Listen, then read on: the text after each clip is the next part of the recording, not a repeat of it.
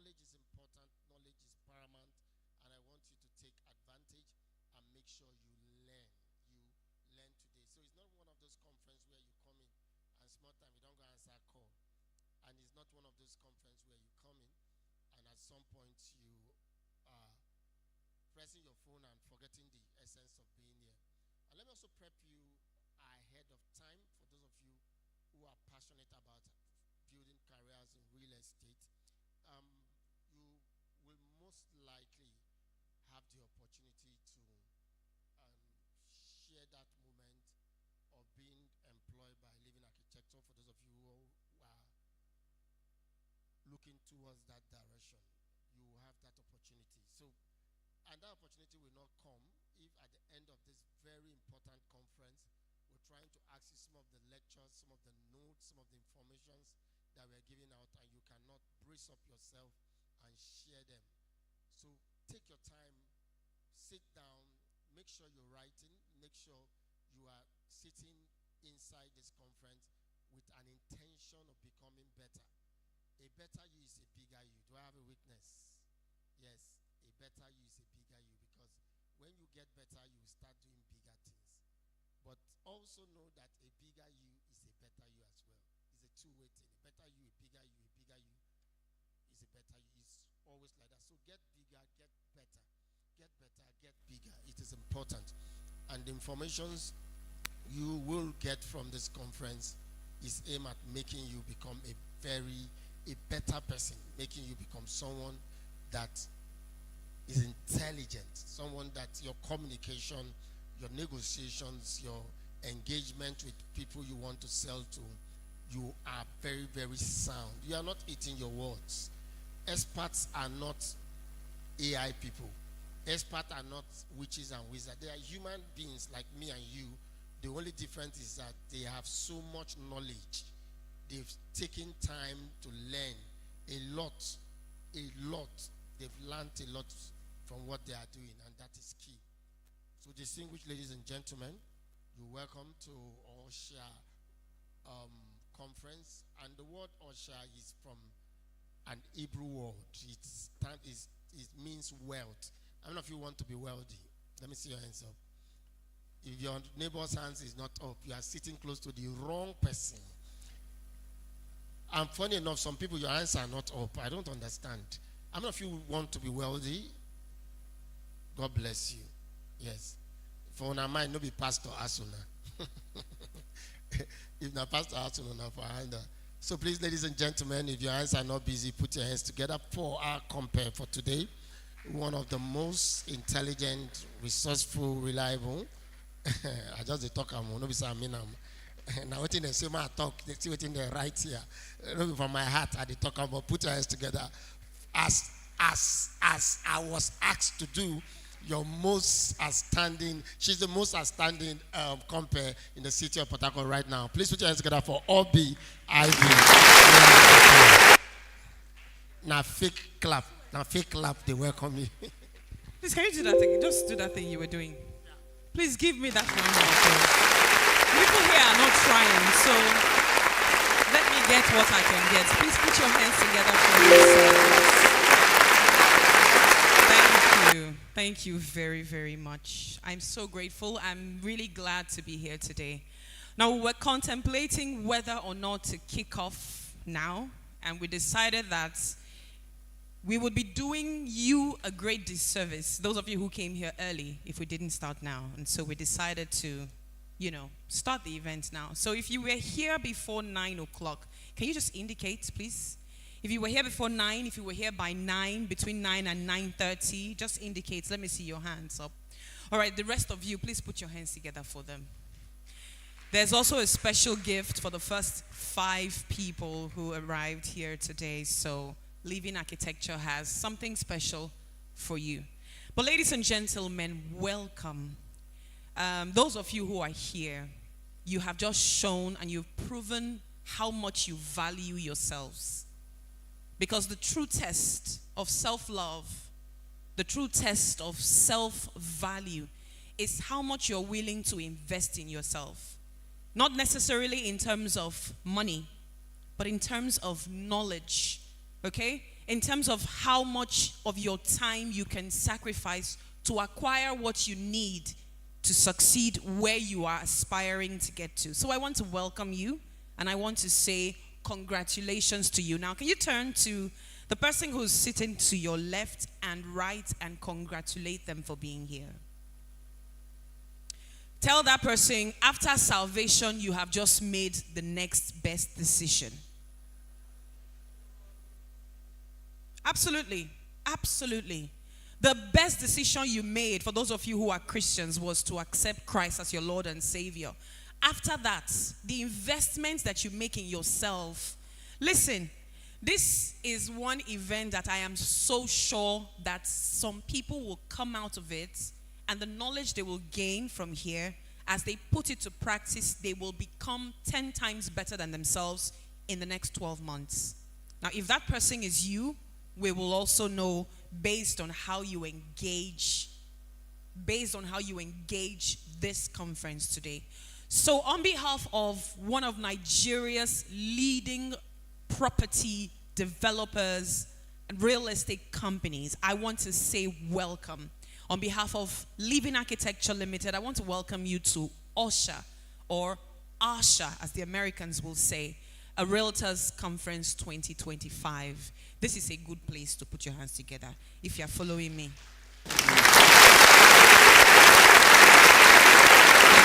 Thank you very much. The person who's playing that thing, after this event, send your account number to K.O. Baba.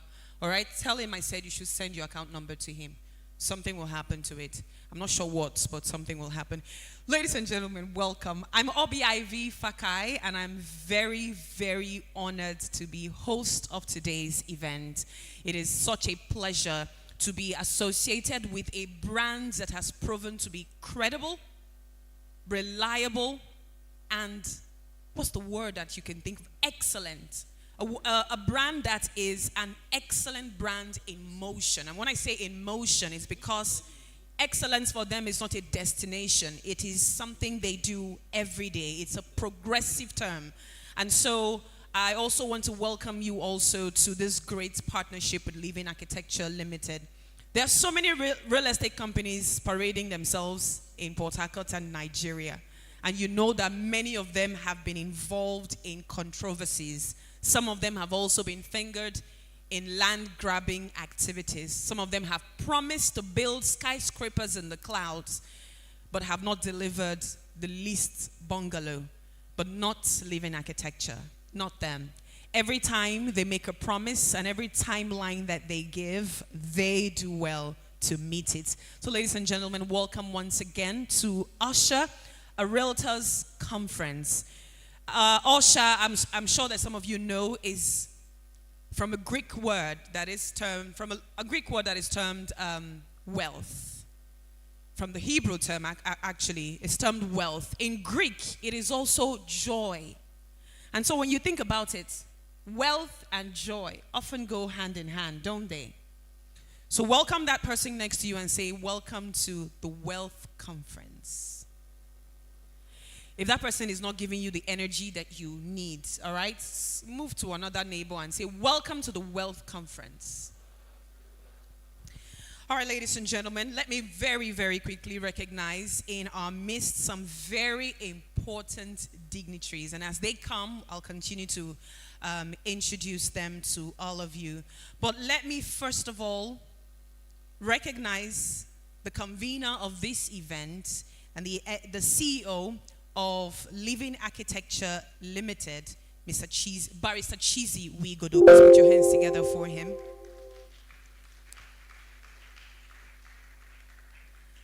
Of course, also in our midst is the co-convener, and she's as well the MD of Living Architecture Limited. Please put your hands together for Mrs. Wendy Wigodo. And of course, one of our speakers today, a very well celebrated, a seasoned real estate expert, someone who started at a very young age when I'm sure most of her mates were not quite certain what they wanted to make of their lives. But she ventured, she dared to go into, this business, and She has made a mark, an award-winning real estate person, if you like, and she's definitely someone who has every right to be in this place, to lend her voice to this conversation. Please put your hands together as I recognize Azizat Oduwole. Came all the way from Lagos to join us here. Thank you very, very much. Also, one of our speakers, he is here as well, and another person who's doing big things, leaving his mark, making, a great impression in the real estate world. And he'll be speaking to us today. Please put your hands together for Danlami Ojo is here with us. Welcome. Thank you for being a part of this event. Like I mentioned, a few other introductions will be done as we go along. But in the spirit of introductions, also realizing that you may just be sitting next to the person who will connect you to your next paycheck. Can you introduce yourself to the person sitting next to you? If the person doesn't know you, listen, introduce yourself in such a way that they want to know you after now. Do not sell yourself short. Do not also present yourself in a very humble manner today. I give you permission to carry your shoulders up. Be proud of who you are. You can also introduce yourself with your future title. Do that. So if you're aspiring to be a doctor, a professor, you can add that to your title today, just for today.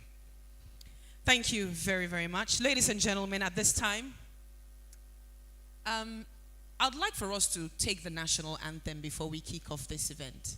So if our sound engineers are ready, if you have the national anthem, the new national anthem.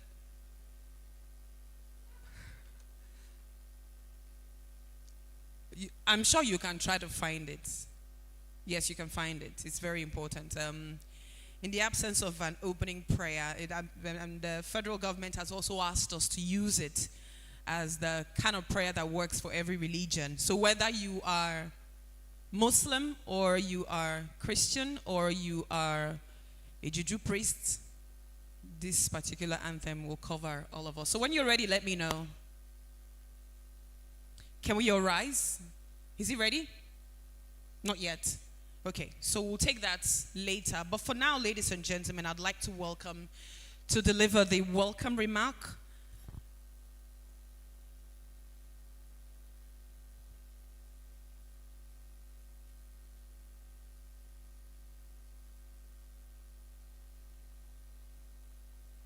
All right, ladies and gentlemen, we'll just keep that for now. But I'd like to deliver the welcome remark, the opening address, the HRO Living Architecture, Stacy Elo. Please give her a round of applause as she comes forward.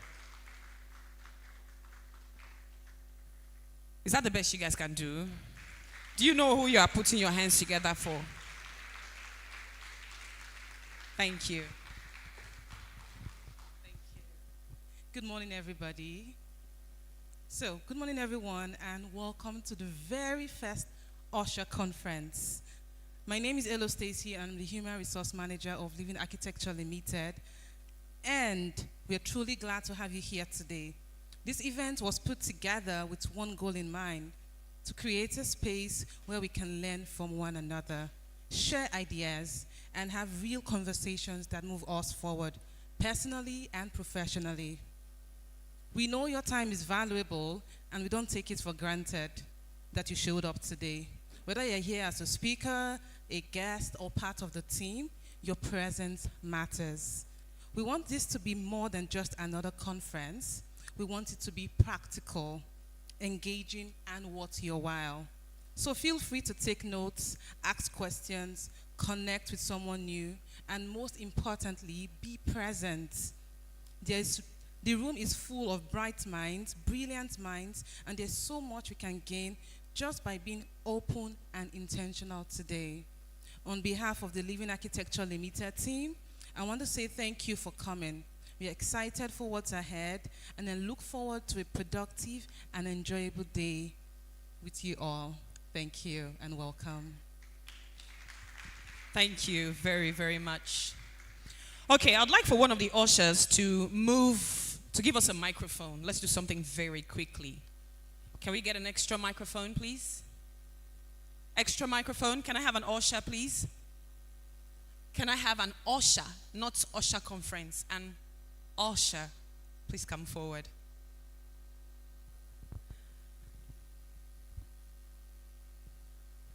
All right, so take a microphone. You're going to move around, okay? And just go for the next 2 minutes. You're going to pick one person from one side, from this row, and one person from this other row. Anybody you like, and then I'll ask the person a question. Don't worry, it's not jam question. It's not UTME. It's not current affairs. Okay? So you just decide. Anybody you like. Just be led.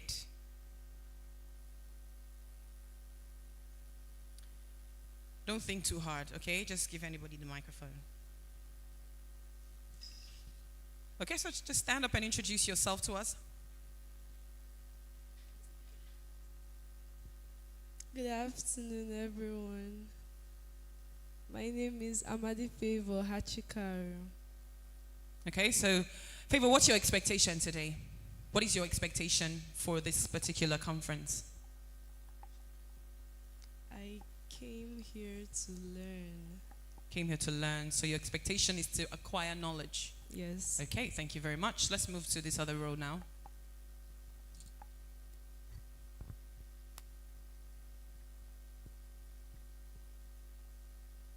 All right. So let's hear you. Who are you? Good morning, all. Good morning. My name is Dindu Ubi. Your name is Dindu Ubi. Dindu Yes, ma'am. Obi. Lovely name. All right. So Dindu, can you tell us if you were given the opportunity or the chance to pick between 10 million naira and a job at Living Architecture, which would you pick? In all honesty, I'll pick the 10 million naira. You pick the 10 million naira. Okay. Okay, so I have the same question for one more person. So take the mic from him, please. There's a lady in front here who's wearing the black. The lady in front, yes. She concurred to that question and the response that he gave. Can you tell us why you kind of agreed with him that the 10 million was more than, working with Living Architecture? Okay, why is because I'm a wealth already in the business. Okay. So the 10 million will go a long way for me. Okay. Yeah. Okay. All right. Makes sense. Thank you very much. Please let's put our hands together for everyone. All right. So we are going to make progress right now. Our time is already spent, and we want to make the best of the time that we have here right now. So, ladies and gentlemen, if you are ready, I need to tap the person next to you and say, "Are you ready?" Get a response from the person. Tap the person well and say, "Are you ready?" Did they give you a response? Are you sure the person is ready? Okay, let's do this very, very quickly this morning. And I'd like to, at this moment, welcome our keynote speaker for the keynote speech. It's already, still morning. Ladies and gentlemen, this is someone who is very respected. He is someone who's built a reputation of credibility for himself. This is a man whose word, as far as this business is concerned, is his bond. And while I have had, interactions with several people in the real estate industry, this is a very exceptional person. And he's someone that I'm very proud to know, very proud to be associated with. Please, ladies and gentlemen, put your hands together as I make welcome the MD, CEO of Living Architecture Limited. He's also a lawyer by training. Please put your hands together for Barrister Cheesy Wigodo.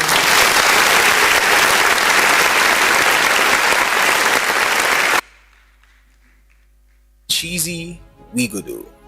Cheesy is a seasoned and licensed legal practitioner, LLB University of Jos, BL Nigeria Law School, Kano campus, and holds an MBA from the Universidad Europea Madrid, Spain, and currently pursuing an Executive Masters in Business Leadership Development in Rome Business School. He has served on several real estate firms and boards and is a member of various professional bodies. He has maintained a clean slate through professionalism and has built trust throughout his career journey with a handful of years of experience and passion for the real estate sector. He began the journey of building dreams and making real estate investment accessible for clients. He is also founder of Roach Place Ventures, Seaman Field Limited, and Living Architecture Limited, his current venture, through which he is contributing his quota to meet the teeming demand for housing in Nigeria, one client at a time. Ladies and gentlemen, please make welcome the Managing Director, Living Architecture Limited, Cheesy Wigodo.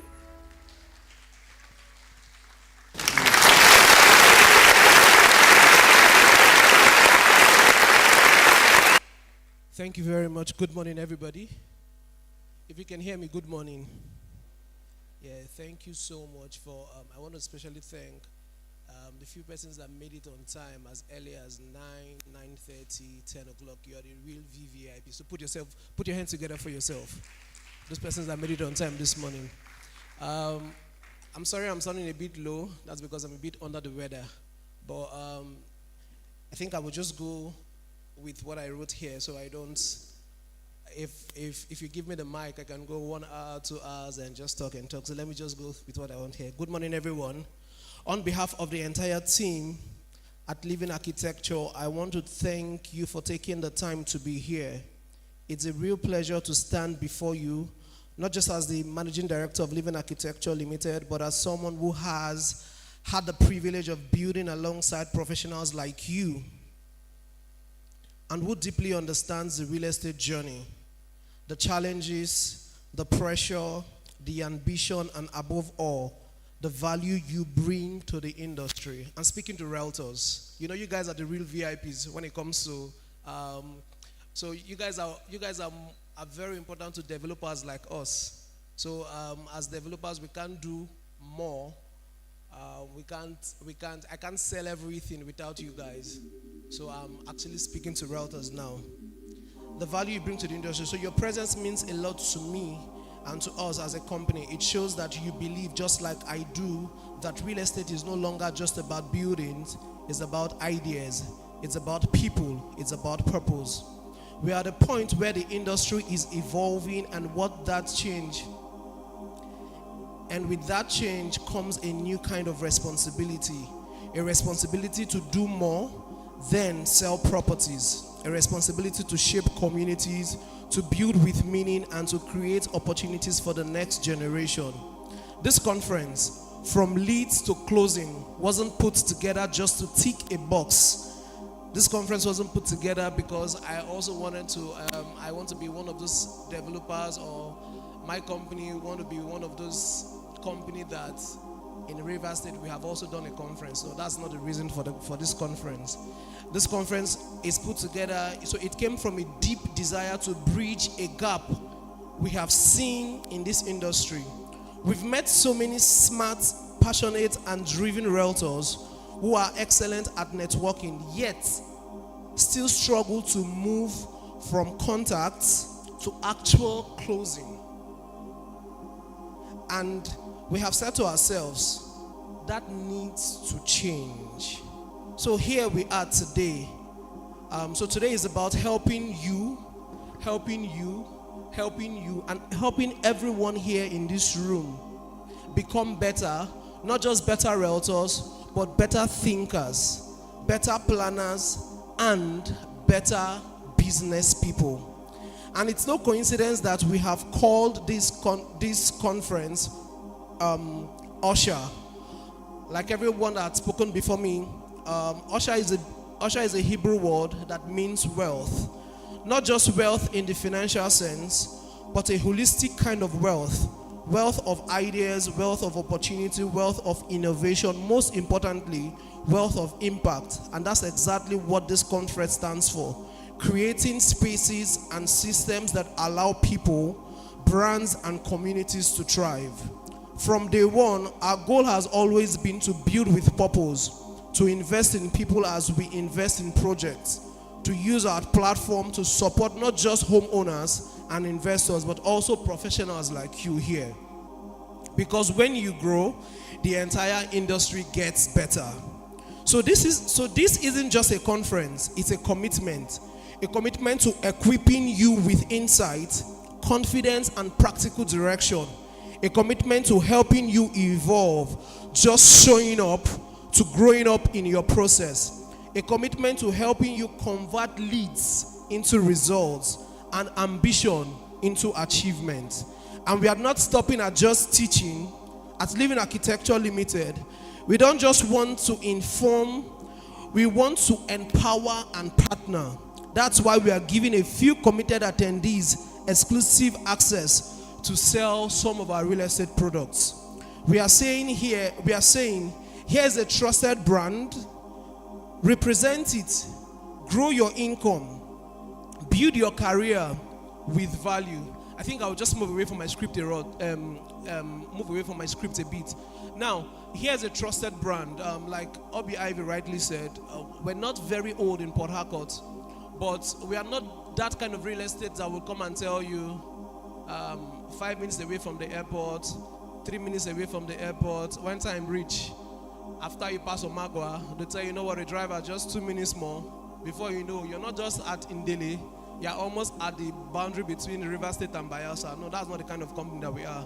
And we also, when it comes to development, we've proven ourselves. Tomorrow we'll be taking some of you that are interested to some of our existing projects and the ones that are yet to come. So we have proven records. So when we say represent the brand, we're actually not begging, because it's partnership we're going into now. So we're saying that for you to grow, for us to grow, we need to partner. Collaboration, that's what we're talking about here.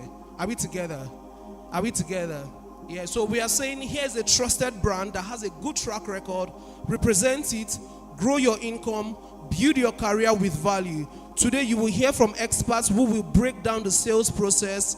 You will listen to stories that prove that closing isn't about luck. It's about knowing what to do and doing it well. So today, don't just attend. Please, my friends, one of our speakers here, he runs, I won't call it a school, but something like this for a few weeks. And most of us from Port Harcourt, we pay a lot to go to Lagos and learn from him. But we've brought him here, and like the advert had said, this is supposed to be like a 150, 200K per attendee. But we're paying so much just to give back to all of us here. I'm a Port Harcourt boy. Yeah, I'm an Aquarium man. So giving back to the society. So I would want you that, in as much as we have put in this, paying so much to put this together, it will not be fair that you are here and you are not here. What I'm saying is that be present, pay attention, ask questions, take notes, take record. So please, today, don't just attend, be present, take notes, ask questions, network, very important, connect, listen to the stories, absorb the strategies, and then apply what you learn. This is more than a conference, it's a turning point. So once again, welcome to Osher Conference, and welcome to a better, bolder version of your real estate career. Thank you very much. So before I give the mic to Obi Ivy, I also want to thank my friends that came all the way from Lagos, Mr. Danlami, and also Ms. Azizat. Please celebrate them for me. And also the delectable, the most beautiful woman here, Mrs. Wendy. So please celebrate them for me. Thank you so much. Can you guys make that clap real? Thank you very, very much. So now you know why Mr. Wigodo is a realtor. He's an Aquarium man. You know, there's this story or this joke that I often hear where they say Aquarium man will fence a land and write, use paint to write something on the wall and says, "This land is not for sale. Beware of my son, Ovunda." Well, Chizi Wigodo is not like the proverbial Ovunda, not like the people who would sell one piece of land to 2 or 3 people and set them up for lifetime challenges. Thank you very much for that speech. Ladies and gentlemen, there's something very interesting that will happen here today in the course of this program, and that is the Pitch a Challenge, Pitch a Project Challenge. All right? And the project you'll be pitching will be introduced to you. You will get only 2 to 3 minutes to grasp and imbibe the basic information of this project. Then you will stand here, you will pitch, convince us why we should buy it, and the person who gives us the best pitch walks away with 250,000 naira. So, we'll let you know all you need to know, the basic information that you need to have, and you have only maximum of 3 minutes to prepare for that pitch. Now, at the moment, we have a few people who have sent in their, qualification videos. But if you would like to, if you would want to be one of the people who would, contest for the 250,000 naira, you can indicate. An usher will come to you. We have hands. The ushers will come to you. They'll give you just a piece of paper. Write your name, okay?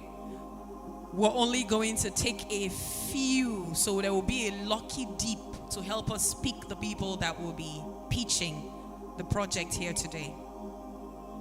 Let me also inform you that it is not winner takes it all. All right, there's a prize for the second position, which is 200,000 naira. And then there is 150,000 naira.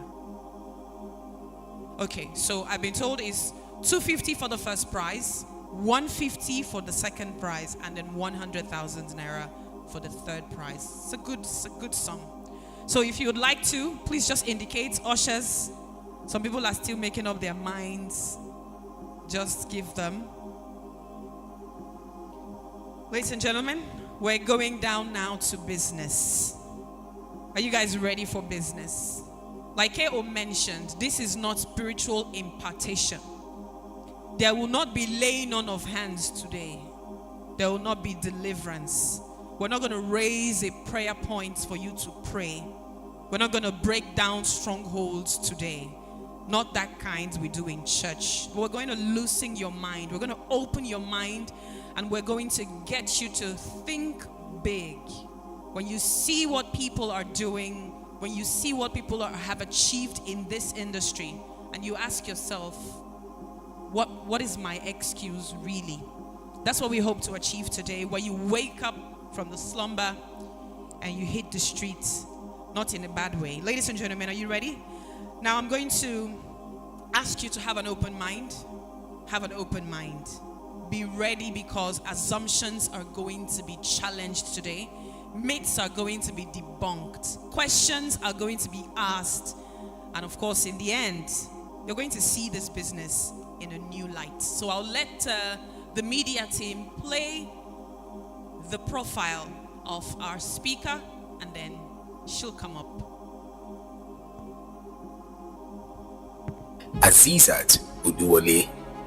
At just 22, Azizat Uduwole had already begun making waves in Nigeria's real estate space. By 23, she earned a nomination for the Nigerian 25 Under 25 Awards, and by 24, she was again recognized, this time as Woman of the Year Real Estate category at the Her Economy Awards. Her journey reflects a rare fusion of audacity, discipline, altruism, and creativity.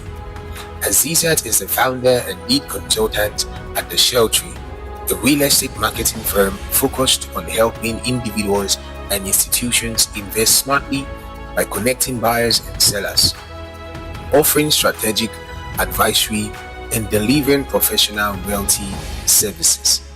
Her innovative marketing approach and creative execution have earned her a reputation as one of Lagos' most sought-after realtors.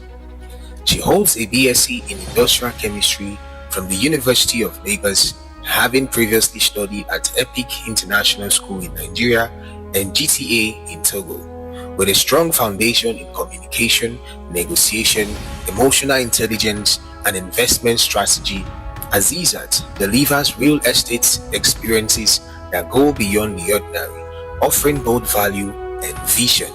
Ladies and gentlemen, let's make welcome Azizat Oduwole. Come on, Osher 2023.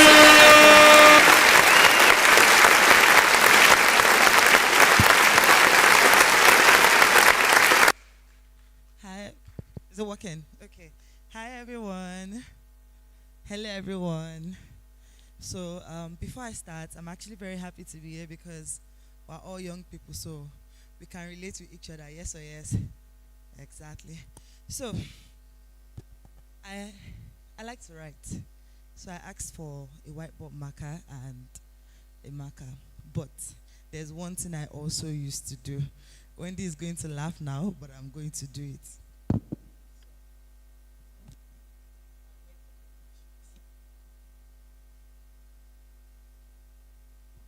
Okay, so I'm ready. Are we all ready? So let's do it. So, before we dive in, let me say this. If closing deals were very easy, and I mean, you just have to post fine pictures on your Instagram, I'm sure we'll not be here today. We'll probably bring Santorini with the best cocktail, sipping and, living large. But here we are in training because, destiny does not pay commissions. And as realtors, we sell dreams. But to do that, we need people to know us. We need people to know that we exist, right? And that's where lead generation comes in. So today, it's not just about learning new tactics. It's about shaping our also, laughing at old mistakes, the things that we've done in the past. And if this was real Lagos, I would have said our usual slang, as you can see.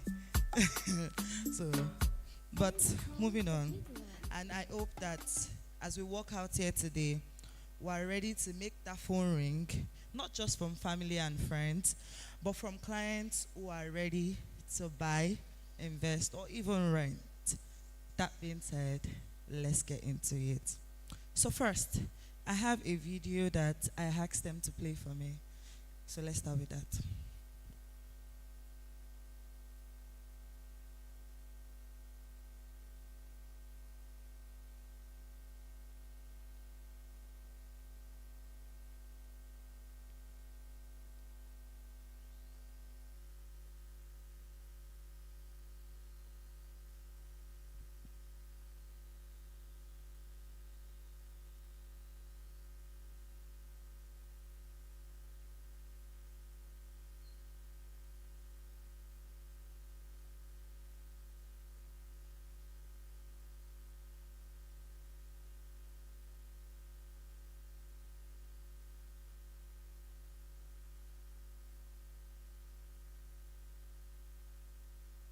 They're almost ready.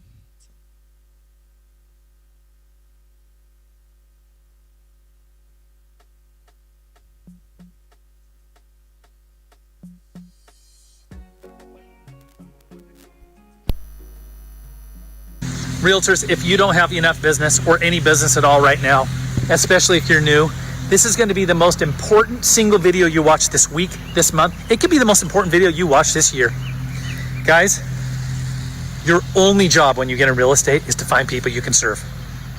Calls, texts, emails, Instagram posts, Facebook posts, YouTube videos, open houses, door knocks. You have no other job. And until you have a client, a living and breathing client, I'm back in the cemetery with Max the tripod today, a living, breathing client ready to take action, you ain't got no other job. I had a 3-week check-in with 2 of my brand new agents and they have no business. Wonderful guys, great guys. It was a pretty hard conversation. They're doing a lot of the things they used to do, going to lunch with their wife, coming and going as they please. I said, you have a huge problem. You don't treat this like a business. When I was 30 years old, I got in real estate 20 years ago. I had 3 small kids. I told my wife, I come home at the end of a full workday. I'll come home typically for like a 30-minute lunch. That's it. I'd call all morning. I'd go on FSBO and expired previews in the afternoon, hold open houses or go on appointments. Well, I made 20 dials. Can I go home? No. I had 5 conversations. Can I go home? No. Why would you go home? You have no money. You have to find clients. Guys, I cannot stress this enough. Your only singular job is to find a client and then serve the client. And if you ain't got one, stop going home early, stop going to lunch, stop roaming around Target or Costco in the middle of the day, stop doing all the mentally masturbatory bullshit that we do to make ourselves feel busy. Get back on the phone, get back knocking doors, hold another open house, find someone to serve. Because if you don't, you're going broke. If you don't have clients, you are going to be what? Thank you. So I want everybody to say it. If you don't have clients, you are going to be what? Do you want to be broke?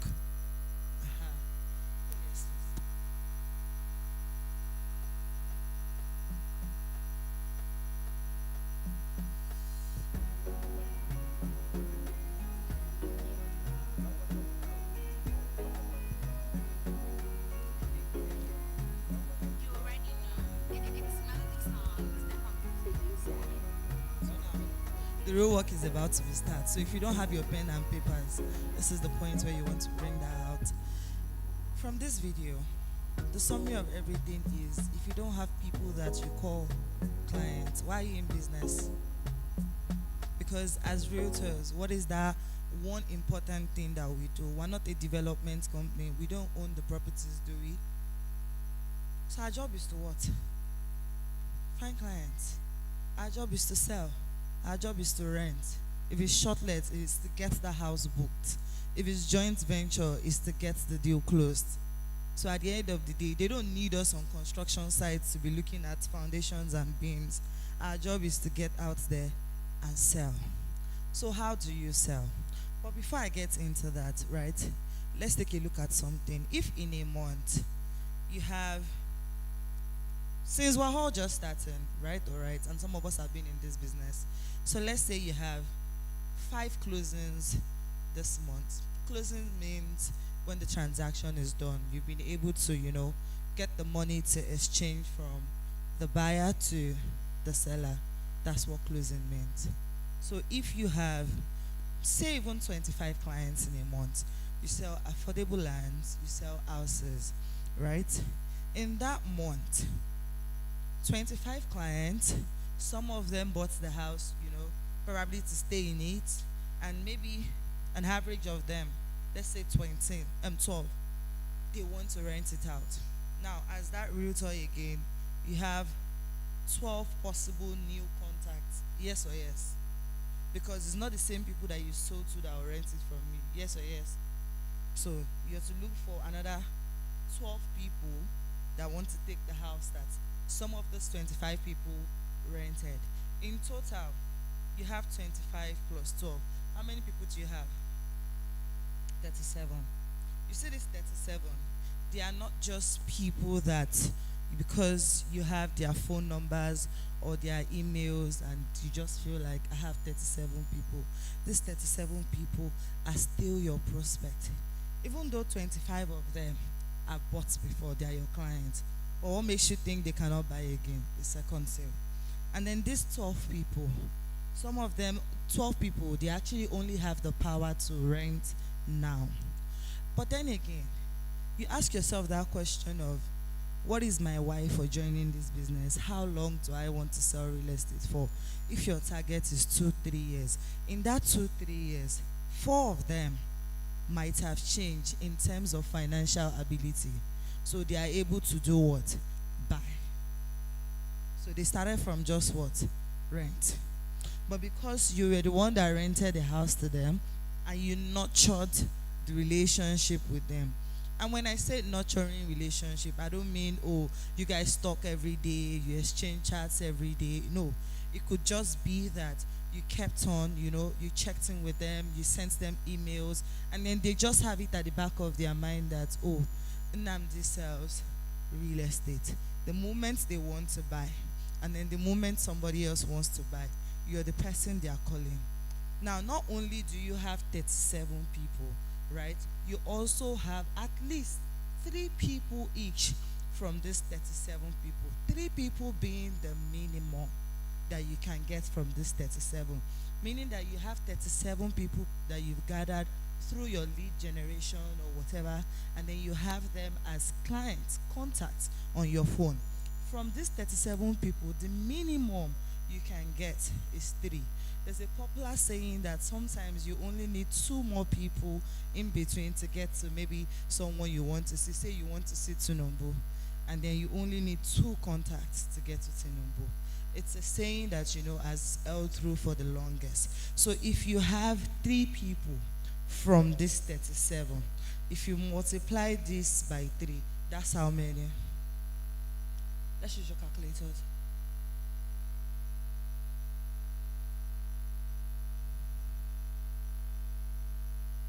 One hundred and 11. That's 111 people. But then the real question remains, how do I get this 25? That's where the work starts.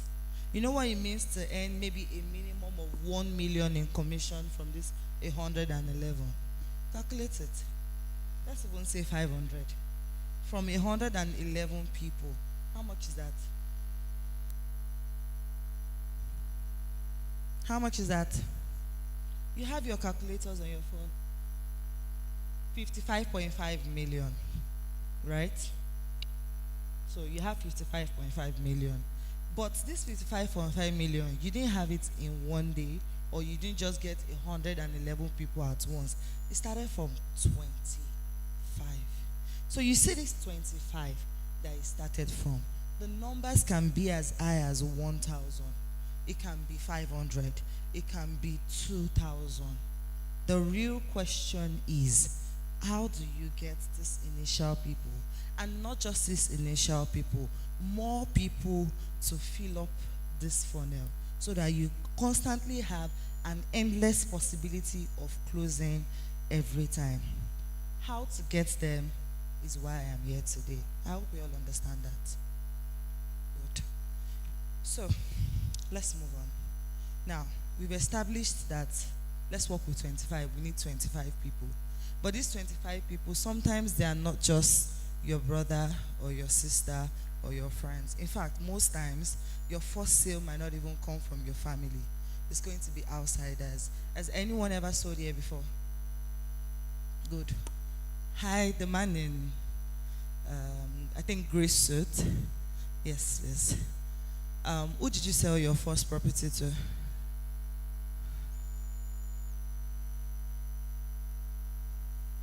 A stranger.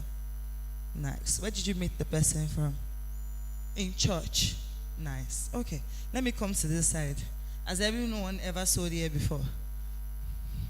Oh, good. The man in purple. Nice. Who did you sell your first property to? To a stranger.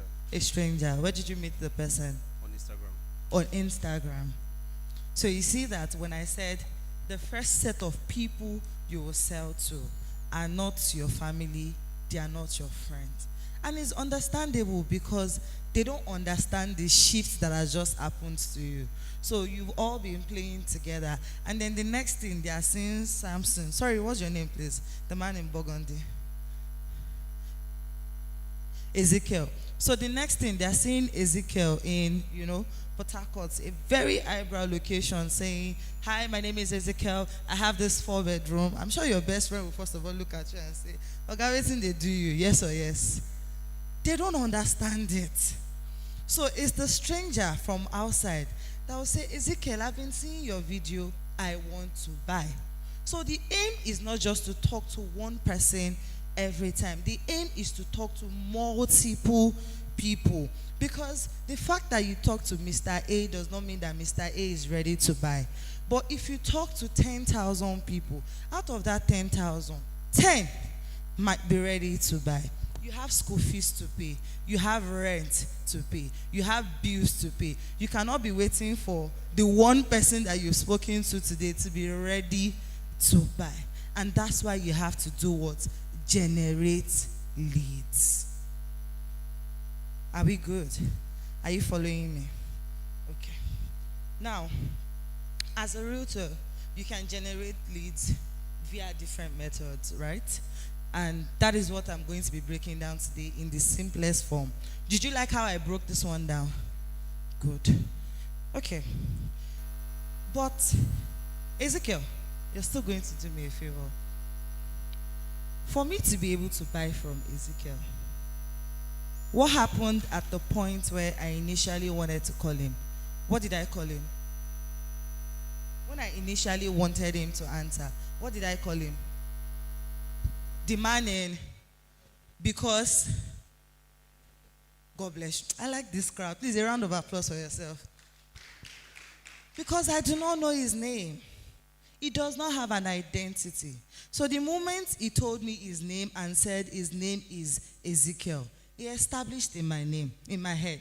So I'm not going to come back tomorrow or even now and call him the man named Burgundy.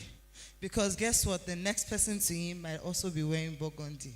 So the fact that he has a name, Ezekiel, is why I'm able to call to him. And what does that mean? Branding. And that's what Living Architecture has done. There are so many development companies, but they are not called Living Architecture. There's only one Living Architecture. You will have several others. But if I'm in Nigerian in diaspora and I want to send my brother to buy a property and I'm like, I want a 4-bedroom terrace duplex, he can go into the market and get me thousands of 4-bedroom duplex. Am I right? But if I say I want a 4-bedroom duplex from Living Architecture, he has a direction. He knows where he is going to. Do you understand it now? So that's simply what branding means in the simplest form. So I'm trying to, simplify everything because we're all young and you don't need all that cumbersome whatever. This is what you need to understand. So the moment you are able to put a name to an identity, to say this is this thing, this is this thing, it registers in your head. Now, I could go deep into, logos, fonts, colors, and everything. But the internet has a lot of information, and I have 15 minutes, and I need to get to the most important part. So I'm going to skip that part and give you the assignment. I've just given you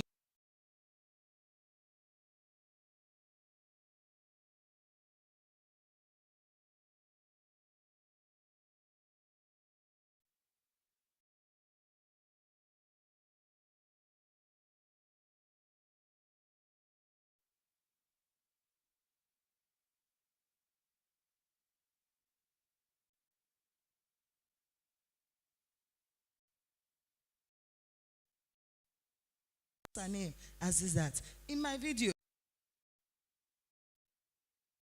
I'm hearing as that. Until then, you will call me and buy. That's the whole point. So you can decide as a realtor to say you will brand yourself as an individual or you work with a brand that already has a name. So that's why I also say something. I know most of us always get into this frenzy of, I need a brand name, I want to own a brand. My brand name is The Sheltry. And it was very easy. Everybody here, our basic need as human being is what? Shelter. All I did was add white teeth and I called it The Sheltry. That's my brand name. So if you see it anywhere, you know that this person is into what? Real estate.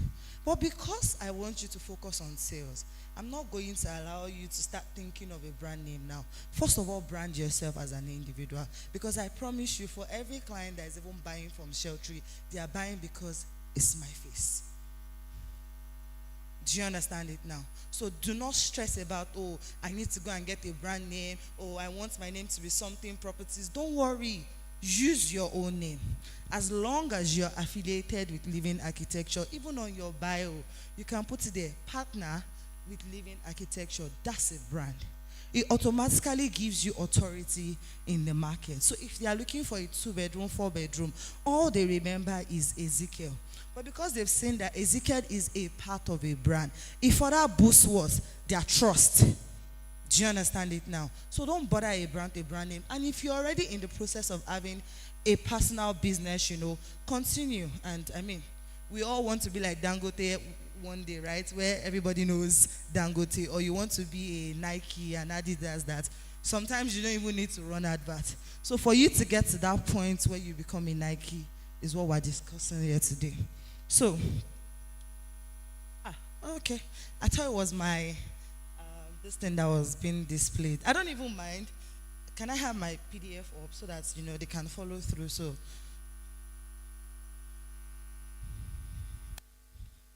I'm on branding, and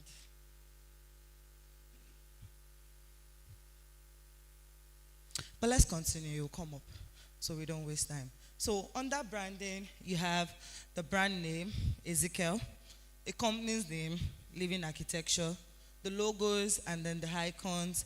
Anywhere you are in the world, when you see the color red, what brand is it? What brand is it? Living Architecture. So it's just a peculiar identity for you to know that, oh, it's Living Architecture. It's the same way you see blue, you see red, and all of these colors have meaning. But again, I have 50 minutes. I'm not going into that. Sit down, ChatGPT and Google. It will help you out. If you need clarification, send me a DM on Instagram. I'll answer you. Same thing with the logo. They didn't just sit down and write LA. It means some things. Sit down. Figure it out on Google. I'm trying to rush because I need to get to the most important part.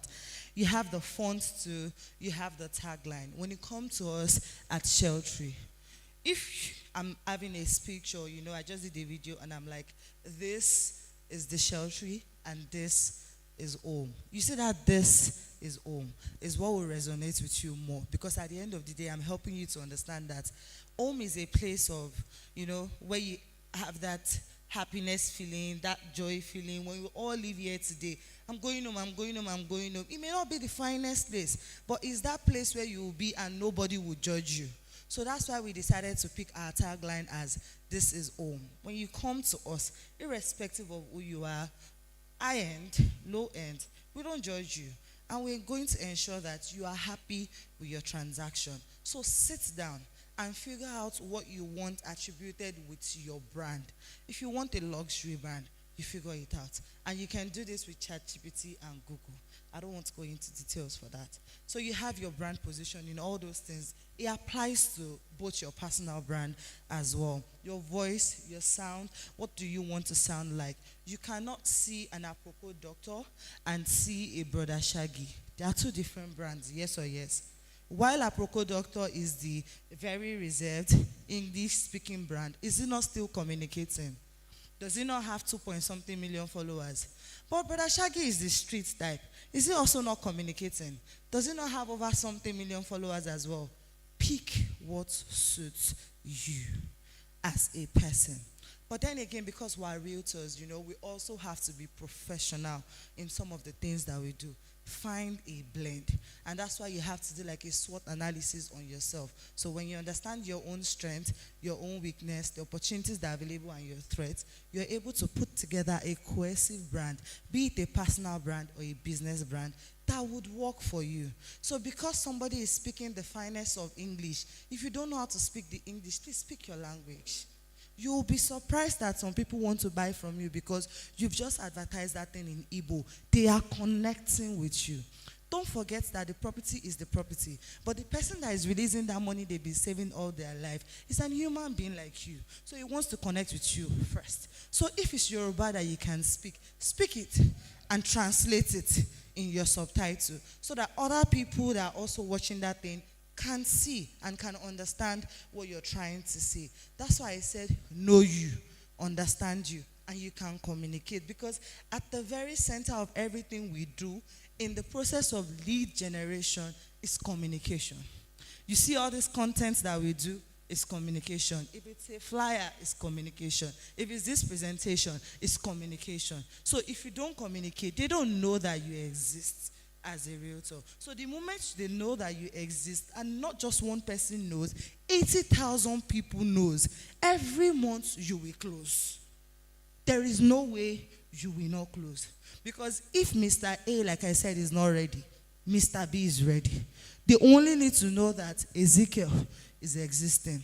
Can I have a female name too, so so I can switch from Ezekiel to another female? Pearl. Oh, that's the pearl. Thank you. Okay. So that's that about branding. You can snap this and go home and dwell more on it. Let's quickly move to prospecting, because branding is what gives you that identity. Now you see, prospecting and marketing is the activity that you do to actually get these leads. We've only just put an identity to ourselves to say, oh, if you're seeing this video online, you will know that, okay, this is Azizat, right? Now, the process of putting that video online, the process of getting the clients, the process of getting the leads, the right things to say to them, your thought process in order to be able to put that good communication out there, we're now going to dive into it under prospecting and marketing. Now, I would have loved to make this an interactive class, but then I have 15 minutes, so I'm trying to, stay on time and we focus on the most important one. But, so that's why I'm not going to ask this question and just go into it. So when we say prospecting, in every business, right, and as realtors, so I'm just going to be using real estate since we're all realtors here, our product is what? Pearl, as realtors, what is the product that we sell? Properties, the land, and then the houses. Now, what prospecting does is that you sit down and say, this is a 4-bedroom duplex, right? And Living Architecture wants to sell this 4-bedroom duplex, but they have 20 units of it. So you sit down and look through everything in that, project, and you're like, it has a BQ.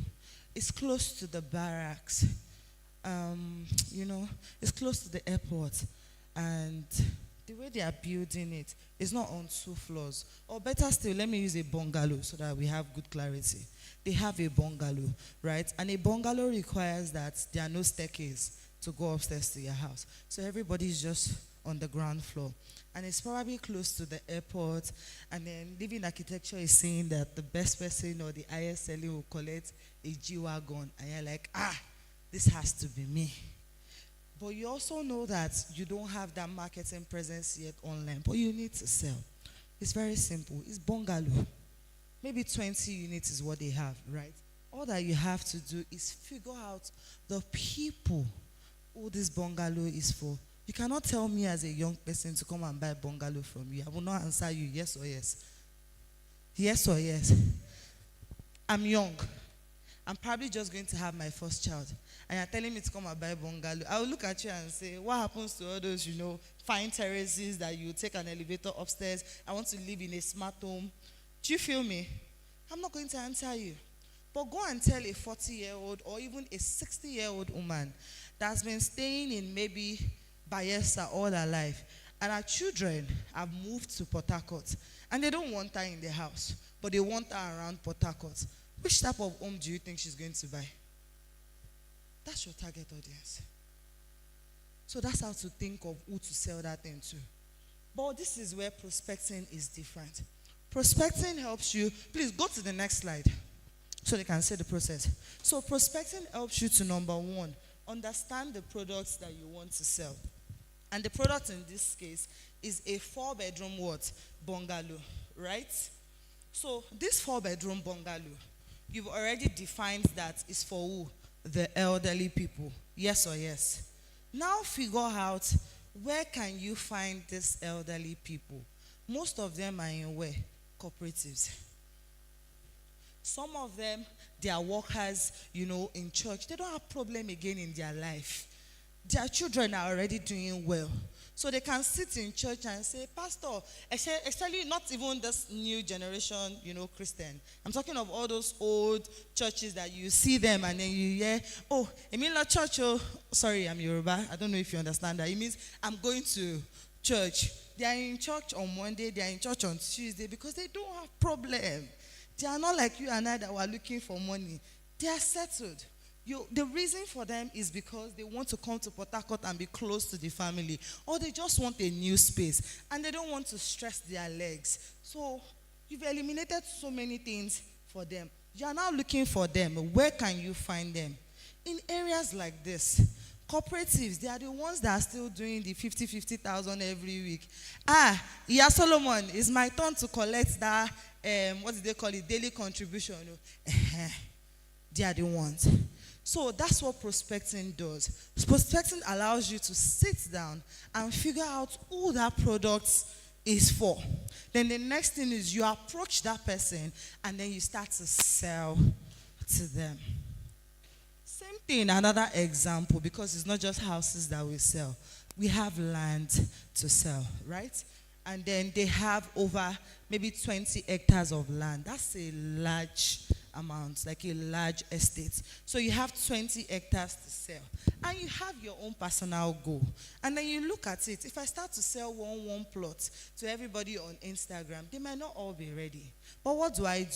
There's this cooperative called Women in God Cooperative, or Sisters of Worship Cooperative, or even a bank microfinance. Then you go, but because you've positioned yourself well and you understand your power, you go and meet them and say, see, I have this land, and if you buy it in bulk, I will get you a discount. Do you understand? If you want to buy it outside, we're selling per plot for maybe 650 and everything. But because you're buying together as a cooperative, right, I can get it for you at 500. Not only can I get it for you at 500, I will work out a convenient payment option between you guys and the development company. That way, every of your cooperative member will own a piece of land to themselves.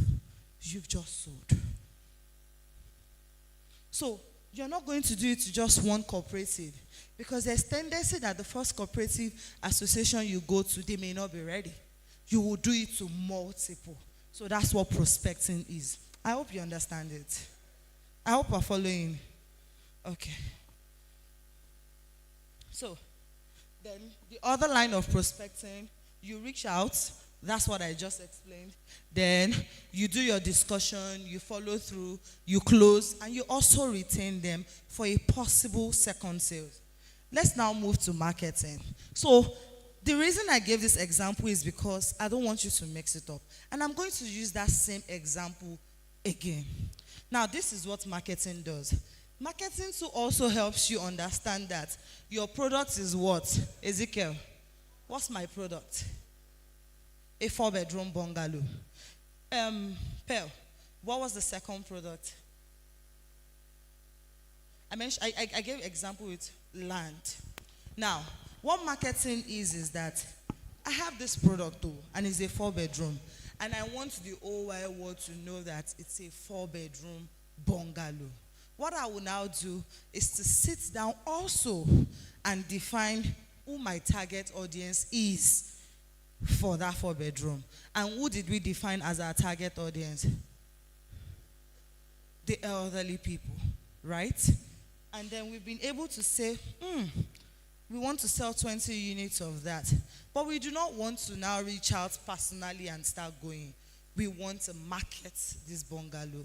And that's where we now sit down. Because of the target audience we've been able to put together, we now start to create what we all do today. Content. So that content, the aim is not targeted at a specific somebody. It's targeted at a wide range of people to let them know that, oh, we have a bungalow. And you see, if you're 40, if you're 50, you want to retire, or you just want a home, where you have your comfort, you don't have the stairs, you want everybody together, a place where your grandchildren can come through, and you as the grandma, you can see everybody in one space without the stress of, Funke, come downstairs, or you even thinking they will fall on the stairs. We built it for you. Not only have we built it for you, we have it for you in a choice location. That's what marketing does. And this thing I've just explained is communication. And that's what you can now turn into your content. So you can decide to now, give out your content in different ways and different form.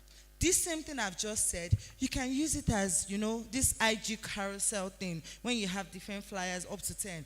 You could write it. You could do an illustration. That's where the videographers come in. That's where the graphic designers come in. Are we following? So you can see that while prospecting helps you go directly to who your target audience is, they did not come to look for you. It's you that went to look for them in hopes that you're going to sell to them. Marketing, you are taking that product and you're telling the entire world that these products is available. Do you understand? And if you belong to this category, or you want a house and you don't know where, you can define your marketing in several ways. It could be a 2-bedroom apartment, and then you look for somebody that is young, a smart home, and then you sell it to them and say, see, if you're in Nigerian and diaspora, you can also use this for short let. That's marketing. So we'll go deep into content, because at the end of the day, That's what we need as realtors. Because while prospecting gives you direct access, sometimes it is other. And prospecting is not even done just, on offline alone. You can do prospecting on LinkedIn. There's the B2B, the B2C. I may not have time to explain all of that, but what it means is that I'm a business, I am looking for a client. So if I look at your profile on Instagram, and I do a lot of prospecting, but it takes time. And you have to be patient because you have to nurture that relationship. So I look at your profile on Instagram and I see that you can afford what I'm selling. I start to like your videos. I start to comment on your videos. I start to engage with you. One day you will notice me. But at the same time as I'm doing prospecting, I'm also doing marketing because I have bills to what? Pay. God bless you. Now, let's move forward. There are two main types of marketing. You have the digital marketing and you have the traditional marketing. And then I added one more to it because I'm extra. So I called it digital marketing. So it means that you just combine your digital marketing with your traditional marketing. And as realtors, I would advise that if you're starting, start with digital marketing. Why? Because everything you need to start with digital marketing, you have it. It's your phone and all the platforms that you are on. All you have to do is build a website, log into Instagram, create a TikTok, create a YouTube. You're done. But if you want to do traditional marketing, you will now go to Channels TV, or they went to a radio station. You will now go to a radio station and tell them, oh, book me a time, book me a slot. The probability of so many people listening at that point, you don't know. But if you grow your community online, you can at least tell that, okay, my video is getting to them. With your insight, you can track your data. So as a realtor that is just starting out, if you want to go to a radio station, you spend maybe 150, 200 for them to get you a time, or you want to go to Channels, big man sends, have arrived, no problem. Or it's billboard you want to do, please go ahead, my dear friend. But that same money, you can do a content with it. Most times, you might not sell maybe in your first 1-2 weeks. And if you're lucky and God loves you, you close one huge sale on the first day. Carry that money and reinvest it. So that's where I want to spend bulk of my time today, digital marketing. And that's why I've been rushing all of this. But before we quickly touch on digital marketing, there are different marketing strategies. I'm not going to go into details with them, but it's listed here so you can snap it. Referral marketing, there's somebody you know, and somebody wants to buy a house, and somebody is saying, call that number, go and meet the person. That's referral marketing. Guerrilla marketing, it is a situation where if you're passing here right now and you see maybe an inflamed balloon with a brand written on it, and you stop to look and you're like, oh, what's this brand? It just resonates with you. I don't know if any of you saw when Kim Kardashian's Kim, they launched a new lingerie set and they did the same thing. Then they put that thing in New York City at the middle of the town where a lot of people and foot traffic is. So people just look at it and like, oh, that means that there is a new lingerie set in the market. That's what guerrilla marketing does. Now, there is blogging for search engine. Blogging means that you're posting, details of Port Harcourt, 2-bedroom available, 3-bedroom available, but you've optimized your website or your vlogging or blogging platform to the point where anybody that puts in Port Harcourt, you're the first person that they are seeing. That's what search engine optimization is. So blogging now means that you're writing. Vlogging is video. I hope we know the difference. Good. You have free ebooks. That's a way to generate what? Emails for your email marketing. So free ebooks, you can write on anything you want to write on. What's happening in the real estate market? Scott has been dragging us. No problem. You can tell me your ebook and say, to avoid the situation where Mr. Scott has been talking about, you phrase it very well. Download this ebook and read. When people download ebook, in return, what do you get from them? Their emails, because you send it to them. You carry that emails and put it on an email marketing platform. You have leads there that you now start to what? Nurture. Let's move on. We have testimonials, people that have bought from you before. Tell them to make a video for you to say, oh, my experience with Ezekiel was good. My experience with Pearl was good. So at this point, I'm going to pick 2 new names. That way, I'm sure that the class is following me. The lady in red, glasses. Please, what's your name? Yes, you. Yes. Oh, yeah. Okay. And on this side, I'm going to pick a man. I don't know whether it's my light or my glasses. I cannot see all the men. If you want me to be calling your name, tell me your name. Eh? And please give me an easy name now. Echo. Nathan. Okay. So I have Nathan and Olive. Onyinye, and Nathan. Okay, so thank you very much, Ezekiel and Pearl. Yes, your time has expired. Thank you. Okay, so we have the same thing I explained, search engine, right? You have pay-per-click advertising. So you know that thing when you're watching something on YouTube and a video comes on, if you skip, if you watch to the end, all of those things are pay-per-click advertising. If you're trying to download something on Play Store and then you see this advert that pops up, oh cash, God bless you. Word of mouth advertising, you're going somewhere. You could be here or maybe, at the church and then you closed from the church. I remember, right? So you tell somebody in your church, okay, I'm into real estate now, but that's not the way you present it. I'm just saying, you have to really sell yourself. You have viral videos. You could be lucky. You make nice TikTok videos that goes viral and thousands of people are seeing it. You have influencer relationship. If you're friends with, big names, Vicky J's, Opeyemi Famakin and all the likes, you leverage that relationship and tell them that, see, help me promote my business. In return, this is what you get. You give them something or you pay up front.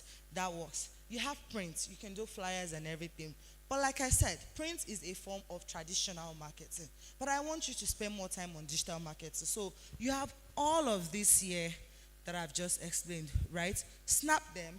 Please go to the next slide. So I quickly go to digital marketing and, we can spend more time. Please don't tell me my time is up. Okay. No, I still need it. Oh, okay. So the next one, have you snapped this? I don't need to explain it. I feel like they are you can, understand and use Google. So the next one, please. You understand all of this too, right? They can't see this on the side. And then the next one.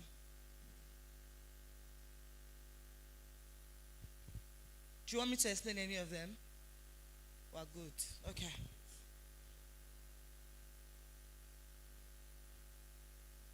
And then the final one, the next slide.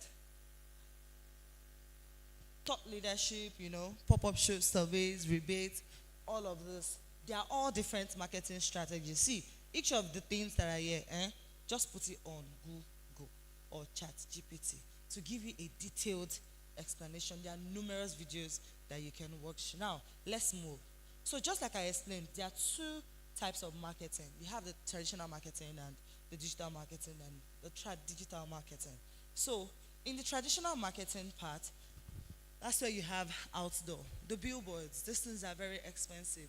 You find that it's bigger brands that are always doing it.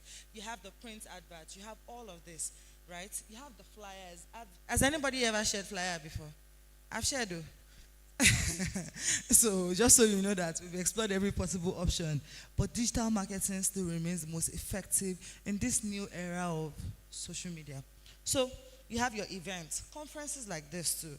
You could, if it's not a real estate conference, and that works, and that's why I said do a combination of trad and digital marketing.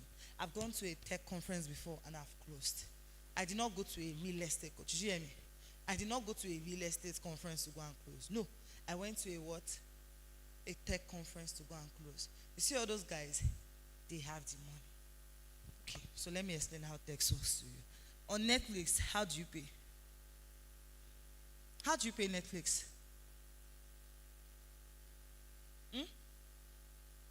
How often do you pay? Monthly. Netflix now charges how much? No, it's not 2-3. Which era are you?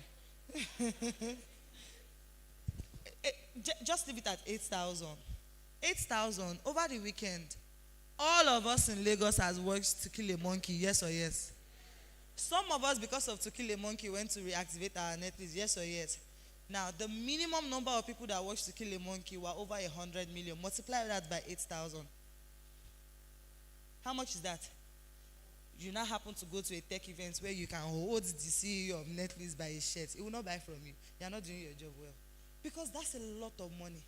Even when they do their overhead and operational cost in the brand, his salary is enough to buy. It is how you sell to him that determines whether he's going to listen to you. And most times when you meet all of these people, you don't necessarily have to start saying, no, I have this 4-bedroom. No. Your shirt looks nice. It's going to look at you and say, oh, you be. You maybe say you never chop for money. Or you summoned all the courage together to tell him, your shirt looks nice. Oh, I have that type of shoe. Act rich. Fake it till you make it. So, let's quickly touch on. So that's what I mean by conferences, trade shows, seminars, roadshow, private events. Let me tell you something. I have somebody that did something. Because she was just looking for clients, a friend of hers was getting married.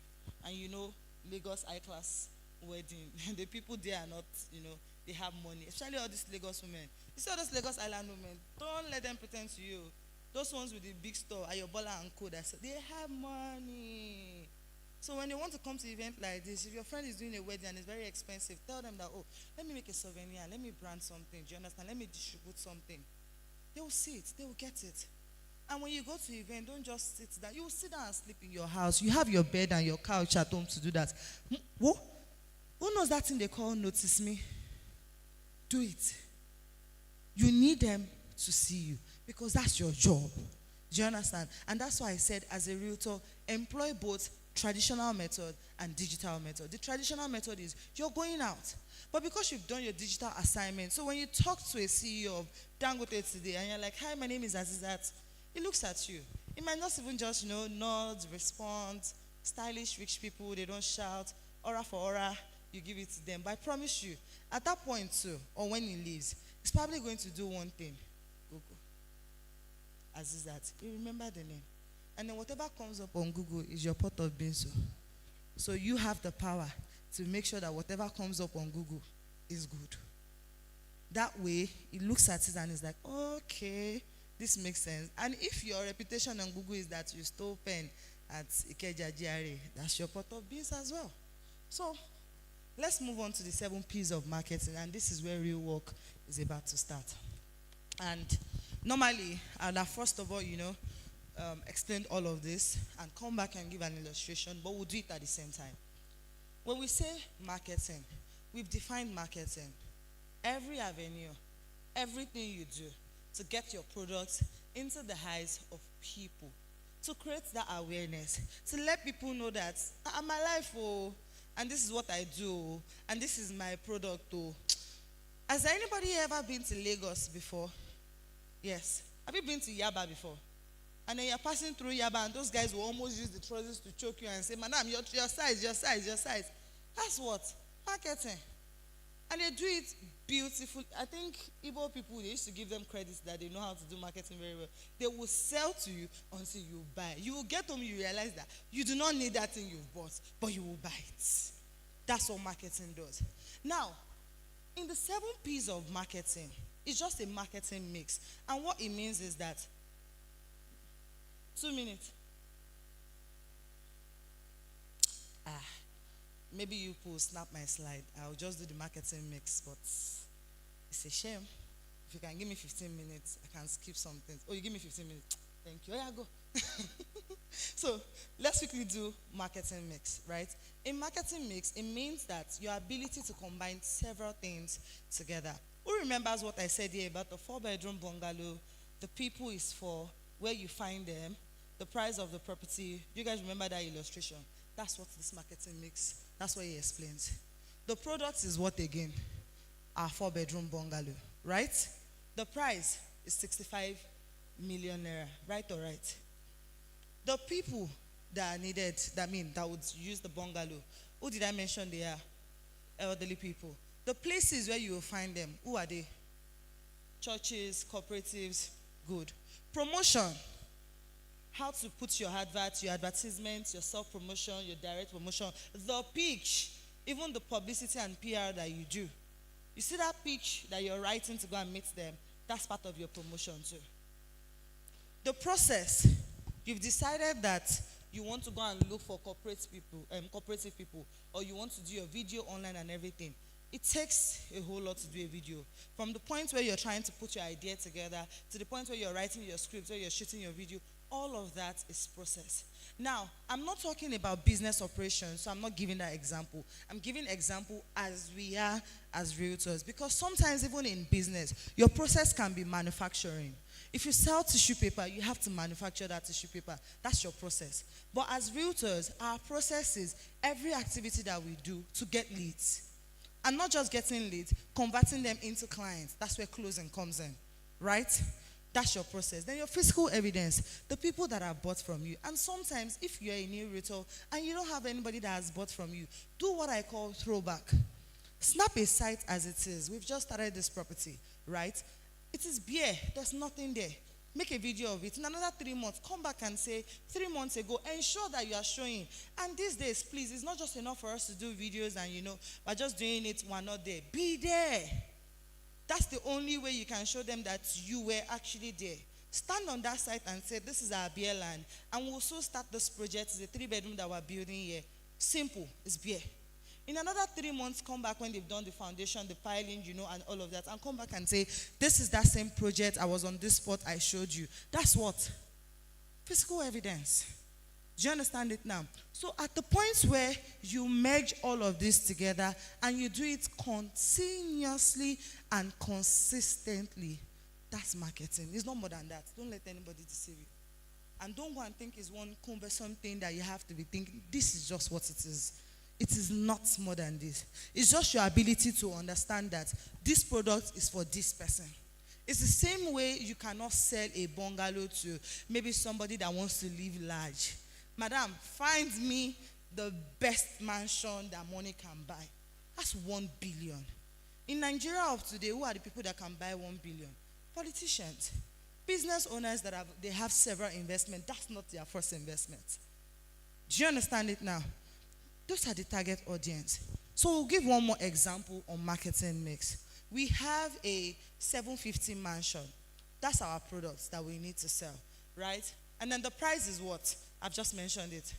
750. Where is this mansion located? Asokoro. That's the location. That's all part of product.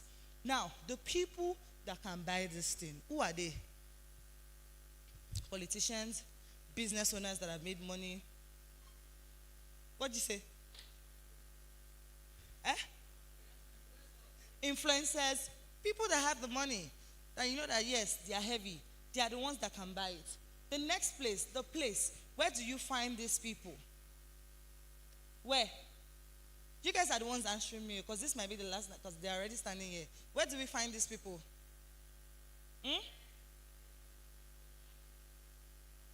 Online? Somebody said something now. Events?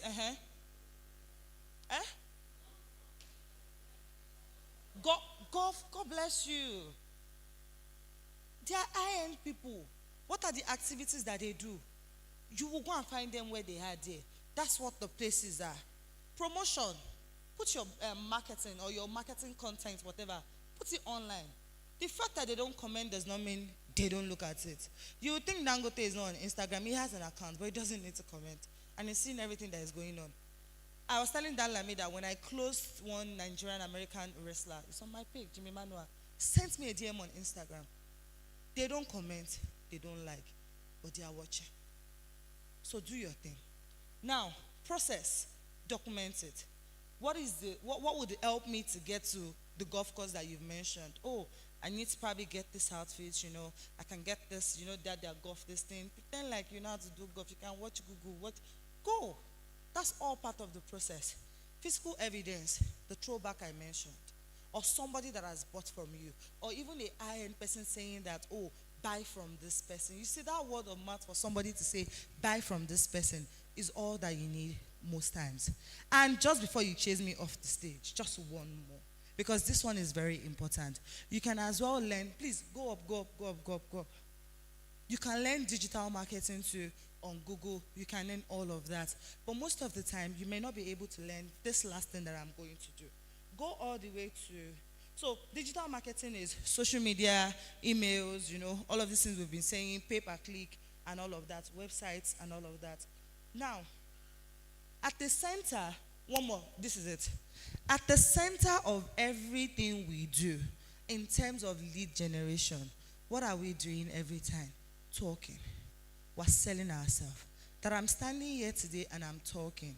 I've created a perception in some of you that you see me another time, you're like, oh, the lady that taught us that thing, you will remember. Yes or yes? Good. The process of doing that thing is communication. I've sat maybe yesterday or this morning and I've put together this thing. This thing that I've put together is called what? A copy. It's called what? A content.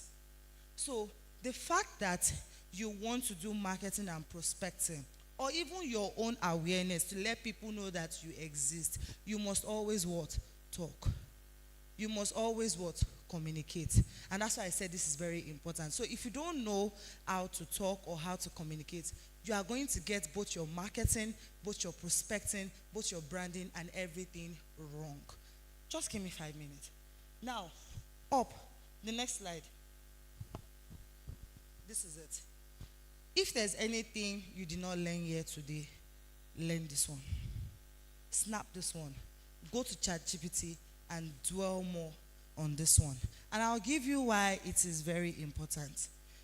In today's world, as Aproko Doctor is doing video, Brother Shaggy is doing, Kiki is doing, Vicky James is doing, so many people are doing, it's that same attention that you want that person that can possibly buy. You know that sometimes people don't even know that they need something, yes or yes. But it is how good your marketing is that will help them take that action immediately. At the office, I gave an example, and it's a popular example I use every time. Coca-Cola. When they were doing that thing that they were writing names on bottle, did you want to drink? No. Did you guys know that time when they were writing names on bottle? Were you interested in drinking? No. But because Bimpe came to class and then she has her name on a bottle of Coca-Cola, I'll go and look for my own. Until I find that I will not stop buying. What was it doing to Coca-Cola? Inflow. Everybody in Nigeria was buying. In your own, what was it doing for you? Excitement. You were just happy to see your name on it. But did you want to drink Coca-Cola before then? No. But because your name was on it, is why you wanted to look for your own bottle of Coca-Cola to do what? To drink. So you will search for it until you find it. And that's the beauty of marketing. Sometimes it helps you understand that, oh, you do not plan to buy this house, oh, but I have sold this house to you. Like, if I miss this house, na me fuck up. Pardon my use of word. That's how beautiful marketing is. But for you to be able to get marketing right, you need to understand this. So what Coca-Cola did with that thing was what? Attention. They got your attention. It was one person that bought it, and then the next thing, the person snapped it and said, hey guys, I just found my name on Coca-Cola. Joy. Everybody in the world started posting. That's free PR for Coca-Cola. Organically generated. Do you understand? But with just a tiny effort from them. That's all they had to do. But everybody wanted to feel special and belong. That's attention. Now, for us as realtors, most of the times we create what? Video content. Because we've not realized that following the algorithm of, YouTube, Instagram, and all of that, videos work better than pictures, right? So you see when you're creating a video, the first 3 things that you see determines whether anybody is watching that video. That your first 3 seconds. Max 5 seconds. It determines whether I'm going to just go up or watch that video. And that's where attention comes in. So you start a video. You see somebody like Dan Lamy that will say, hi, I'm Dan Lamy. Sometimes in my head, I'm like, yeah, so you are Dan Lamy, so what? But because I've said so what, I want to know the next thing he's saying. God now helps you. God now helped him. The next thing he now said was, I'm the best broker in the city. I dropped my mic. I said, who are you? I must watch that video. Do you understand? Because he said, I am Dan Lamy, and I'm like, I'm the best broker in this. Which city? Lagos City. I wanted to watch. He got my attention with that. And he was able to now keep that attention throughout the entire video to the very point of what? Action. So you see the moment he said, I am Dan Lamy, that's what? Attention. The moment he went to the desire or even interest, I'm the best broker in the city. Further curiosity from me that, who are you? What do you do?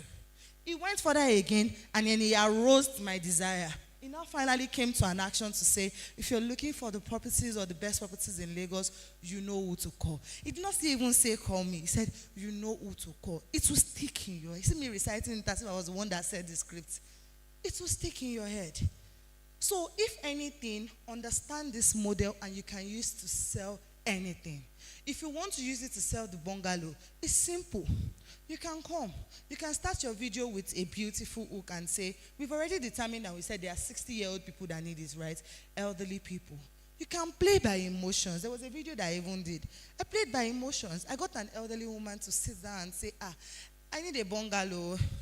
Again, she's not the one that shows up on my page.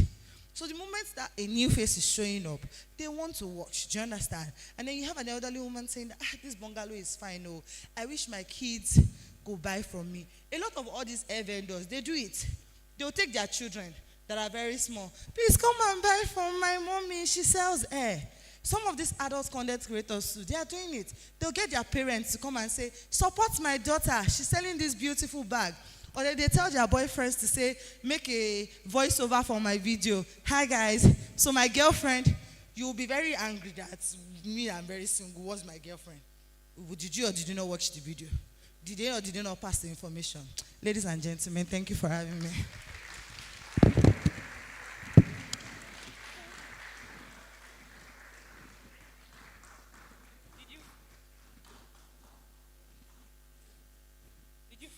Did you find that insightful? How many of you found that? How many of you thought she was amazing? Please give her a round of applause one more time. The moment she took off her shoes, we knew we were in for business. Thank you very, very much. All right, so remember that we're still taking names for the Pitch a Project. Pitch a Project Challenge for a chance to win 250,000 naira. If you would like to pitch, we'll give you the information you need about the project and then we'll hear you pitch. That will happen very, very soon. But, ladies and gentlemen, to break from the talking, we'll take a bit of comedy. And I'd like to welcome on stage one of Port Harcourt's finest comedian, not in the terms of the fact that he's handsome, but in the terms of the fact that he's very good at what he does, ladies and gentlemen. I know I'm going to be roasted when he comes up, so let me just do my own roasting first before. But ladies and gentlemen, please put your hands together for one of Port Harcourt's really, really good, comedians, and his mentor happens to be someone that I consider my protege. You know, his mentor is someone that I'm helping in the industry. Please put your hands together for Akman Okon as he comes forward.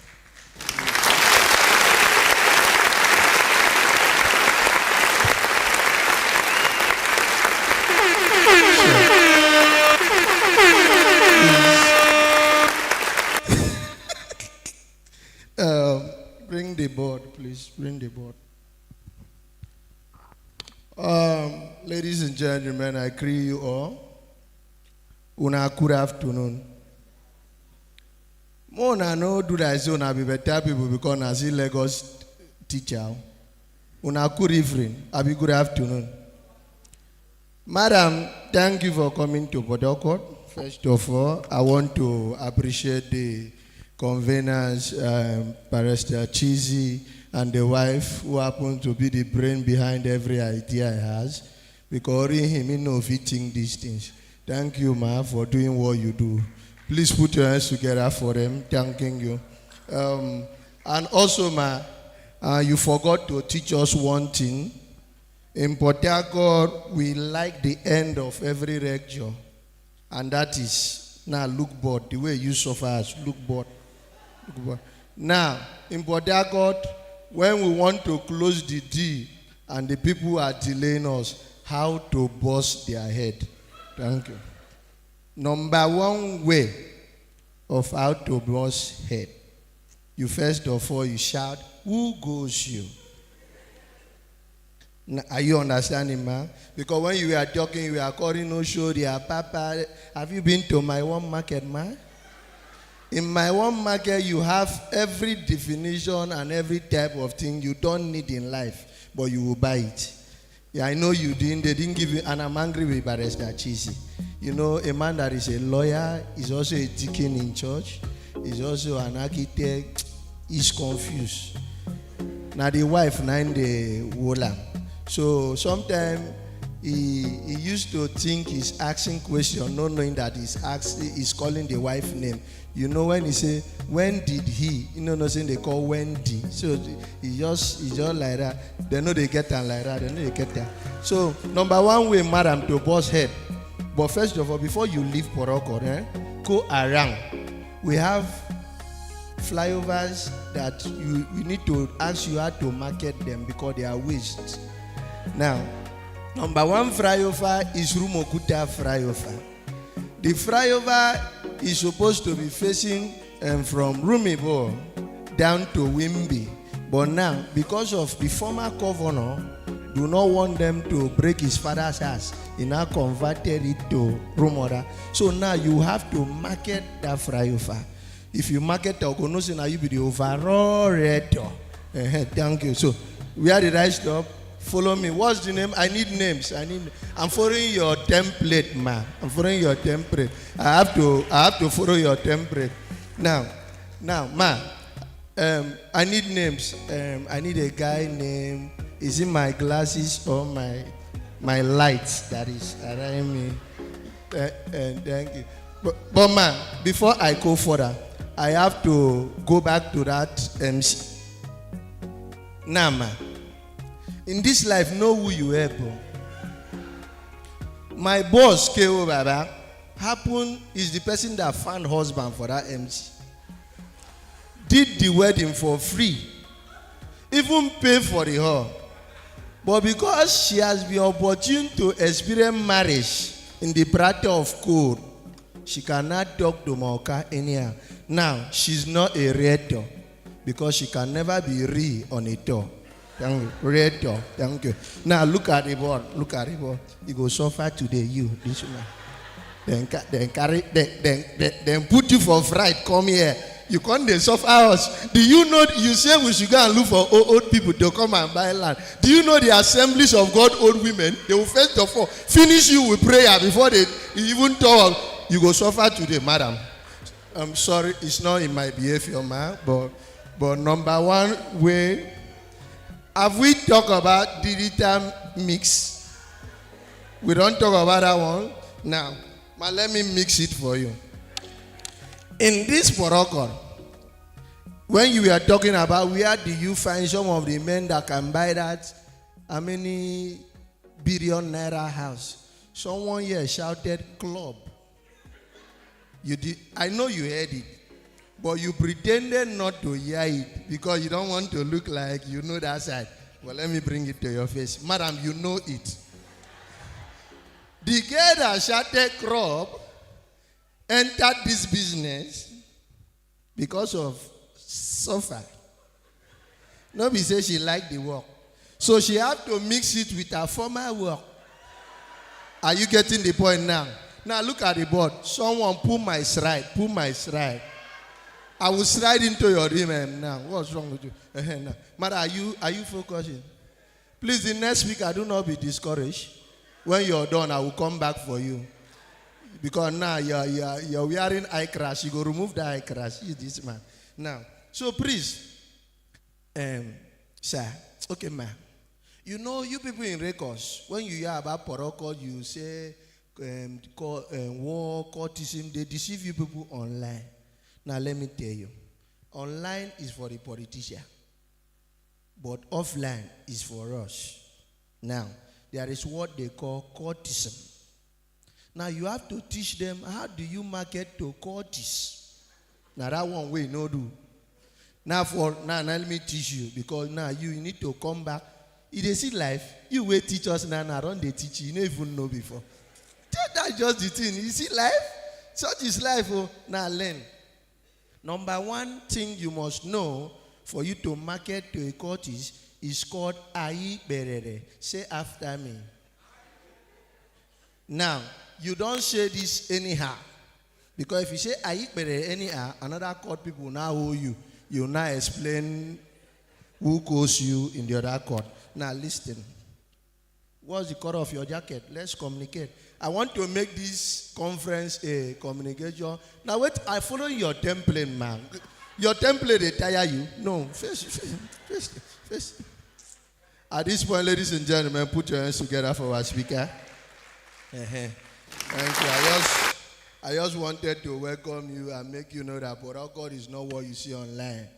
We are very peaceful in Borokod. You can see you came to this you came to this conference, you did not enter hold-up. You did not start coming to this conference by 4. I believe you had to dress by 10 and you were in the conference by 10. That is to show you how the road network is working. Not like your side. Not like the side you came from. You will suffer inside boats and even inside your car. And yet somebody that cannot buy your car will still tell you, thunder, fire you. Mind the use of my language. Thank you. Thank you, ladies and gentlemen. My name is Akwanoko. God bless you.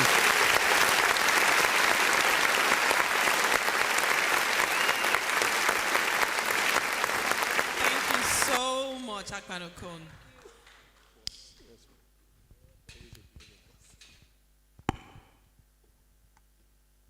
Please, a round of applause for him once again if you enjoyed that session.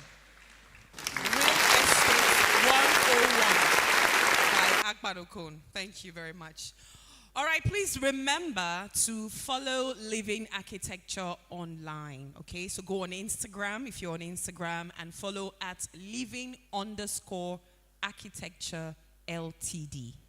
Okay, living_architecture LTD. Please follow Living Architecture online. You get to be updated about their products, about their services and events, okay? And you'll be very happy that you did. All right, ladies and gentlemen, we are out of time. We're running behind schedule, so we'll try and catch up. Up next is our second speaker, and it's a person whose reputation precedes him. However, I'll allow the media to please play his profile, and we'll bring him up stage. Danlami Ojo. Mr. Danlami Ojo is a successful businessman and serial entrepreneur with a bachelor's degree in civil and environmental engineering. He is a leading authority in the luxury real estate industry, popularly known for his sales mastery in closing, negotiation, and influence. He has mentored and trained over 1,000 luxury real estate professionals through his Close Like Danlami Mentorship Academy. His 7 years of experience and extensive personal studies in business, sales, management, and marketing has enabled him to become the head of a fast-growing multi-million real estate brokerage company called Danlami Real Estate Limited. Ladies and gentlemen, let's make welcome Danlami Ojo.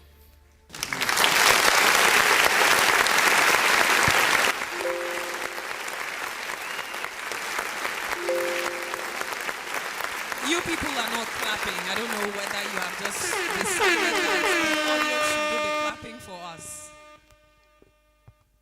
Good morning, everyone. How are you all doing today? Thank you so much for the privilege to be here. First of all, I'd like all of us to give a round of applause to the hosts.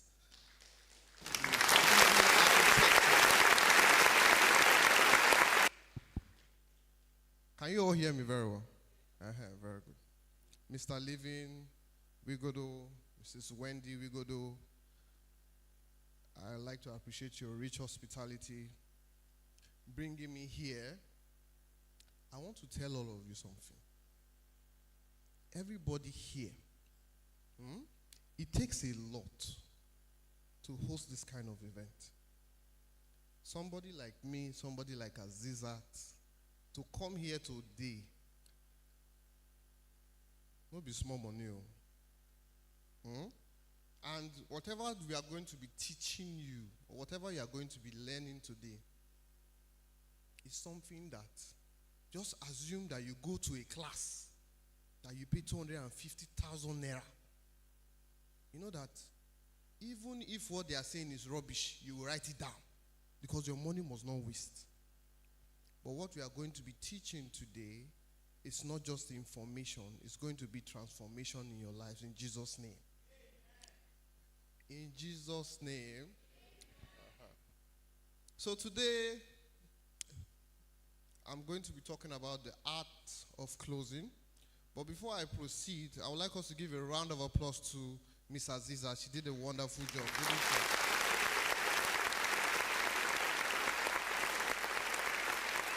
So, the art of closing. I like to talk about how did they run out. You understand? Not just aspire to quagmire your container or retire.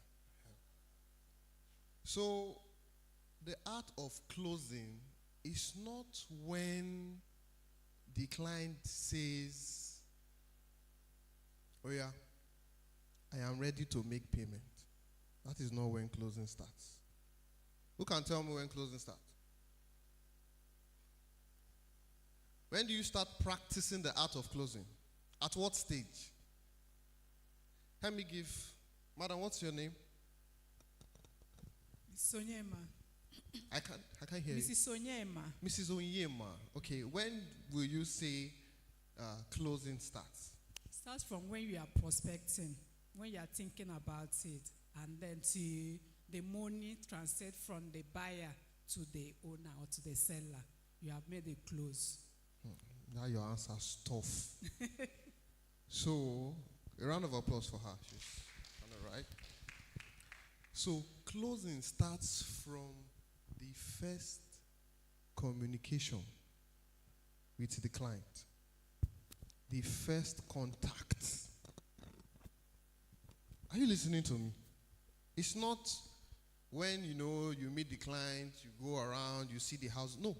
Before you even show the client the property, the first communication, the first inquiry, that is when closing starts. Now, closing is a game. It's 100% psychology.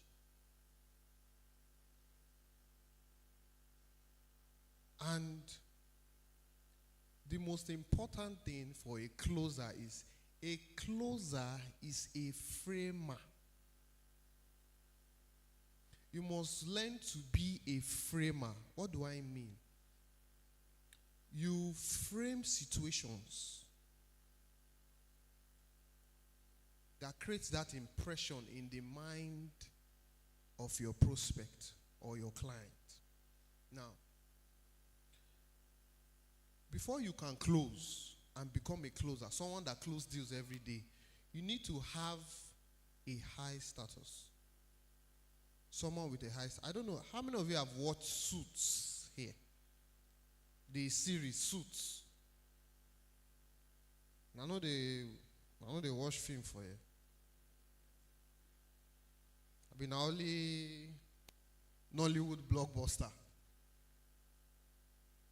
So, if you watch Suits, you will know Harvey Specter.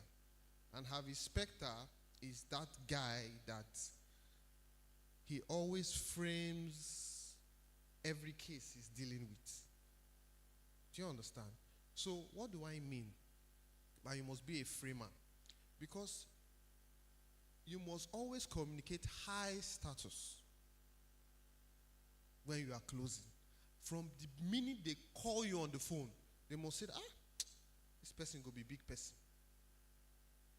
Until they'll now meet you on the day of inspection and they now find out, you don't even get motor. And when they see you without a car and you gave them a location and they trek and you trek there, you are waiting for them and they come and they see you. Say, how far? All right, where's the property we are going? Okay, where's your car? Let's go. Do you get it? So when they see you, they should not think that you don't have a car. You should just feel like, maybe they mechanic or something happened. So, there are two. It is not about what you say that matters. It's who says it. If you give me a basketball and I juggle it, it does not carry weight. Or if you give me football and I raise two, now go just they look me saying no matter. But if you give it to CR7 or Messi and he raises two, you will see it on the internet. Am I wrong? Why? What is the difference? It's still the same raising I did, but it's the person. So when Tono Elumelu comes here and says the best way to close is you must have focus, and that's the only thing you need, you will clap. Pa, pa, pa, pa, pa, pa. Even though he has not explained, even if it does not make sense, why is Tono Elumelu? This gets me to the point whereby to get high status, there are two ways. Number one, the global status. And the only way to have global status is, number one, you must have power. You must have money. And you must have a big reputation. Someone like Mike Adenuga, someone like Dangote. If Dangote comes here and declares and says, as a businessman with my experience, Brookshaven, I advise you, and there are investors here. Brookshaven, I advise you, if you want to see, I have seen the business, I've seen the business model, and I am sure of the return on investment. I will advise you all to buy Brookshaven if you can today. Before he stops or leaves this place, Brookshaven will be sold out. Because he is using his global status to sell. He does not need to do too much. You see all this one that Azizat has given us. That one no concern Dangote. Prospecting is enough. So what's the hope for a common man? Poor man picking. Poor man, what's the hope? Now, there's also another option. And that is what we can do till we get to that global status. Amen? We will get there. But before we get there, there's a process. Now, I talked about the global status. Now, there's another status that we can form and create, which is called the situational status. That is the only leverage you have. Now, what is a situational status? A situational status is the status you create by creating an authority frame, conducting yourself, having confidence, knowing the product, doing everything that Aziza has dropped here, knowing your onions. And in that framing, you are the authority. Let me give you an example. So I have two of my agents. They were trying to sell a property to one client. They didn't know. But there's a guy and a girl. So the lady, every time she schedules an inspection with the client, guess what? The client, if she schedules 12 o'clock, the client will come by 2 o'clock. She will be calling the client. The client will be busy in her line. He will not pick. And when he comes by that 2, she will wait for 2 hours. And when the client comes, the client will not apologize. He'll be like, sorry, I had other things I had to do. So Where's the property? I don't have time. In the next 5 minutes, I'm leaving here.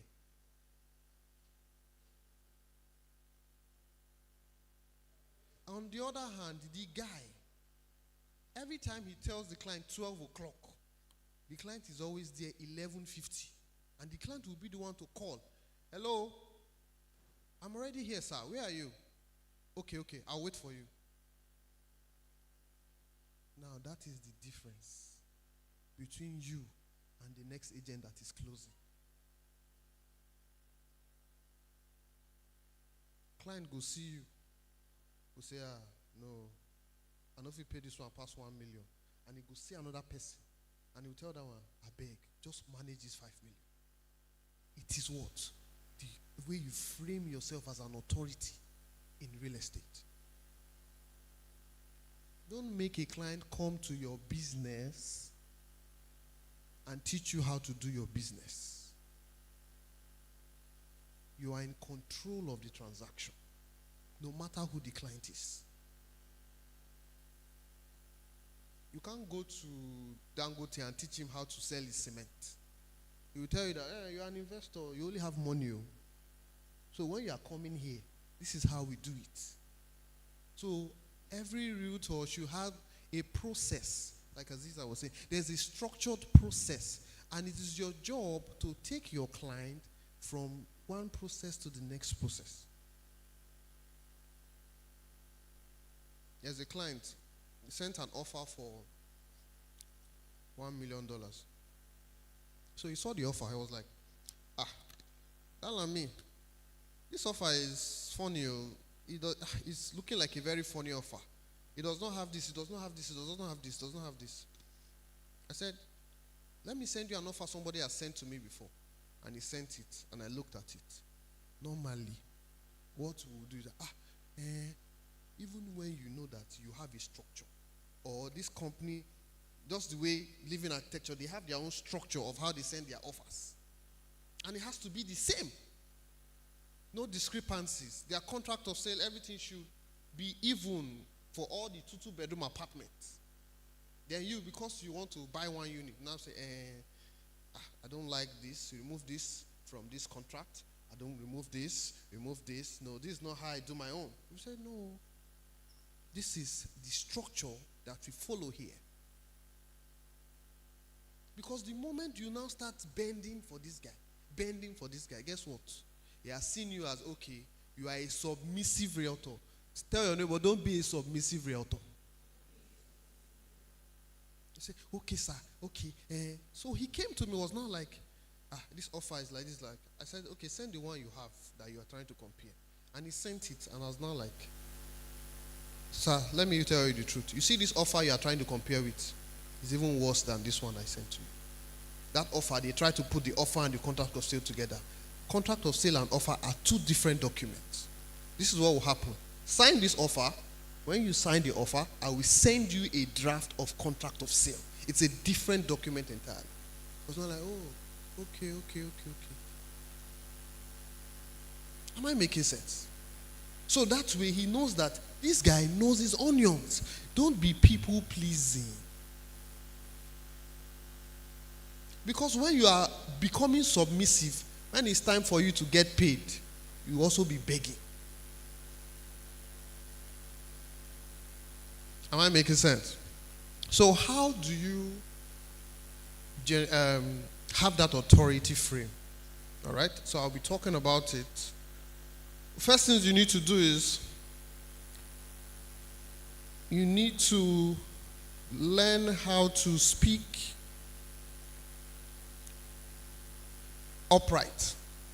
So I'm going to talk about the basics before we get into, the part of closing and all that. Conversation.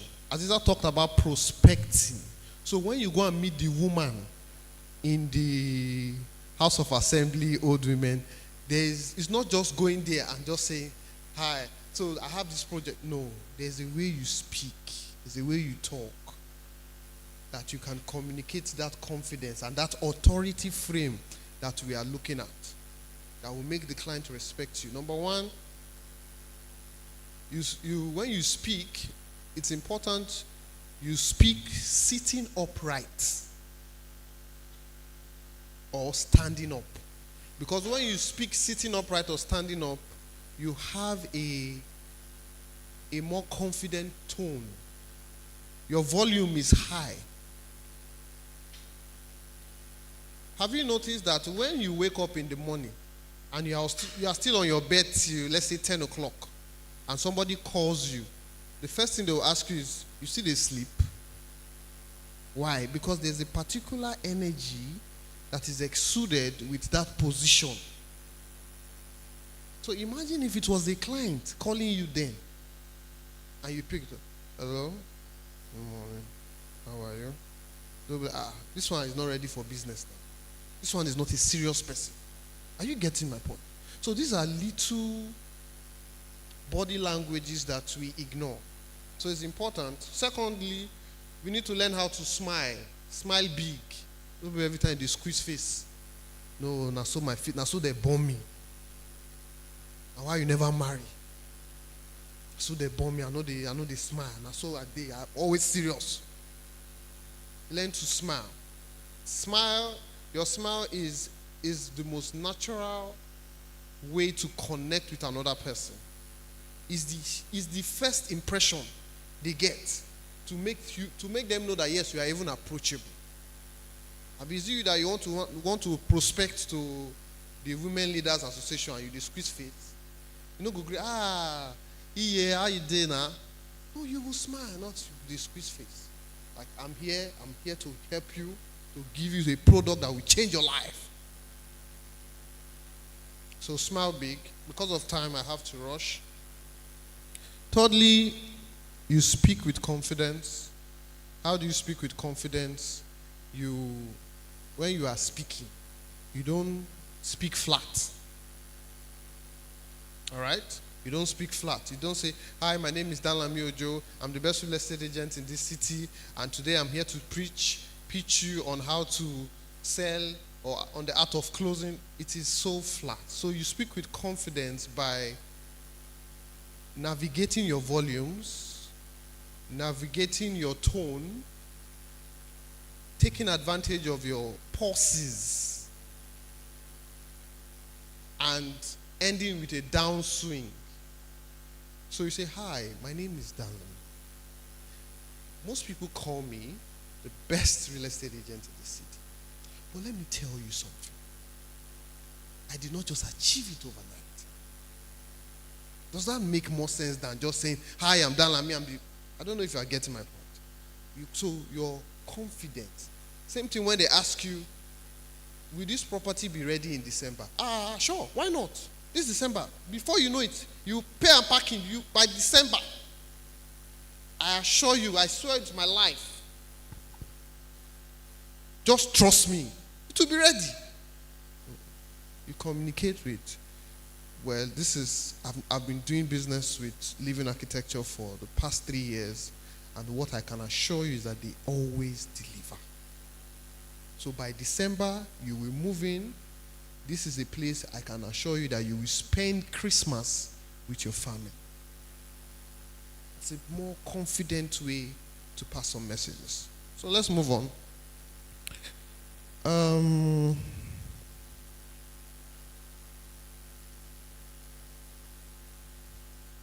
Another way is for you to have authority. You need to learn how to ask questions. Because if you don't ask questions, you are not in control. When you go to meet your doctor, do you understand how authority, how framing plays? If you go and see your lawyer and you have a case, you understand that first things first, you cannot work with two lawyers from two different firms at the same time. You have to work with one. There's a time frame. You will sign a contract, and their fees are expensive. Then when he goes there, you tell him, okay, tell me what happened on the night of so and so. Don't lie to me, I'm your lawyer, I'm on the same team. That's how it should be when you are doing a need analysis with your client. That's the mindset. That's the authority. Okay, you did this, you did this, you did this. In fact, you pay a consultation fee. Same thing with doctors. First of all, they will allow you to wait. You first fill one form. You are seeing clients going, coming.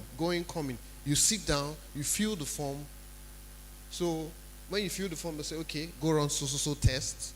You now go and run so test. You will pay. You will not even argue. Then the doctor will see you now. You've waited 1 hour. So all those time, they are controlling the client with the process of the hospital. Are you listening to me? So you should have a process that when you are talking to your client, you should tell the client the next step to take. Not him telling you what to do. Just like the cashier will say, okay, pay here. Okay, that's the pharmacy. Pay there. Okay, this is the XR X-ray. Go and do your X-ray here. You say, okay. So they are already used to following. So when they now meet the doctor, and the doctor say, good morning, sit down. How are you? How are you doing? So what is wrong with you? Did you sleep last night? You did this? Okay. And he's taking notes. So you see the whole framing keeps the doctor in control. He has the authority frame. So when a client calls you and makes an inquiry, it's important that you are in control. So when a client asks you, hello, I'm looking to buy a 4-bedroom terrace duplex with a living architecture, and you have that conversation, you don't say, okay, all right, okay, yes, what else? That's not how to talk. Now you need to make him to be telling you yes, yes, yes, yes sir, yes sir. That way you are getting yeses. Yeses. So indirectly you are controlling the person. I call it the power of tie downs, meaning you put embedded questions that makes him answer you with yes. So when he says, I'm looking to buy a 4-bedroom at Brookshaven. So what you say, okay, if I hear you correctly, you said you are looking to buy a 4-bedroom at Brookshaven. Is that right? Is that correct? When you say, is that correct? He answers you to yes, sir, or with yes. All right, that's good. If I may ask, are you looking to buy for investment or personal use? I'm looking to buy for investment, but it's also somewhere I would like to live when I'm around. You say, oh, that's beautiful. If I hear you correctly, you want for investment, something that can yield you, let's say 20, 25 million, because that's the rate right now in Port Harcourt. Will that work for you? You say, yes, it works for me. So what are you doing? You are controlling the conversation. And he is also getting the feedback that this person, they pay attention. Because the first question when they talk to you, the first question that they will ask themselves, but they will not tell you, is, this guy where they follow talk? Shey this guy go feel, shey I feel trust and make you arrange this property for me?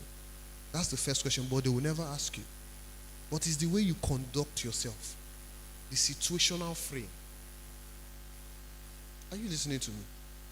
You will meet a lot of people in this room. There are some people that after you follow them talk here, you would think say there be one king for their village. Just from the conversation, I would like to know this guy. That's what Aziz had said. When she meets Dangote and she talks to Dangote, that curiosity, the way you talk, the confidence. Who are you?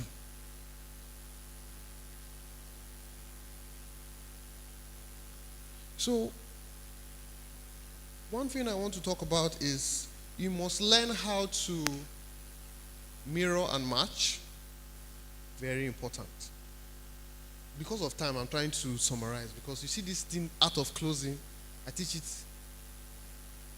for 3 classes. And one class is about 7 hours. So I'm just trying to pick the best part that is as practical as possible. So one mistake we make is we don't know how to mirror and match. What is mirror and match?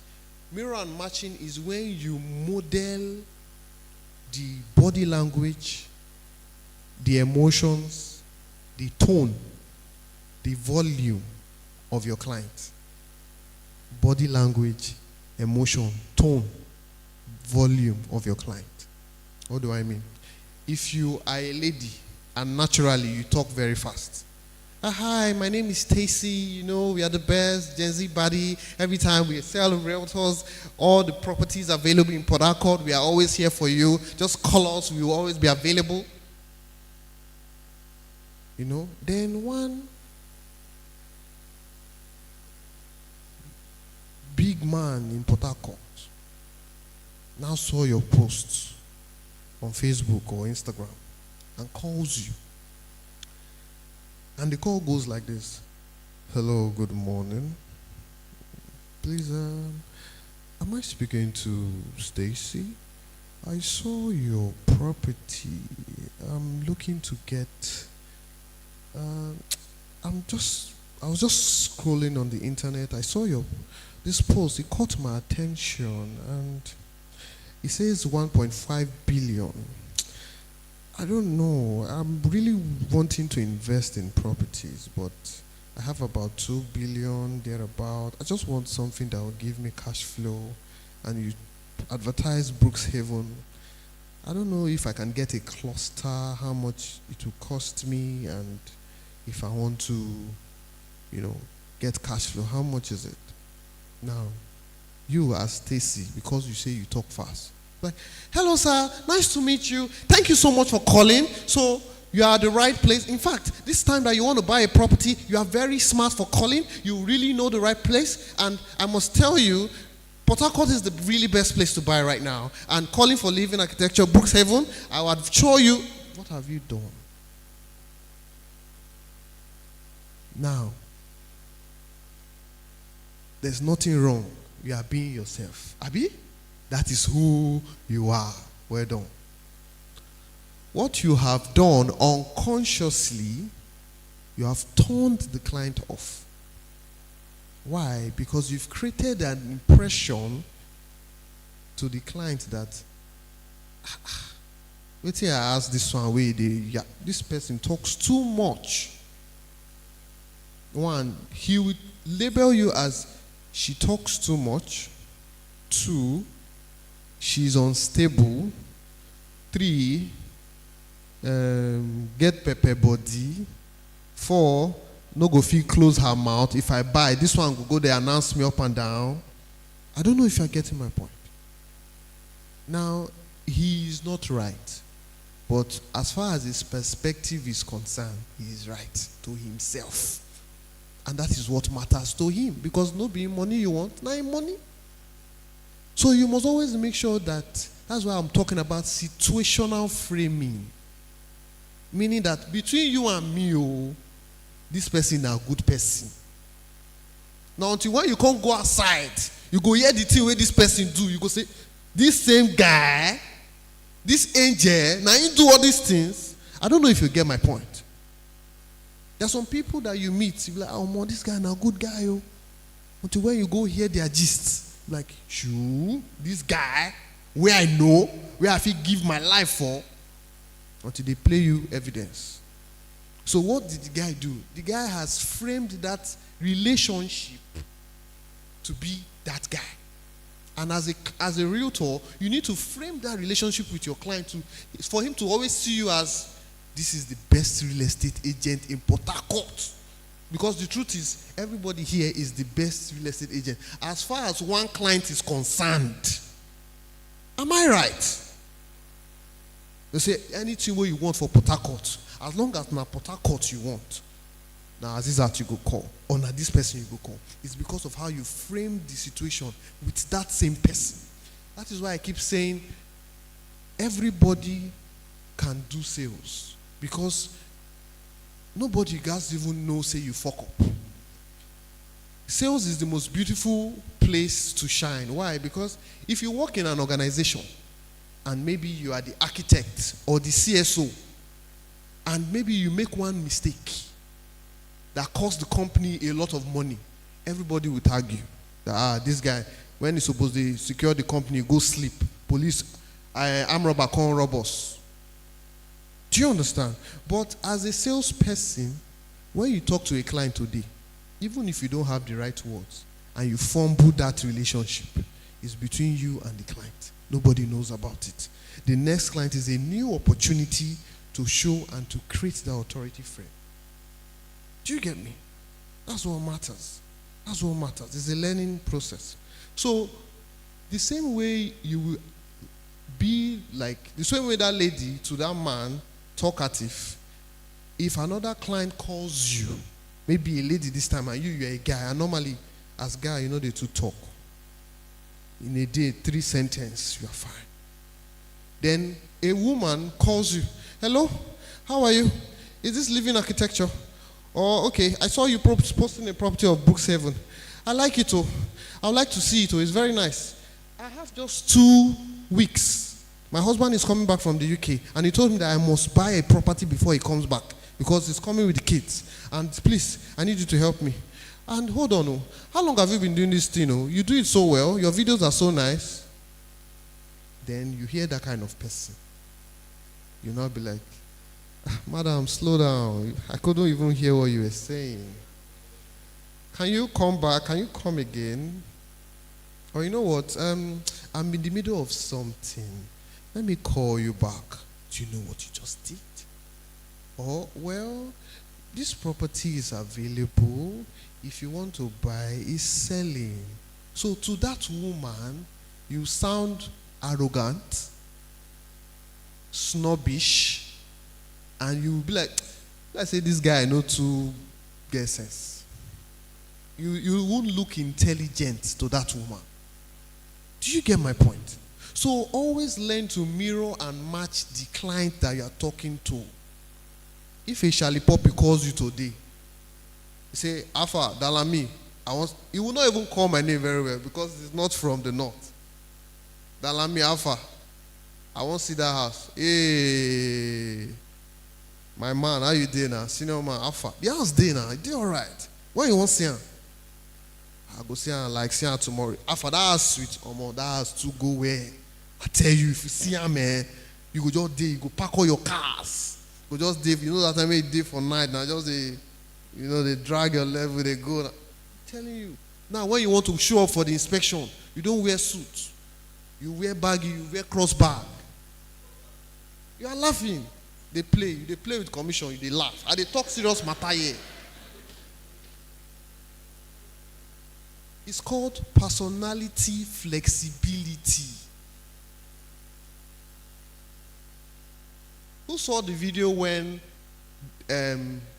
Tony Lumelu invited Rema to one of his functions? What happened? Tony Lumelu, where we say we know him as suit and red tie. Guess what? He wore jean jacket. He wore jean jacket, top, down, sneakers. Then Rema, where you know as Rema the dress, Baba wear suit, wear tie.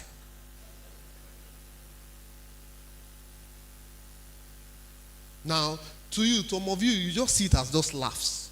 But no. They were trying to show respect, trying to mirror their person. And that's how you should be. When they see you, let them not, are you Hausa? Are you Igbo? Are you? No.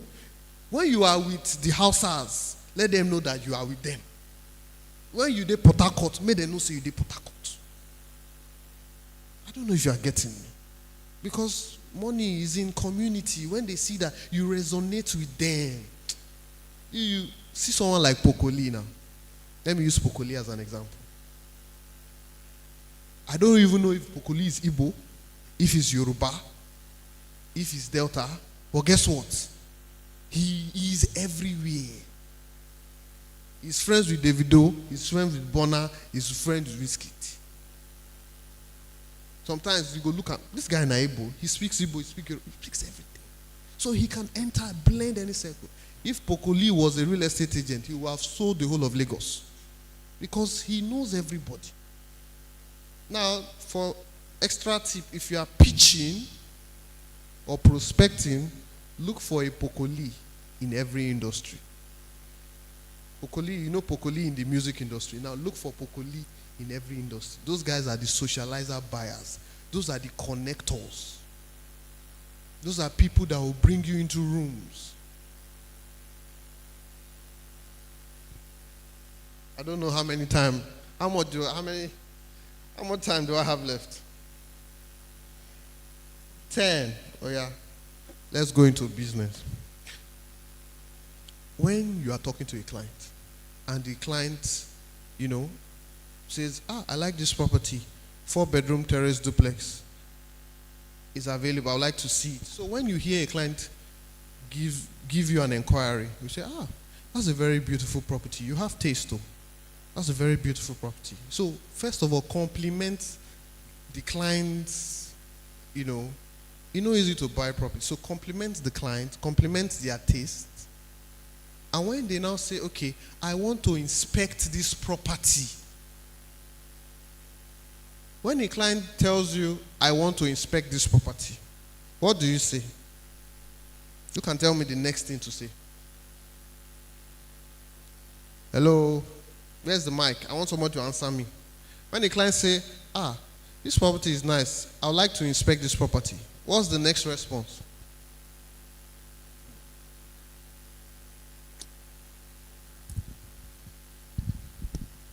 Go ahead.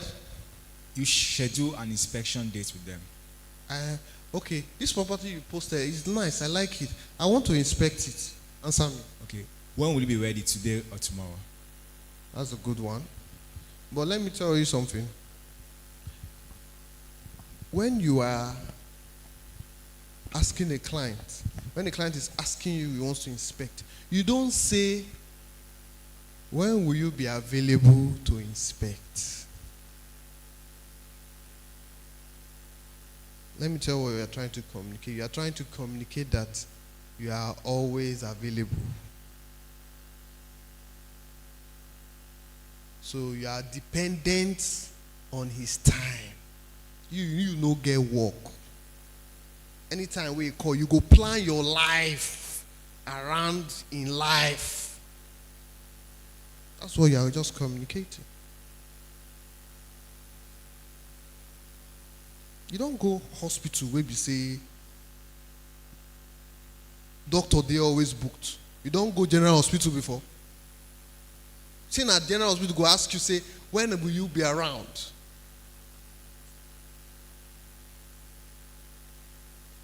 You will pay. After, when doctor they show, doctor they come around 2 to 4. Oh yeah, how good day. That's how it is. So treat your business. I know some of you are still growing, you're not there, but see, when they say fake it till you make it, they didn't say you should act fake life. They say project the future version of yourself and start acting it now. How do you want your schedule to be like every day? Fully booked. Inspection left and right. Start acting it now. So when they call you and they ask you, I would like to inspect this property. You ask them. Okay, so you ask them, you say, okay, tomorrow I am booked 8, 10, and 4 o'clock. I only have slots for 12 and 2 p.m. So what time works for you? 12 or 2? Are you listening to me? Even though you know, say in our house you did sleep, rain the fall. Now what are you trying to communicate? I'm trying to tell the client that, see, they rush us for you, and book 7 they sell fast. Like this property, you say, even this property, I have like 3 inspections on this property already tomorrow. What are you communicating? Demand. So even if it was not like, what is so special about this property that people are rushing? And what you are trying to do, when you say 12 and 2, you limit his options. Like I said, when you give a client too many options, you slow their decision making. You slow their decision making. And you need them to make a decision quick. If not, another client will pay. So you slow their decision making. So when you ask them 12 for 2. So even if they have things to do around that period, they already know that, okay, it's either I choose 12 for 2. And they will go for 1. If that 12 and 2 is now tight for them, they're not, 12 and 2 is tight for me. Can we do 10 o'clock in the morning? That 12 and 2, I have to pick my daughter, and it's very important. I can't miss it. So they will now weigh the inspection and what is important in their life. So they will now say, 12 and 2, I have to pick my daughter, and that is very important. But if you say, when is it convenient? They will say, 10 o'clock, I have to go and see my friend. 12.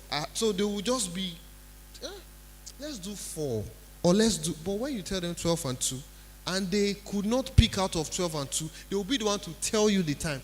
Can we do 10? And you know that even if they say 6 o'clock, you are free. You say, 10. I already have another client for 10. But let me check. Who do I have for 10? Oh, if you can even say, claim you have an assistant. What do you have for 10? Susanna, what do we have? Which client do we have for 10? On the call. On the call. We whisper. Who do we have for 10? Oh, Mr. Distin. I'll have to call Mr. Distin and move him to 12. Because Mr. Distin is our existing client. So we've built a relationship. So let me call him. I'll call you back. Now you cut the call. I said a closer is a framer. You are framing the deal from the beginning. So when they reach, okay, let me pay, they go take you serious.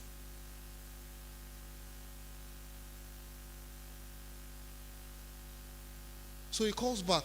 Okay, I've spoken to him. I've moved his inspection to 12. But sir, please, this is your 10. It has to be your 10. Oh, okay, thank you. But then they tell you thank you. So when it's now time for him to inspect by 10, his subconscious, even if he's a late comer naturally, his subconscious has told him that, see, they don't move inspection for me. And you will even assume the same time that, sir, I know that you are the kind of person, I moved it because I know you are the kind of person that for you to say you want to see this today, I believe you will keep to your time. And I know you are the kind of person that is ready to buy. That's why I moved it. So you assume that responsibility on him. So even if he's a late comer, he will want to, go on for your own hand. Are you listening to me? Am I making sense? God bless you. Let me continue. Now, how do we close? He comes to inspect, right? On the way to the property. Now, this part is called handling objections. On the way to the property, right? He sees that the road is bad. And he now said he would try and say, Dalami, this road is looking bad. I don't know that the road is not that good. There's water everywhere. What most of you will do is that you start to defend the bad road. You start saying, what do you they see water? I don't see water.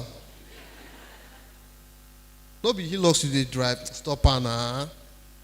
You know who they stay for here? Governor Road.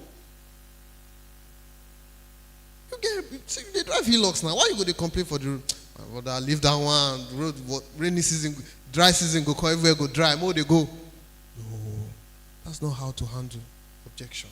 What you have just done is you have shown that you are being defensive.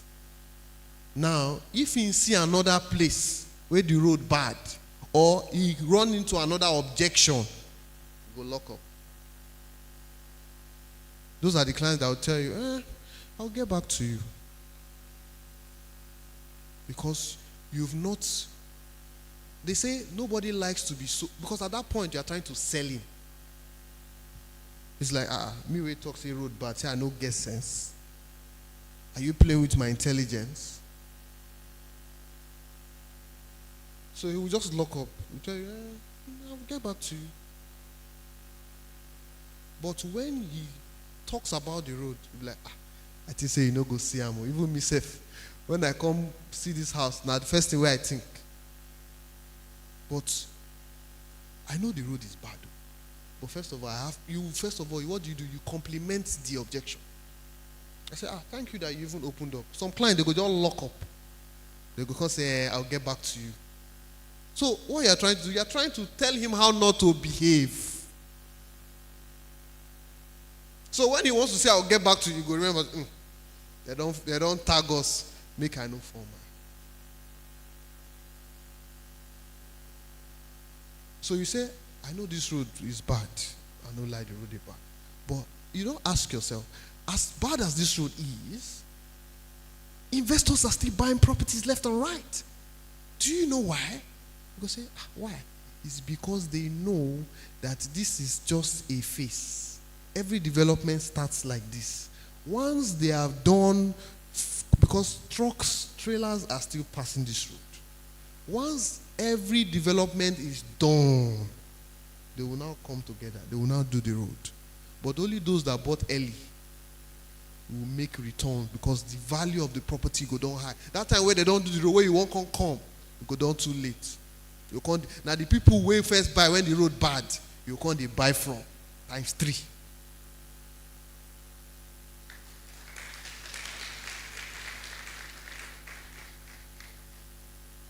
That is how you handle objection. Because I won't lie, there's a deal I closed. That deal, 9 million. This client, now for like say our road guy has to be for that side. So this client, I drive a Benz, and steering rack. So as I see the water, I just park my car for the side where the water. Then this client came with a Lexus Jeep. I say, sir, this road we're about to go, this road is bad. I know if you drive my Benz. Can I join your car? I joined him in his car. We drove on that road. The water was getting close to the bonnet like this. Guess what? He still bought. Because once I sold the vision of that place. And now, don't lie. When you see an objection, always make sure you engage the MDs. Alpha, waiting doing a plan for this road.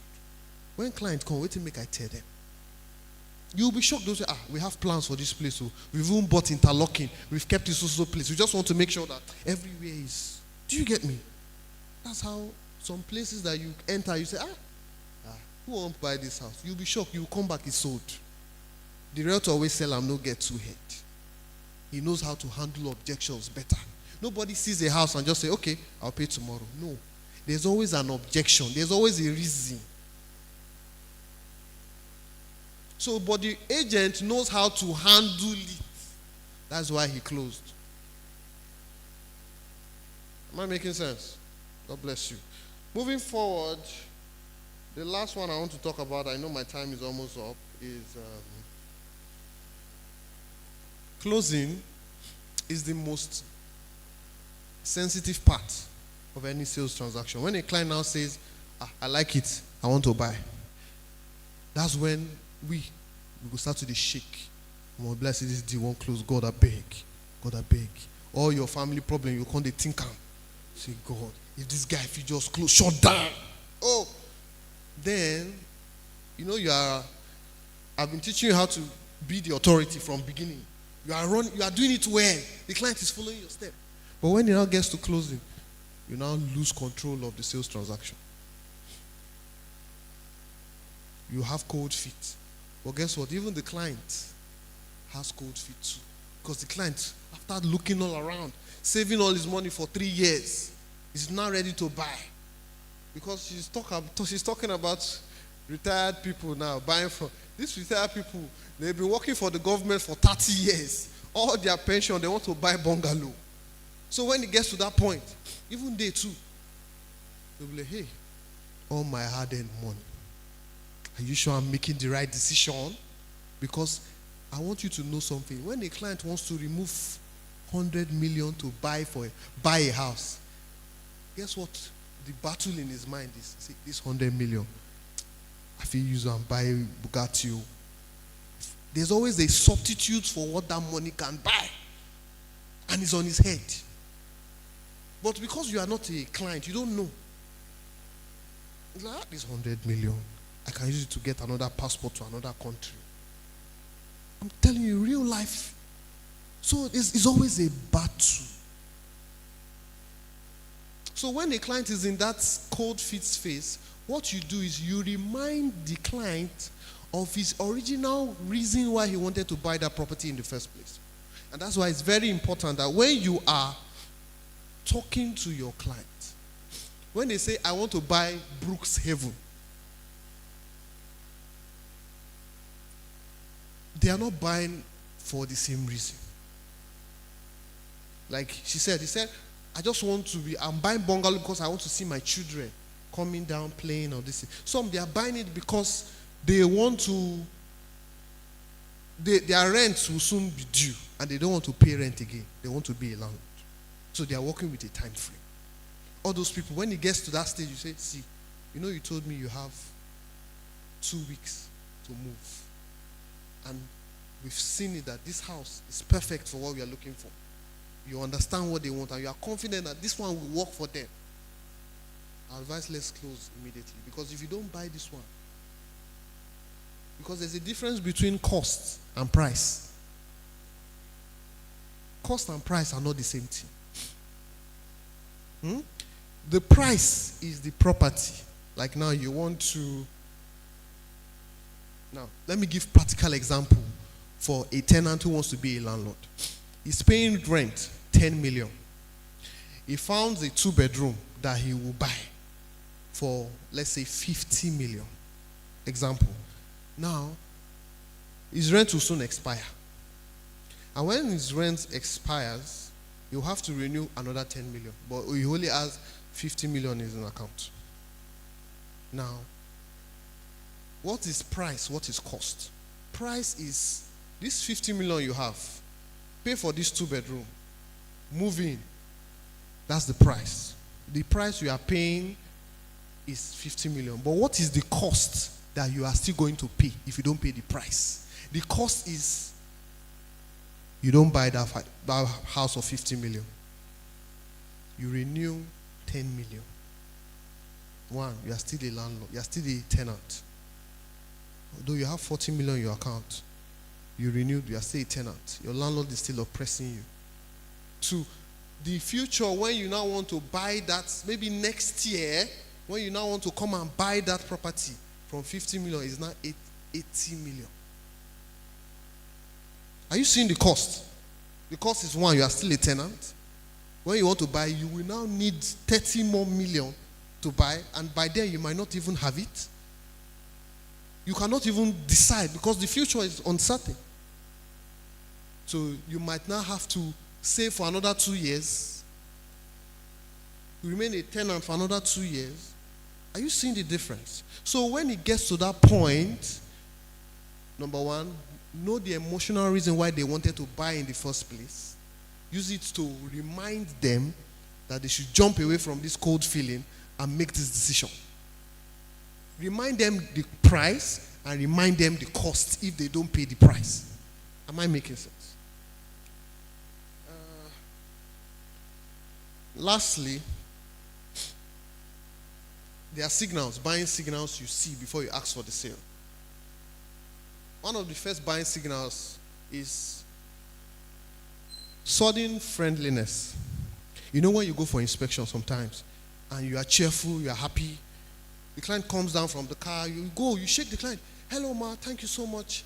Thank you for, it was so nice meeting you. My name is Dan Lamy. And the client looked, didn't even take your hand. I'm like, where's the house? Come show me the house. I'm like, yeah? Whose kind of energy be this? Who dig this pit for me today? Then you now take the client. No, don't reciprocate that energy. Don't get to the house and say, now the house with this, go see him. If you don't finish, I day outside. Keep that same energy. Show her the house. Sees the house, maybe, the living room is not so big. Do you have more? Show her another one. Oh, this living room is big. Show her another one. I think you now hear things like, wow. I like the spacing. It's so nice. It has the swimming pool. All of a sudden, her mood is now, like, that's nice.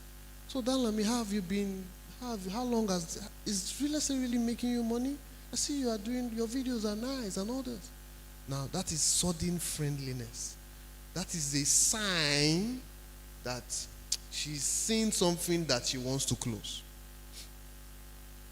So that's why you two, you must know what you are selling. Don't go and take her to another one that should make her even angrier than the first time. So that's when you ask for the sale. Secondly, rapid talking. Rapid talking. When a client sees the property, your school, and he likes it, and maybe you now tell him that it's just only 2 left. He begins to have cold feet, and you now start saying, so what's the next step now? I've called my bank. I don't know if you say it's only 1 unit. I'd like to own it. What do I need to do next? When you begin to notice all those gibberish, this one. Sometimes when a family member, maybe 2 brothers come and they see the property and they like it, you see they say, Danlami, give us some minutes. They'll go. They'll do video call with their family member. Now they ask me this, so like say now this one we talk say we go. You know those are buying signals that you notice. Same thing is especially for men. When they found the one they want to buy, and you're talking to them, and they start doing something like that. At that point, you notice those things. Stop talking. Stop talking, because they are no longer with you. They're like, okay, if I come out 100 million from my account, now 20 million go remain. This property nice. I want it done. Yeah, go add this. So at that point, let them process. So you don't kill your closing by trying to overtalk. So there's something called a silent close, where everywhere is quiet. The client is thinking. So agents, we are very uncomfortable with silence. We always feel like we need to be saying something. No, don't fall for it. You said all you need to say. Next question is, so when do you think you are going to make payment? Today or tomorrow? Same thing, by giving not more than 2 options. Not telling them, so when will you like to pay?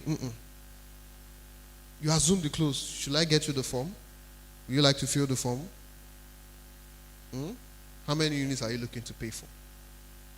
It's better than saying, so are you ready to close? Instead of saying, are you ready to pay? You say, how many units are you paying for today? You say, no, now only 1. You've gotten your answer. Am I making sense? So, ladies and gentlemen, the most important thing is, in all I've said today, if there's something you should take out, is to always, all I've said, you might not get everything in one deal, but it's a learning process. It's a learning process. Also, when a client likes a property and wants to close, and the property is, let's say, 50, I don't even know you're standing there. It's 50 million. And, maybe from in-house, you know that there's a promo going on. If your client is interested, they can give them 45 million. When they ask you that, this property, you say 50 million, say yes. Can I pay 45 million? Some of you say, I think we can do, no. You say, 45. It's tough. The last client I bought, I brought, well, not even long, like 3 weeks ago or 2 weeks ago or 2 days ago, I still brought a client that was begging for 45. The MD did not allow. So now, telling me to get you 45 is like mission impossible. But this is what I'll do. If I call him on the phone, he might not even answer me. But what I'll do is, I'll go to their office, look for when he's around, sit with him, let him know that my client is ready to pay. But before I go, I need to let him know the time you are going to pay and how you want to pay. So tell me, if you are sure you want to go, how, you say it's 45 million, how do you want to pay it and when are you paying it? They say, okay, I can do it maybe by next tomorrow, by this time next week, so time I will pay. Are you sure? Because I don't want to go and look like a fool in front of my MD. Because tomorrow you will disappear.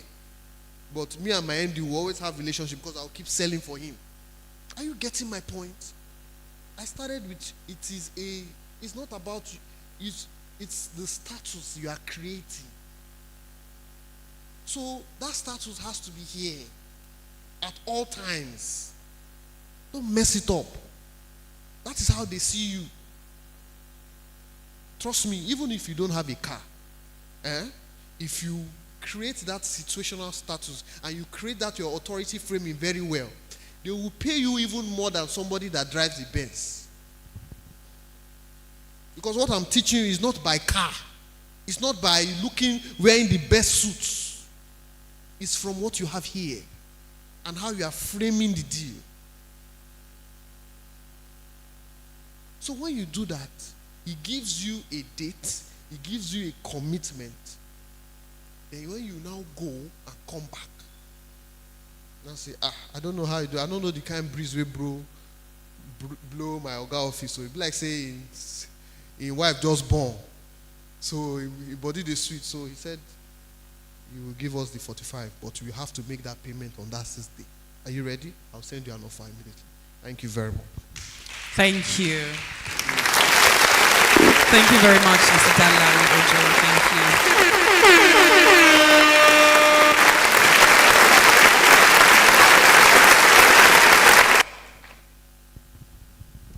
Did we enjoy that? Then I think we can give him a better round of applause. Thank you. The closer himself. I mean, those moves and those, the strategies, very, very intriguing. Thank you very, very much for sharing that with us. Ladies and gentlemen, what we're enjoying here today costs money. How many of you have actually gone to a real estate conference or training that you paid for? How many of you here have actually paid for a real estate conference? Okay. All right, so the young man, how much did you pay for that when you went for it? 20,000. 120,000. Okay. What about you? Yes, how much did you pay when you went for a paid training or class? 150,000 naira. Now, how much do you guys think this conference is worth if you were to pay to attend? 150, 200K. But how much did you pay when you got here? How much were you told to pay? 0 naira. Please, let's put our hands together for Living Architecture. Living Architecture Limited. Now, one thing you will understand that even though this was made free for you, someone is bearing the cost of it. So that's why we must cherish this opportunity. All right, we're going to make very good use of our limited time. All right.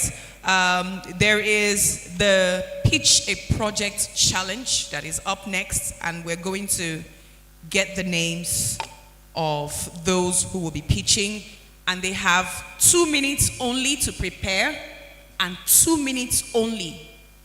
Okay, 1 minute for the presentation. Please, can I have that folded paper brought to me? No, the paper. Yes, please, that one. Yes. Thank you very, very much. I'd like to call on K.O. Baba, if he's here, to please come and pick the lucky dip. While he's coming, let me acknowledge a very distinguished gentleman, a very fine comedian of the Federal Republic. Fine in the sense of that he's a fine man. a husband of one wife, oil and gas comedian, and he is one of the brand ambassadors of Living Architecture Limited. Mudiaga, a good man. Please, DJ, leave that fake clap. Make you know who don't make and who never make them. I can't over respect. Mudiaga, thank you so much. He's the convener of the Service Comedy Project. Oh yeah, pick. Which one is Service Comedy Project? First service, second service, third service, you know. Yes. Pick one, just one. I don't take instructions from you normally, you understand? I don't take instructions from. You will pick, Abi, you would not pick. By all standards, I don't held the person. By which standard? Now we're not standing on the same things, man. Two different platforms, gentlemen. When breeze blow now, we will know who balance. But Obi Alvin did a good job. Please celebrate Obi Ivy, one of my proteges. You didn't tell them I'm your helper. You want me to always be bringing my leg outside. Okay, this is for somebody that God is about to favor. Let me use that word. So when I call your name, you step out. In 2 minutes, say something. But the ushers, please make sure everybody has their lunch pack while this is happening. Another good reason why we should clap for Living Architecture. Please celebrate. Absolutely. Thank you. Yeah. Let's welcome Sobereti Wisdom. Sobereti Wisdom. Just come to the front. Okay, so let me also call on from the social media, from Instagram. We have the Realtor Queen. The Realtor Queen, are you here? Okay, please come out very quickly.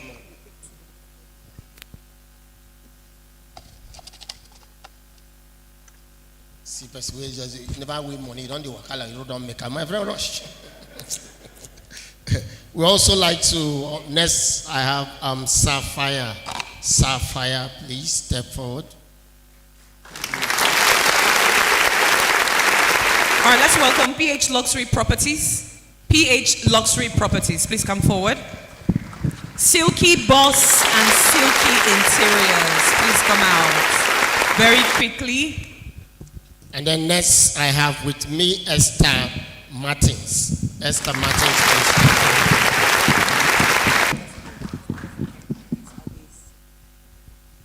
It's Adays. It's Adays here.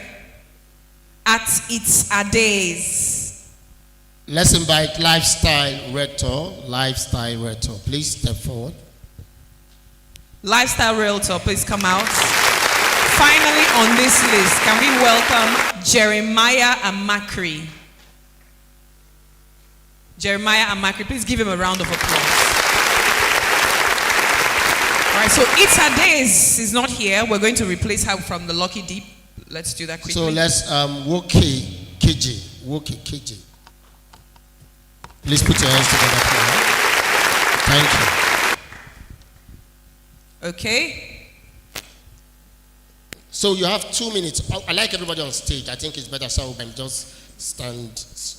All of you on stage. Thank you. Just 2 minutes. You have 2 minutes to. All right. So you're going to be giving the information you need. Okay.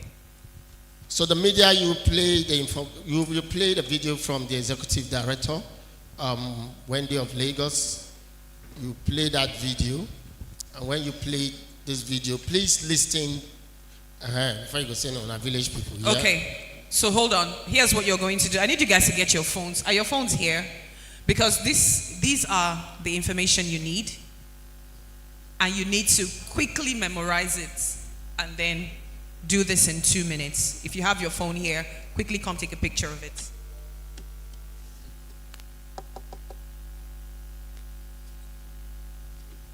All right, next person. Can we have light music in the background, please?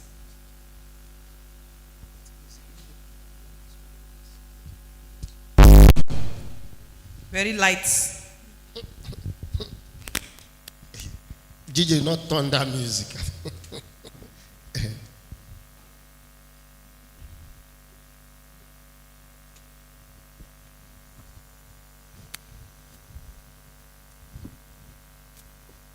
So know that 2 minutes is for 120 seconds. If you extend your time, you put yourself. Mary, please give us a 2-minute countdown. Yes.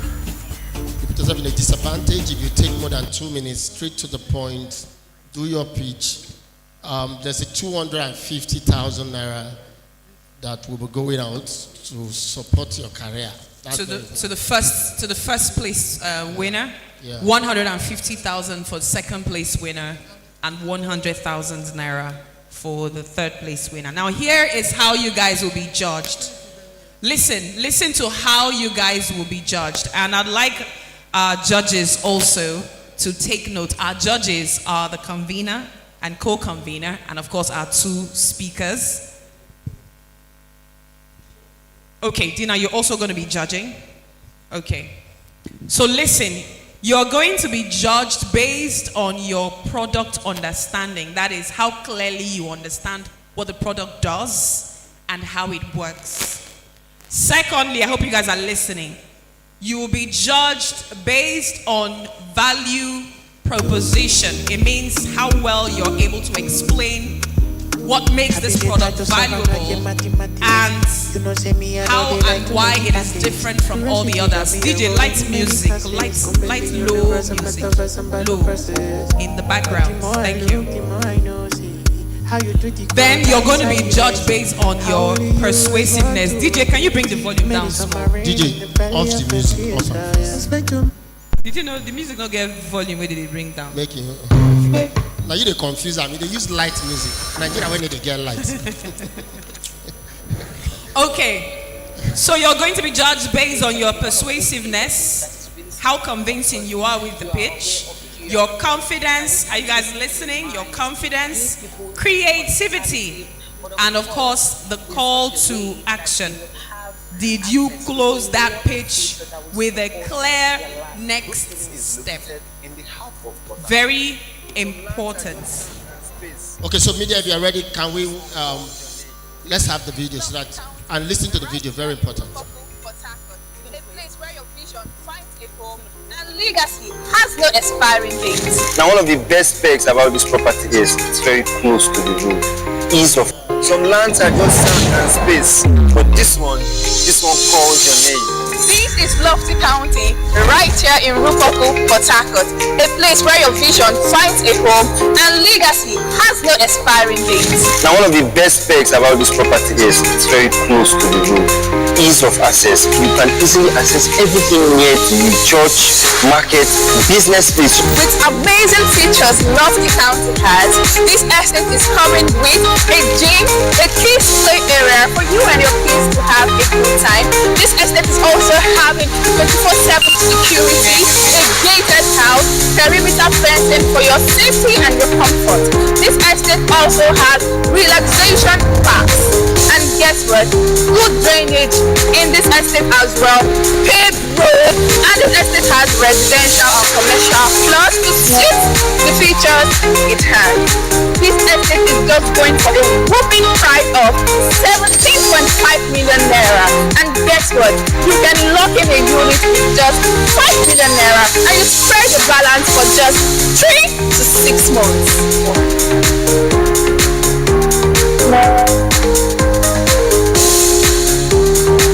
Wait, are you planning to call us tomorrow? This is not the kind of property you procrastinate for. You have to call us now. Call us now. Send us a DM, put an inspection before it is sold out. Thank you so much. Some lands are just sand and space. Thank you. This one calls your name. Thank you so.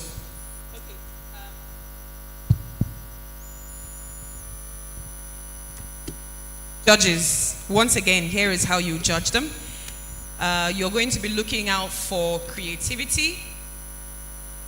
You're going to be looking out for their confidence level. You're going to look out for persuasiveness. You're going to look out for value proposition, product understanding, and finally, call to action. So, K.O., who is going to go first? Should we also make it a random? Yes, let's take the order from the same way we call them on site. Okay, same way we call them. So, Sobere, take your mic.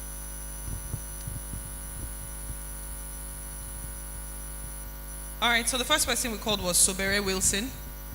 Was that you?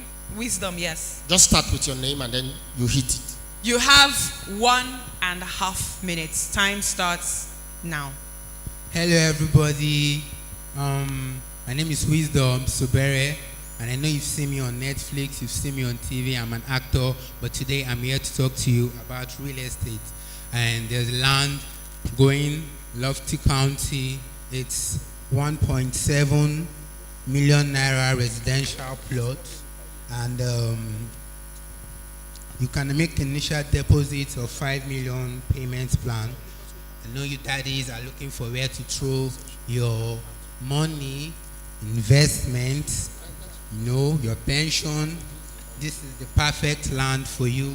You can buy and build, or you can buy to invest to resell. So contact us on the number showing on your screen, or you can send me a DM on my Instagram at Wisdom Sobere. Thank you. Thank you. Thank you. Can we have the Real Talk Queen? The Real Talk Queen. Wisdom. His name is Wisdom Sobere.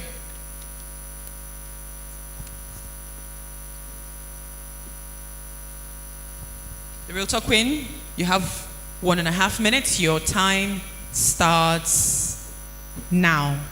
Hi, I am the Realtor Queen, and I'm here to introduce a property to you. This is Lofty County Estate, situated in Rupoko, River State. Now, the property has good landmarks. It is situated close to the Greater Evangelism Crusade Cathedral and also the Salvation Ministries Cathedral. Now, why should you buy this property? Property has a good title, and when it comes to that, you don't have anything to worry about. Secondly, one of the landmarks of the property, which is the Salvation Ministries Cathedral, is designed to host 120,000 people in a worship center right here in Igruta. And that means when the cathedral is completed, there will be an influx of this number of people to that location every week. So people who will invest in that place get to reap the effects of the massive increase in property value that is soon to hit the location. Thirdly, if you are looking to invest in both residential and commercial plots, this property ticks all the boxes. There are commercial plots and residential plots in the estate. The features include CCTV surveillance, includes perimeter fencing, internal roads, and everything that makes a property have a good and serene environment. Now, to take advantage of this offer, you have only to send us a DM and then make an initial deposit of 5 million naira for the residential plots and spread balance over 6 months. Thank you. Your time is up. The Real Talk Queen, thank you very much. Please let's take note of her. Can we welcome at this time Sapphire? Sapphire is not here. Okay. Let's welcome PH Luxury Properties. And don't forget to start with your name. Very important. Good afternoon, everyone. Firstly,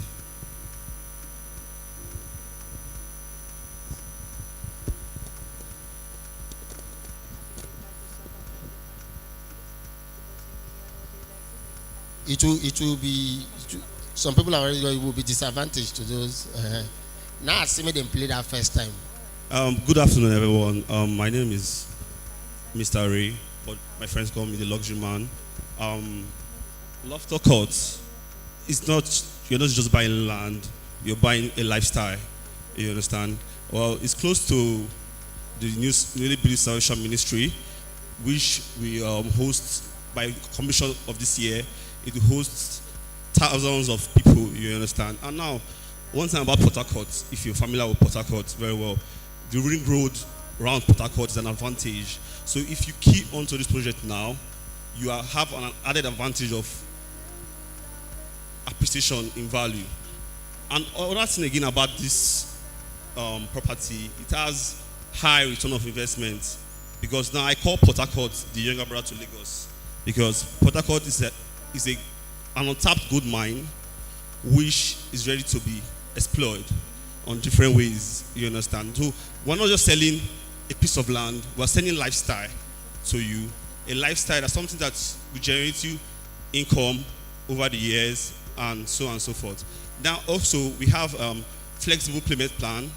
We have 6-month payment plan, which an initial deposit of 5 million, you can be guaranteed a plot and spread the payment across 6 months, which is an added advantage to you.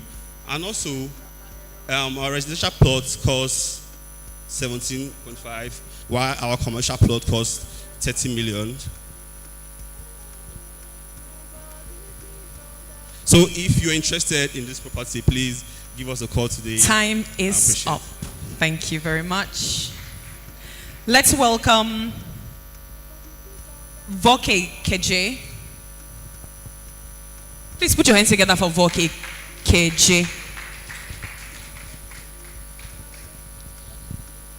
Good afternoon, everybody. My name is Voke KJ, and I bring you good news. Okay, I'm talking about the Lofty County property located at Rupoko. It's a beautiful place to acquire now, you know. Talking about the landmark around that area, we have the C4I police checkpoint, and that's a guarantee that the security around this property, you know, will be top notch. It's something that you should invest in. It's going for the residential area, it's going for 17.5 million, and with an initial deposit of 5 million, you can get that sorted out. We also have the commercial property area, which is going for 30 million. Like I said initially, security is top notch. We have good drainage. There's a gym. We have relaxation area. We have a playground for your children. It's something you should invest in, and I can assure you, you will not regret it. Reach out to me or reach out to my team, and you can acquire that. Thank you so much. Thank you very much, Voke KJ. Let's put our hands together as we welcome Silky Boss and Silky Interiors. Please, your time starts now. Good afternoon, ladies and gentlemen, my smart investors and homeowners. I am Silky Boss, your number one go-to realtor in Port Harcourt City. Please, media, can I have Loti County on the screen? Can I have Loti County on the screen? Thank you. So, Lofty County is not all about land. This is real estate, where my smart investors meet tomorrow price for today. We offer exclusive features here in this land, and also we are strategically located with landmarks close to Winners Chapel and Salvation Ministry. This is where my smart investors make tomorrow's choice today, and also the smart watch is yours to make today. Thank you. Now, my brother, me within here, I need to hear you say. Thank you very much. All right, let's welcome Esther Martins.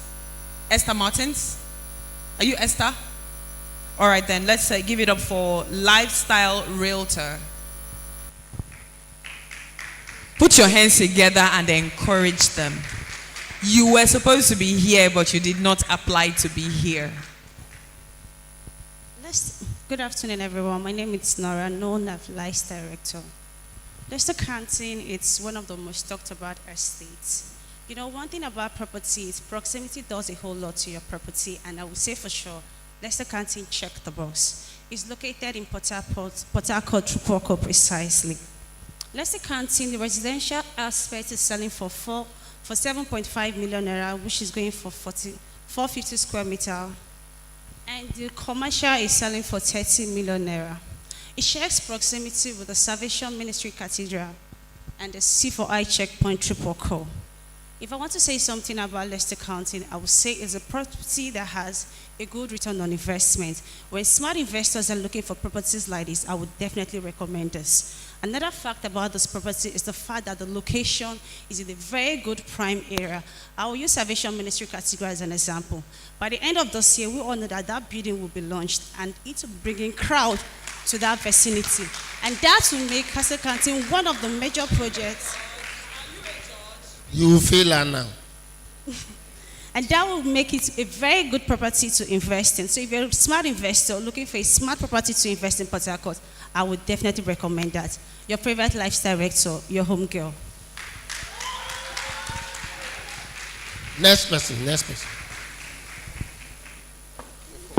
Jeremiah Amakri.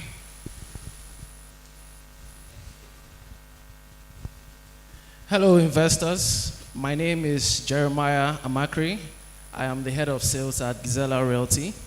At Gizella Realty, we do market-based real estate analysis. We don't do guesswork here. In 1999, Salvation Ministry moved their headquarters to BRB, a cathedral that is supposed to host 50,000 people. During their yearly program, which is 5 Nights of Glory, short-let investors in GRA experienced the highest surge. And a organization like that moving to Ripoko, their new headquarters is going to be about 120,000 capacity, and Lofty County is located there. Lofty County is strategically located to house 120,000 visitors yearly.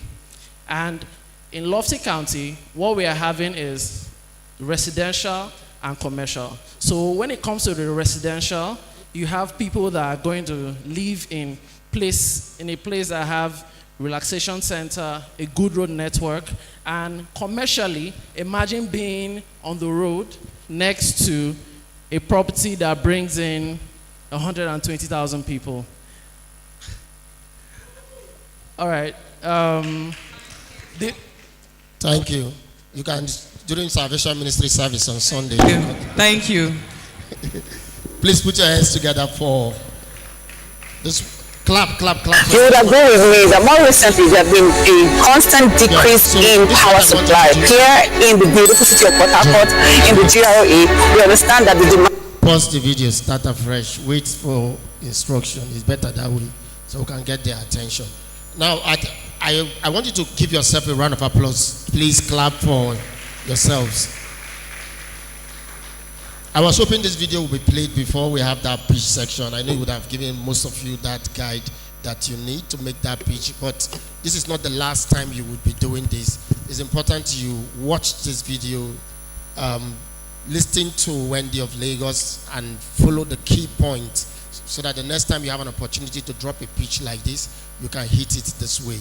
So the media, if you can press play and make sure the audio is fine, that will be very, very helpful. Agree with me that more recently there have been a constant decrease in power supply. Here in the beautiful city of Port Harcourt, in the GRA, we understand that the demand for electricity is quite low. Ladies and gentlemen, that is why we bring to you today an architectural masterpiece that is not only for your luxury, but a project that is going to solve the problem of power for you once and for all.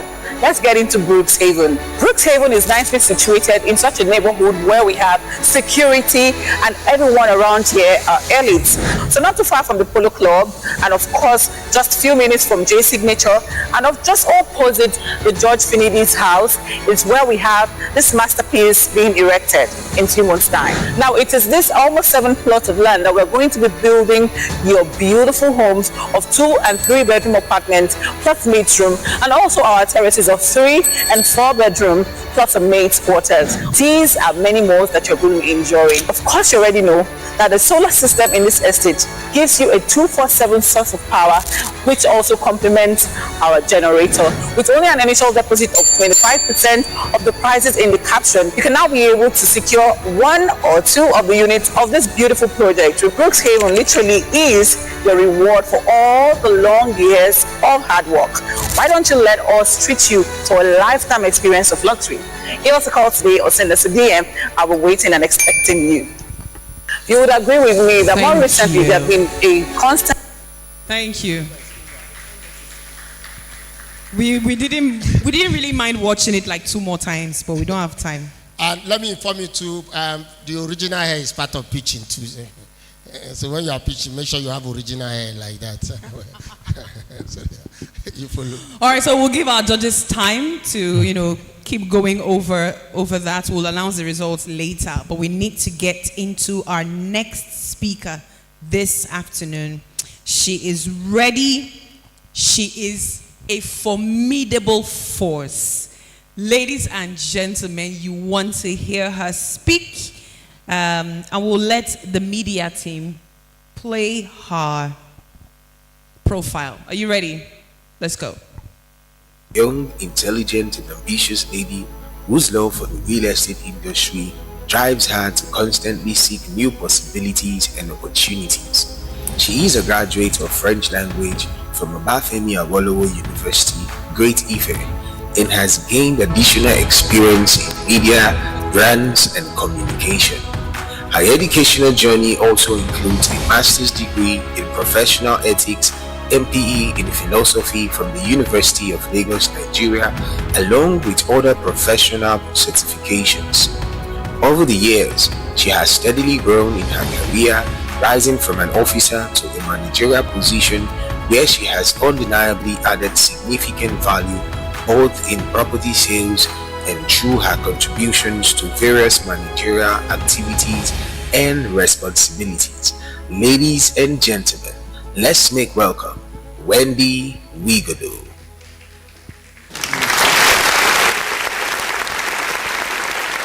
Hello, everybody. Good afternoon. I trust you're doing excellent. See, to do real estate in Port Harcourt is not easy, I'm so sure. Well, I'm Wendy of Lagos, but I'm right now in Port Harcourt doing real estate, everywhere. Port Harcourt, Abuja, Lagos is Wendy. Thank you so much, everyone, for coming, despite the weather. I thank you for taking our time. I know you've learned a lot from Aziza to Dan Lamy. These guys are doing it big in Lagos, and they're my friends. Thank you so much for coming. I really appreciate it. Okay.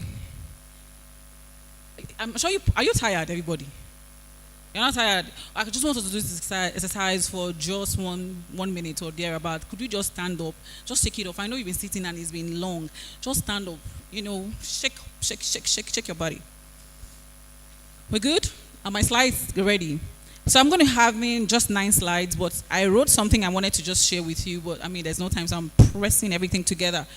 Because guess what? As I'm in Port Harcourt, we can always have town hall meetings where I will sit with you people and discuss real estate. Today, let's just do a little thing, right? Now, first of all, I hope you know that real estate is show business. So when I say real estate is show business, is that real estate is a business you show, so show your business. Why are we doing real estate? And if I go to your page, if I go through it, I'm only seeing houses, flyers. I don't see a human being behind that page. Show your business, and you're your business. Anywhere you see me, you see what? You see what?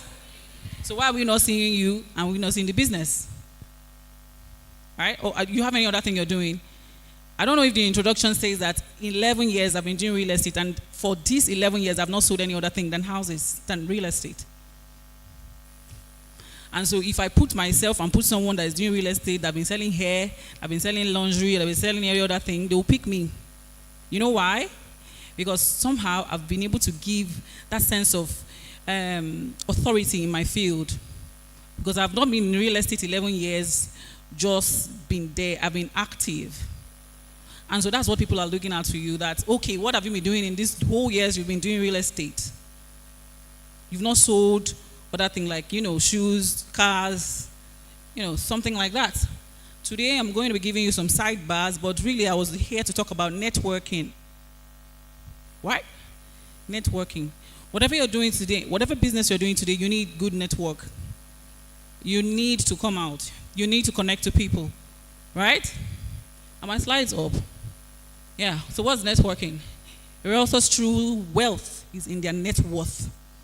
And in your network, you have to get what? People. Network is the connection of people. Just like we are here today. I'm so sure you've spoken to 1 or 2 people today. If you have not, you're not doing yourself any good. How many people have you spoken to today when you came? when you were coming, did you see people outside? Did you speak with them? Okay, but they are realtors. You don't know, man. They're gonna do anything. They are people that you can collaborate with, and you can do good deals in this business, because this business is not just a one-man's business. I love when the first time I saw some people, come to my office, they came in cliques, and something I like about it, cliques without competition, cliques with collaboration, so you can build together. In the real estate space, it's so big, and in Port Harcourt, you are just scratching surface. We've not started. You are just scratching surface. So if you want to do it alone, it's going to be a lot of hard work. Why don't you do it with people that you trust and people that you can grow with, right? So first, the definition is there on the board, right, on the screen. A network is a group of people and professionals that are connected. It includes your past client, your fellow realtors, like I just said, developers, landlord, agents, friends, church members, everyone. And connecting with people starts with this, in this century that we are. It starts with your phone. I'm so sure, like right now, we are here, maybe up to 150 people. But are you sure that, are you aware that in this space, we can have at least 10 people that has the connection to call the governor of this state? And even, by slight chance, the president of Nigeria? No, you don't know. Yeah.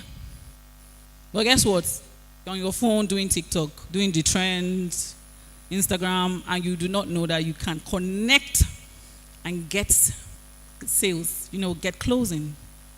And that's why it's important that networking is very, very, very important in your real estate. Whether you do your content, most beautiful one, just like the one I did there, and you don't know how to connect to build your net worth, you could sell. But can you, replicate, make the circle go again and again and again? Because most of the time, you could do 50% hard work, and the other percent is just by relationship. And in every business, relationship is the core. And that's why you need to network.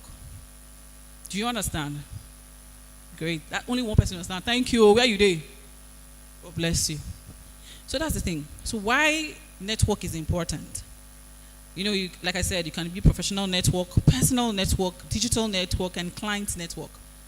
Why is network important in real estate? It's for referrals. One point is for referrals.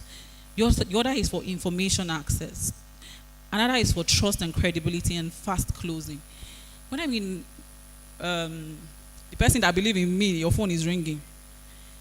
So when I mean referrals, it's because the first time you close the sale, I am so sure you people just leave the client and then the person just goes. As long as you made a sale today, that person, it is how good you close that sale, the person can refer you to the next person. And guess what? That person's referral is not based on that new referral is not based on your expertise, is not based on anything you've brought to the table. It's based on the service that you have rendered to their friend. And so it's just the connection. That referral is you networking, and be ready when you have served well to gain those access. Because when they start coming, we'll get there. But the truth is that network will give you referrals. If you don't go out, would you see people are in their 30, maybe 33 or 35, you're saying, I don't have a boyfriend, and you're in your room every day. How are you going to go out and see a man? How is a man going to see you? That's why it's not only in business, in life. If you don't go out, they will not see you. Do you understand? So you have to go all out. So this is it. You have to network, whether in your church, and you have to think about it. How do you want to start? Where do you meet people? Because we are dealing with people. We meet them in where they work, live, play, where they worship. We meet them in the church. We meet them in clubs and restaurants. We also meet them in fun places. That's where you're going to meet people that you will talk to. And then how do you profile these people? Because of course you want to match people's prospects with your product. Even if sometimes they don't seem as though that they can buy, you can also raise a prospect to be able to buy. Yeah, you can build anything from the scratch. Because that's who we are. As realtors, we are developers, we are creators, and then thereabouts. So it will give you more access to fast information, and referrals and all of that. It's an indispensable value, to your network. The net worth. If you go in a dictionary, the dictionary meaning of net worth is your assets minus your liability. That's your true net worth, right? And that's even in business, in finances, is your liability minus your assets. When you get that net worth, that's your true value. And so bringing it down to your human capacity is that as a realtor, how are you able to go out and people look at you and say, okay, I'll be able to give you, because I have found you so, I'll be able to give you so amount of money. Because honestly, it's only if I look at you and I feel that I'm comfortable that I can give you a check of 50 million or 100. Well, some people don't look like the money they are looking for. Do you understand? How do you come to me, you want to sell Brookshaven, and you don't look like I can even give you 1 million naira? And guess what? It will show, because you can't even say that you want to sell 250 million naira property because you are scared. Right? So everything, just boils down to your networking system. And let's just go quickly. Doing this thing very fast is because, I wanted to take my time. But let's just go through connecting the dots. Your network determines your net worth, especially in real estate. If you have strong network, you will have more leads. And if you have more leads, you do more closings and you have higher net worth. In Lagos, our realtors in Lagos, I'm not trying to compare, but I'm trying to tell you the reality of what's going on in Lagos. Lagos is a very fast-paced city. We're very competitive, and we like it like that. You know why? If we're not showing up in the market, we feel, if I'm not showing up in the market, I'm telling you, I feel Dalami is going to take my clients. I feel Aziza might just see my clients because they are very active. Prospects are very active, looking for realtors. And so you realtors, you got to match the energy. Do you understand? And I don't want to come to Port Harcourt and take all your clients, but if you allow me, I will. Because guess what? People are looking for competent people. You have to be able to come, tell them by your stature, by your presence, that you can give them value and that you can be trusted by the time you get into where your networking has put you to. Right? Yeah. So it will give you all of this. It will give you more leads, it will give you more closing and high network. For example, if you have 200 strong leads, because you have to be moving up and down. In Lagos, you can be going as a realtor in Lagos, really. Sometimes you think you don't have anything to do. But the fact that you wake up, start driving out or moving out, that's networking. You're going to meet people in the mall. You're going to see this person, go to the spa. You're going to share contact. You're just going to be meeting people. And as you meet people, let it be that you are making the right contact. Because some people have met people that are supposed to close, and they have used those people to form a relationship. As a female, some of them, as a male, before the relationship goes to 2 months, they've already started borrowing their clients, their prospect money, loan. Yes, you're spoiling that relationship. Female, you've started dating, doing runs. It won't take you anywhere. Because guess what? If you're really in the business of real estate, how many people are you going to sleep with? If I've been sleeping with people for the past 11 years, I'm going to be sleeping with a whole lot of men. That's not how to make money in business. And if you want to go for the 1% of the 1%, they know each other. Because they will sleep with you and tell their friend, oh, it was a good one. You can go. Here, real estate is the reality, isn't it? Someone will come to you and tell you how much is the commission. Let's leave that project. I'll give it to you. Right? So that's it. Let me run through this. So you have to have a rich network with a rich network is an asset. It makes a powerful realtor. But the truth is this.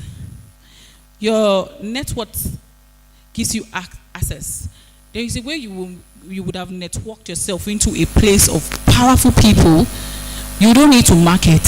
As long as they know the identity of who you are, when they need real estate, they call you. You will get to that point where you don't need to market. But let me tell you this. You will do the process. I mean, everything in real estate, I tell you, is a process. I once had gone out to share flyer on that sun in Lagos, in ShopRite, in Chevron. I've done that, been there. However, when you get to the point you want to do real estate from a place of rest, you have to be very intentional about the people you're trying to network, and when you are there, what you're offering. Because when you get these people that have given you access, all you need to do is to, always, like Dan Lamin will say, always elevate your status. That's one thing any realtor can do that will be able to separate you from. See, I know, but there is nobody that has been desperate that really got it well. I will never use them, my MD. As soon as a person wants me to start calling and whatever, or maybe because I'm a proud person, in quote, people say that, but really I don't care. I've done the work, right? You have to elevate your status. And because they know what you give, they always come for you. And it's not pride. Elevate your status is that you don't want to always be the one always calling. You don't always be the one always asking, always begging, always no. And then when you are in the place of power where you have met people, they will know. People can perceive character, can perceive personality. So if you elevate your status, you are likely to also be at the same power with these people, even though she, no go me. Like me and you know, say, not Uber bring you there. Or Bolt, as Port Harcourt uses it. Do you understand? So that's it. Honestly, I think I should just go to my my side bio, which is not in the slides. Okay, like I just said, you have to show your business, else you won't be seen. You really do. You have to know when you have gotten to the place where you have met people, you now have to understand their status. Know who they are individually. Who is this man that I'm meeting in Napims? Does he like football? Does his wife like jewelry or hair? Or does she like boo-boo? Do you understand? Know them very well. So the next time you are coming, you will arm yourself with a discussion of football for male. Get the conversation going. Or you know what, you cannot even just bring a gift bag for the wife that you got this whatever gift. I'm telling you, the people that love gifts, they are the rich people. I've never seen. Somebody bought a property for 300 million naira or invested in 300 million. The person is fighting for an incentive of a microwave. How much is microwave? And they have it in their house. So what you have to do is also to understand their status. Let it be clear. Know who they are. Another thing is this. Maintain a healthy boundary. I think I even just breezed in and out of that. Maintain a healthy boundary between yourself and your prospect. Yourself and the person that you have, gotten to meet. Maintain it, they can be very, very healthy boundaries. Like you could be in I started a relationship. I knew from the fair, for example, this year, January, I met someone, a billionaire. I knew I was going to close with her, but I knew when to close with her. So it took me January, February, March, April before I closed. But I knew that this one, we died there. But I did not bring the deal in January, not in February. She brought in another of her billionaire. We closed. Another of our billionaire. We closed. And some of these deals don't make it to the Instagram. Because, of course, by the time you get to people of power, you have to. Do you understand? But again, I'm still the same person that told you to do or show business. There are some business you will show, not the deals of these people. But what I'm saying is this, that when you get to that point, don't bring business first. Bring good relationship, a rich one that you would, serve them. In this relationship I told you about, I was able to serve. There is they are billionaires. You have to call them ma. You have to. It doesn't matter even if you are older. It's just a sign of respect. When you get ma, when they call you, you are looking at 100 million naira or 50 million naira commission. What is ma? Sir. I will put it as a record where I will be playing for them. It's simple. Do Do you understand? So the thing is this, you have to serve, assist them for free, and you need to, even if you see that they don't have that need of yours, create a need. I literally did. I'm telling you facts. They don't. They really mostly don't need you. They really mostly don't. But guess what? I looked into one of them, and I looked at the child, and I said, you know what? I'm going to teach you how to be financially independent. And I bought her books. And I mean, she's going back and forth with me, and you know, it's like, okay, now I'm the girl's auntie. How? You're laughing. I created that need.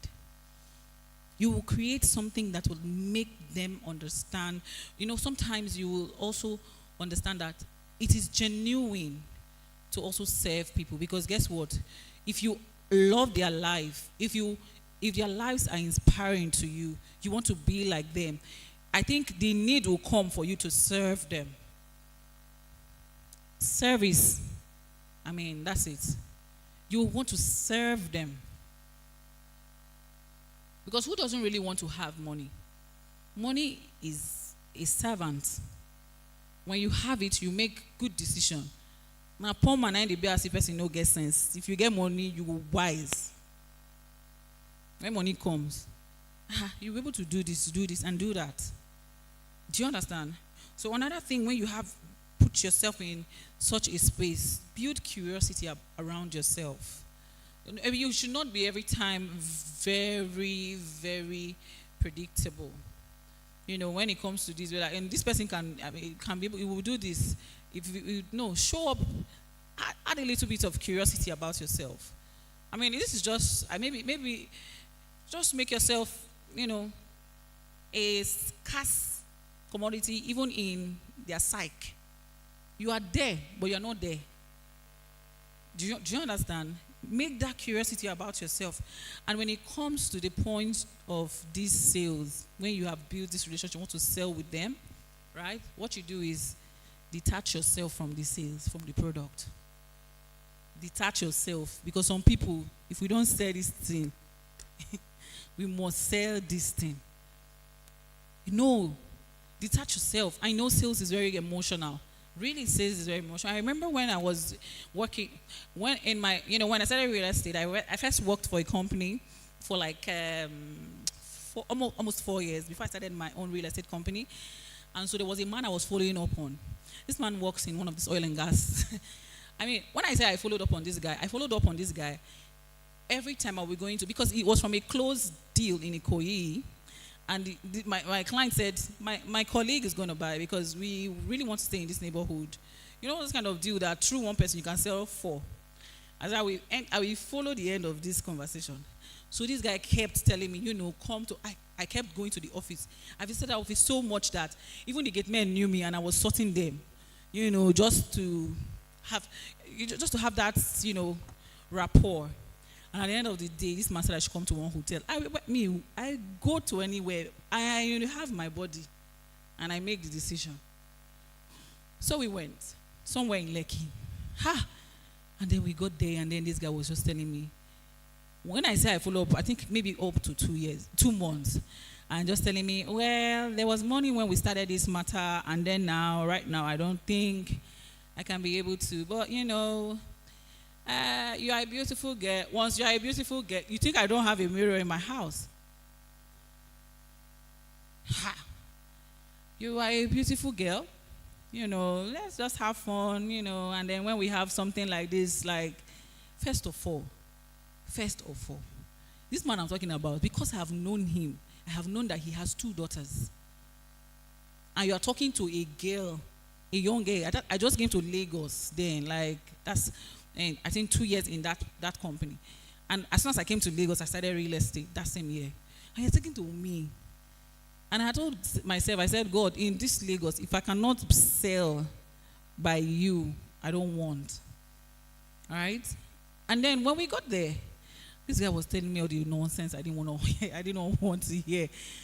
That's how your girl I stood up and I told him, I said, sir, with due respect, you know how we used to do in Yoruba, we'll give you the respect, then we'll give you the... I said, with due respect, people are going to address your child, your daughters like this. I had gone through everything with you. I made him, and then as soon as I left, I got to my car. I started crying like a child. I cried. Because the truth is that I understand sales is emotional. Marketing, it is a pouring. You keep putting, you keep hoping. That's why when he said this, I remembered when it was close to closing of one of my deals those days. I calculated everything I wanted to do. We've not signed though. We've not closed though. But that's how it is. You will be so expectant, and then the person said, let's just think about it. What have we been doing? Or let me just go and see, the time I knew this, let me just go. Now I'm married. And even till now, there is no need when you are going to say, let me go and ask my wife. Your wife will not give you the right answer. Your wife will be emotional because of your money. Me, till today, when my husband is spending, I don't like it. Except they are spending on us. But really, we are literally liabilities sometimes. Real people that are doing investment, when you have been convinced about the value, you don't go and start asking your village people. They'll tell you no. What the hell? Like, you want to start investing and be bigger than us or richer than us? You want to ask your friends? They want you all to be on the same level. Or when they say, let me call my lawyer. Hey, God. And I now got married to a lawyer. I used to tell him that. I said, once the transaction, you are realtors now. When they say, can I go and speak with my lawyers? The lawyer still wants something. Well, we don't know how to handle those people. Because guess what? Until you know that everybody can have their piece in the pie, you'll be struggling. Lawyer, what do you want? You know this property is good, right? We can always have a good court. So what I'm saying is that have yourself detached from the product so that you will be able to have your integrity together. Because there's one thing to sell, is another thing to have your integrity. You move on. You know, I've never seen any time I sold the property and my name was on it to someone else. It was their property. It was their name on it. They enjoyed the return on investment. I didn't. Commission, you can always come any other time, right? From any other person. So, when you detach yourself from this, we're not saying you should forget about it. Detachment is, yes, okay, this is what I have on the table, right? But if you want it, why not? And then when you are seeing the vibe of the person, you can put some urgency. Urgency does not mean desperation. There's difference. You're selling 5 units. We know that we are selling 6 units. All of us know that there is 6 units and there's only one that the company has sold. But you will like, the last 2 is just what is left. And 2 people came before because of that. One time like that, I was selling in my former company. My colleague that usually goes with me, because, I mean, we kind of nurture people coming, behind us. And then sometimes I just stay in a company. I stayed in Total and I was just selling. I just stay there. I'll be selling. I could sell for 10 people in Total. Not just be going to their offices. And then this Molly said, Miss Wendy, you have said we have only 2 units. What if the friend of this person knows that you said 2 units? We have only 2 units. 2 units not a finish until it's sold out. We will still be having 2 units. You put some urgency to it and you sell it. Selling is very easy. I don't know what I would do if I wasn't a realtor, if I wasn't selling. I don't know. Because I sell ideas. It's just fun. And then at the end of the day, you make money. So why are we not selling? What's the reason?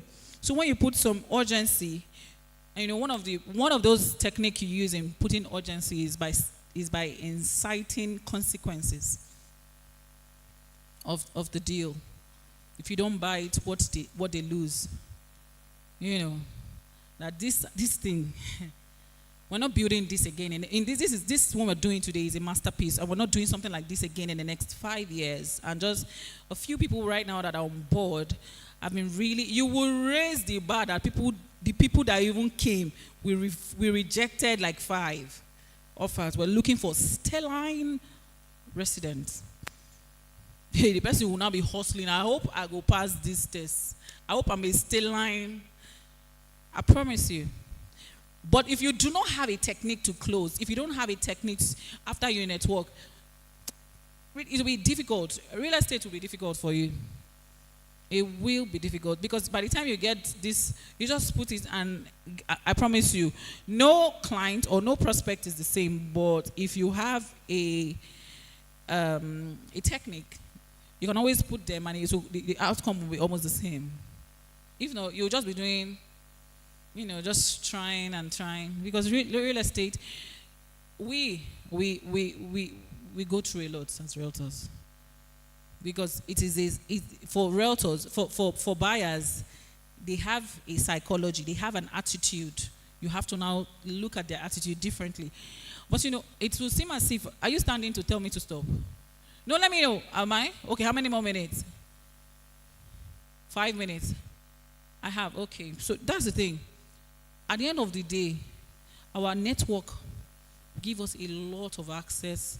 And by the time we have that access, can we just try and use it to the benefit of ourselves, so that we will at the end of the day enjoy the market in Port Harcourt? Because I promise you, we have not started real estate in Port Harcourt, and I really want to have people come on board. Let's do this thing together. I'm sure you know our office as 32 King Perekunle. I mean, sometimes I'm just thinking maybe because of what I've seen here today, I've said it, like maybe they need to come back again, or really maybe I need to have a town hall with some of you. I will think about it with the management, really, so we can actually impact and we can actually invest in people, in the realtors, because there is need. But you know what? It's not when we get there that we should be ready. We have to always be prepared, so that when the opportunity comes, we just go with it. So I don't know if it's something you want to do. First of all, tomorrow we are going for a site inspection. If you're very interested, because even if you have all of this information, you need a product. And so we have products. You already are aware, and we're already told that we are one of those very reliable real estate companies in Port Harcourt. Now, we did not come to Port Harcourt just to be like the norm. I mean, there are a lot of great developers out there, but we are changing the narrative that we met here. Because, I mean, I'm coming from a place of being a realtor, now a developer. I can tell you that I know the pain point on both sides, and I'm also an investor as well. Because, of course, what are you selling if you are not even an investor as a realtor? Have you bought a plot of land yourself? So do you know whatever it does when like 5 million naira leaves your account, or 20 million naira? Headache. So that's it. So we would like to have you people come on board anytime you have that opportunity. We will give, if you did your registration very well, that means we have your contact, and then we are going to get that, coming, so that we can raise a legion, we can raise an army of strong financial youths in Port Harcourt. Honestly, you have to. Money is only an illusion. Figures is the easiest thing to make. And if you are ready, I'm ready. Thank you, Wendy.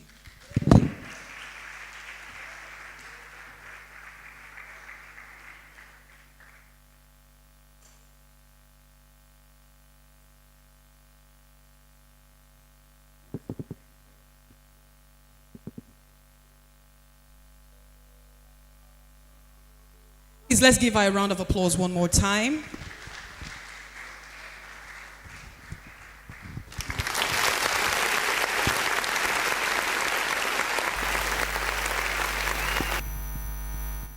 Thank you very, very much for that wonderful session with you. We must look the part. You have to look the part. You have to dress as if you want to collect big money from someone. So dress in such a way that you don't look like you're going to run away with the person's money. Look. But of course, try not to get into debt in trying to look the part. All right? So don't borrow money to buy vehicle to impress investor, potential investor. Thank you very, very much. All right, we're going to move on now very quickly to the panel session. It's a very crucial part of today's event, so we'll just take a moment, a short music break while we get this place set up. And right after that, we will get into the panel session. Immediately after the panel session, we'll announce the results. We already have our winners. I'm sure you can guess who they are from their very, very wonderful performances. So, music, and then let's get this place settled for the panel session.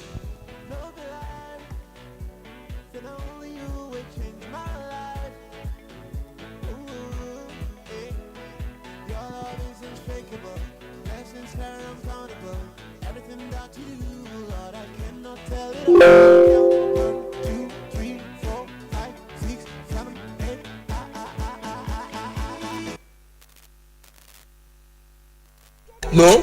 Okay.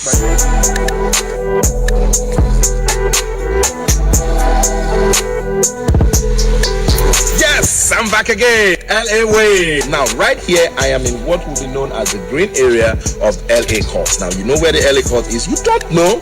Okay, now you're going to know. It's right here in Lokoma, Abuja, the Federal Capital Territory.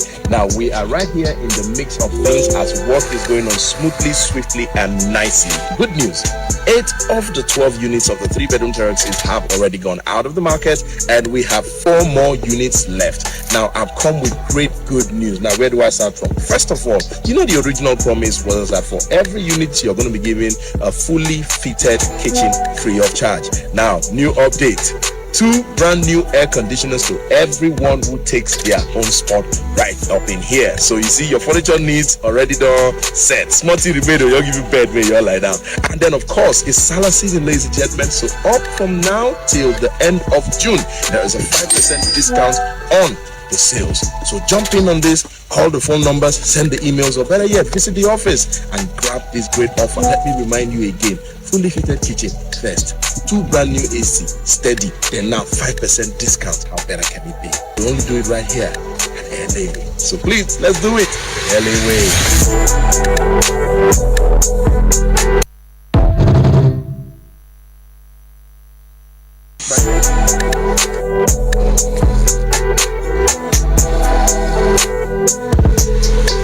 Yes, I'm back again. LA Way. Now, right here, I am in what will be known as the green area of LA Court. Now, you know where the LA Court is? You don't know? Okay, now you're going to know. It's right here in Lokoma, Abuja, the Federal Capital Territory. Now, we are right here in the mix of things as work is going on smoothly, swiftly, and nicely. Good news. 8 of the 12 units of the 3-bedroom terraces have already gone out of the market, and we have 4 more units left. Now, I've come with great good news. Now, where do I start from? First of all, you know the original promise was that for every unit, you're going to be given a fully fitted kitchen free of charge. Now, new update. 2 brand new air conditioners to everyone who takes their own spot right up in here. So you see, your furniture needs already done set. Smarty remainder, you'll give you bed where you'll lie down. And then of course, it's Salah season, ladies and gentlemen. So up from now till the end of June, there is a 5% discount on the sales. So jump in on this, call the phone numbers, send the emails, or better yet, visit the office and grab this great offer. Let me remind you again, fully fitted kitchen first, 2 brand new AC, steady, then now 5% discount. How better can it be? We only do it right here at LA Way. So please, let's do it. LA Way.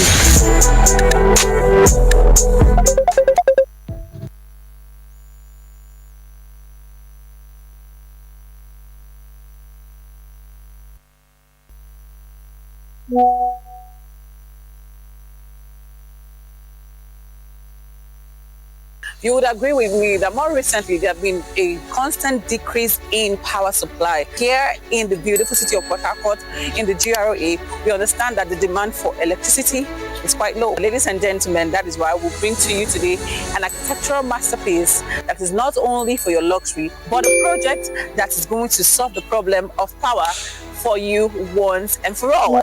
Let's get into Brookshaven. Brookshaven is nicely situated in such a neighborhood where we have security and everyone around here are elites. So not too far from the Polo Club, and of course, just a few minutes from J Signature, and of just opposite the George Finidi's house is where we have this masterpiece being erected. in 2 months' time. Now, it is this almost 7 plots of land that we're going to be building your beautiful homes of 2 and 3 bedroom apartments plus maid's room, and also our terraces of 3 and 4 bedroom plus a maid's quarters. These are many more that you're going to enjoy. Of course, you already know that the solar system in this estate gives you a 247 source of power, which also complements our generator. With only an initial deposit of 25% of the prices in the caption, you can now be able to secure 1 or 2 of the units of this beautiful project. Brookshaven literally is your reward for all the long years of hard work. Why don't you let us treat you to a lifetime experience of luxury? Give us a call today or send us a DM. I'll be waiting and expecting you. Some lands are just sand and space, but this one calls your name. This is Lofty County, right here in Rupoku, Port Harcourt, a place where your vision finds a home and legacy has no expiring date. Now, one of the best perks about this property is it's very close to the road. Ease of access. You can easily access everything near to you. Church, market, business place. With amazing features Lofty County has, this estate is coming with a gym, a kids play area for you and your kids to have a good time. This estate is also having 24/7 security, a gated house, perimeter fencing for your safety and your comfort. This estate also has relaxation parks. And guess what? Good drainage in this estate as well, paved road, and this estate has residential and commercial plus to suit the features it has. This estate is just going for a whopping price of 17.5 million naira. And guess what? You can lock in a unit with just 5 million naira and you spread the balance for just 3 to 6 months.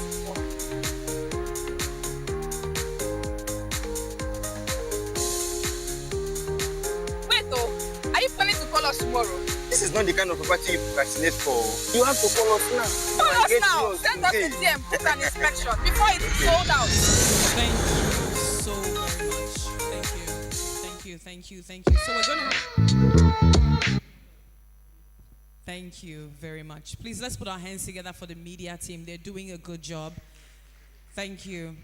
All right, quickly, ladies and gentlemen, we're going to speed up this very important segment, which is the panel session, also the question and answer segment. So it's very, very important. If you have questions you want to ask, kindly indicate now so we can just take numbers. We want to do this in under 15 minutes. All right, so I have a hand here. I have another hand over there. Okay, I see yours. So at the moment, I have 5, 6. Okay. All right. Ushers, please just take note of these people so that we can start with them. Can we have microphones here as well for our panelists? All right, very quickly, I'd like to welcome to join us here on the panel, the MD CEO of Living Architecture Limited, Barrister Chizi Wigodo. Please let's give him a round of applause as he comes forward. Also joining us here is the Executive Director of Living Architecture, Mrs. Wendy Wigodo. Let's also put our hands together as we welcome Azizat Uduwale to join us right here. And of course, Daniel also. Put your hands together for them. They're going to be addressing your questions, okay?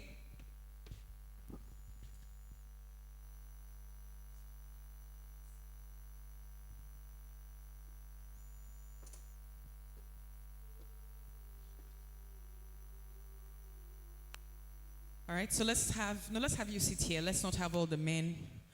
Mr. Danlami, you can stay over there. So there's a good blend. All right. So I hope we have a microphone in the audience so that we can take their questions right now. Let's get to the very first hand that was raised. All right, the first hand that was raised was around here, I think. But my first question to you, right, before we get to the audience is, what do you think is the most important quality that every good realtor should have? Like, if you take a a wide range of those who are succeeding in the industry, what is the one thing that they have in common? Do you want to start with you? Let's start with you, Azizat. Okay, so for me, I think is honesty. It's the reason why a client will buy from you. Honesty. Send their sisters, send their brothers, send their friends, send their enemies to you. As long as you're honest and you're truthful, because she mentioned something, most of them have worked for this money, all their lives. So they just want somebody who's going to be honest and genuine with them. So honesty, it is. Product knowledge, you can always learn it. But you see, honesty, don't lose it. All right, so you want to tell us what you think is the...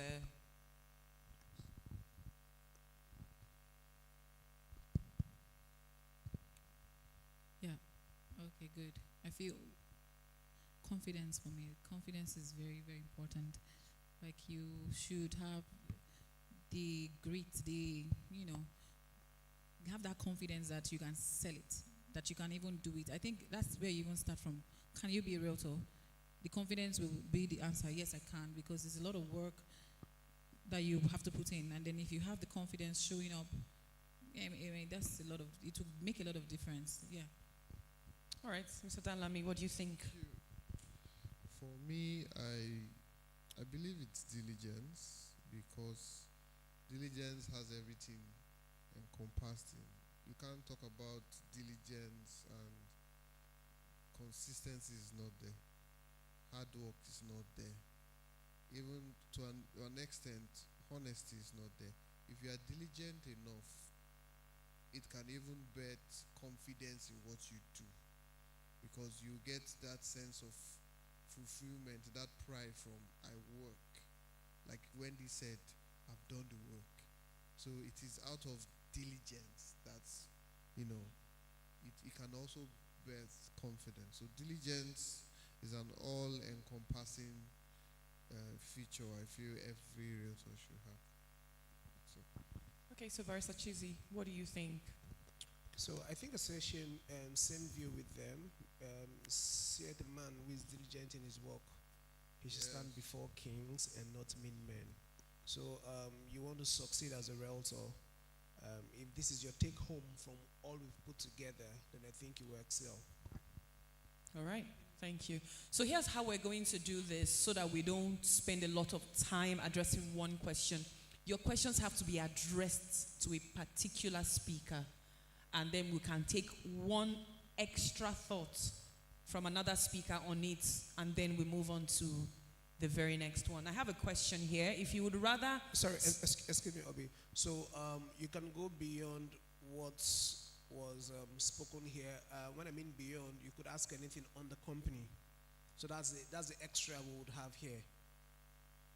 All right, so if you want to know... I don't know if you got that. Yes, if you want to know anything about Living Architecture Limited, about this brand, about this company, you can ask as well.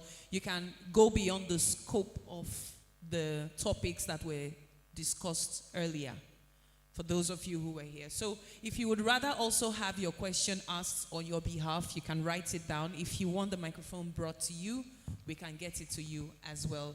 There's a hand there, there's another hand over there. So if you have the mic, please speak. Good afternoon. My name is Sugochi Keji. I've been in the real estate business for a long while. I've been selling real estate, houses, land for a while.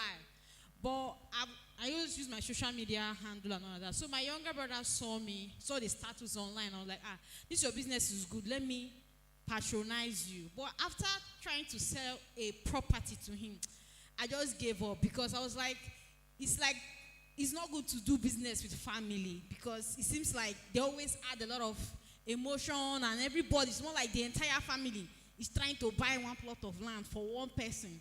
And it was quite hectic that period. In fact, it was one of the worst properties I've ever sold, because normally property highest 2 weeks, we've closed it.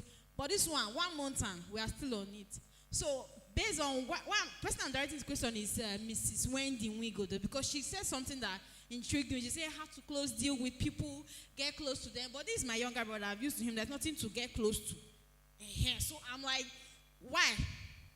there was nothing my mommy didn't tell me concerning this business. She was like, are you maltreating your brother? This, that. So please, my question is, how do we close for family members so that we don't get too, because when I'm talking now, this is still vexing me. I'm just, how do we close for family members so that we can close in peace without having no more meeting? Thank you and God bless you.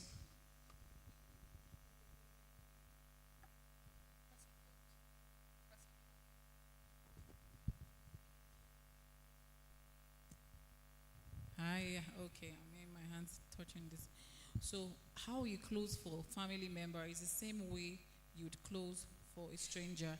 But I think you're bringing family into business, and that's why you're messing business up. Because guess what? The way you close for someone you don't know, I'm sure it's different from the way you close for your brother or whatever. But trust me, I'm saying this because in business, in real estate, so I've done real estate for everybody. Everybody in my family has invested in real estate with me. And when it comes to that, they don't see me as Ebere. That's my native name. And when it's Ebere, you call me Ebere, I'm definitely showing up a different person. But as soon as you call me Wendy, it's different. We're going to go through the documents differently. We're going to go through the payment plan differently.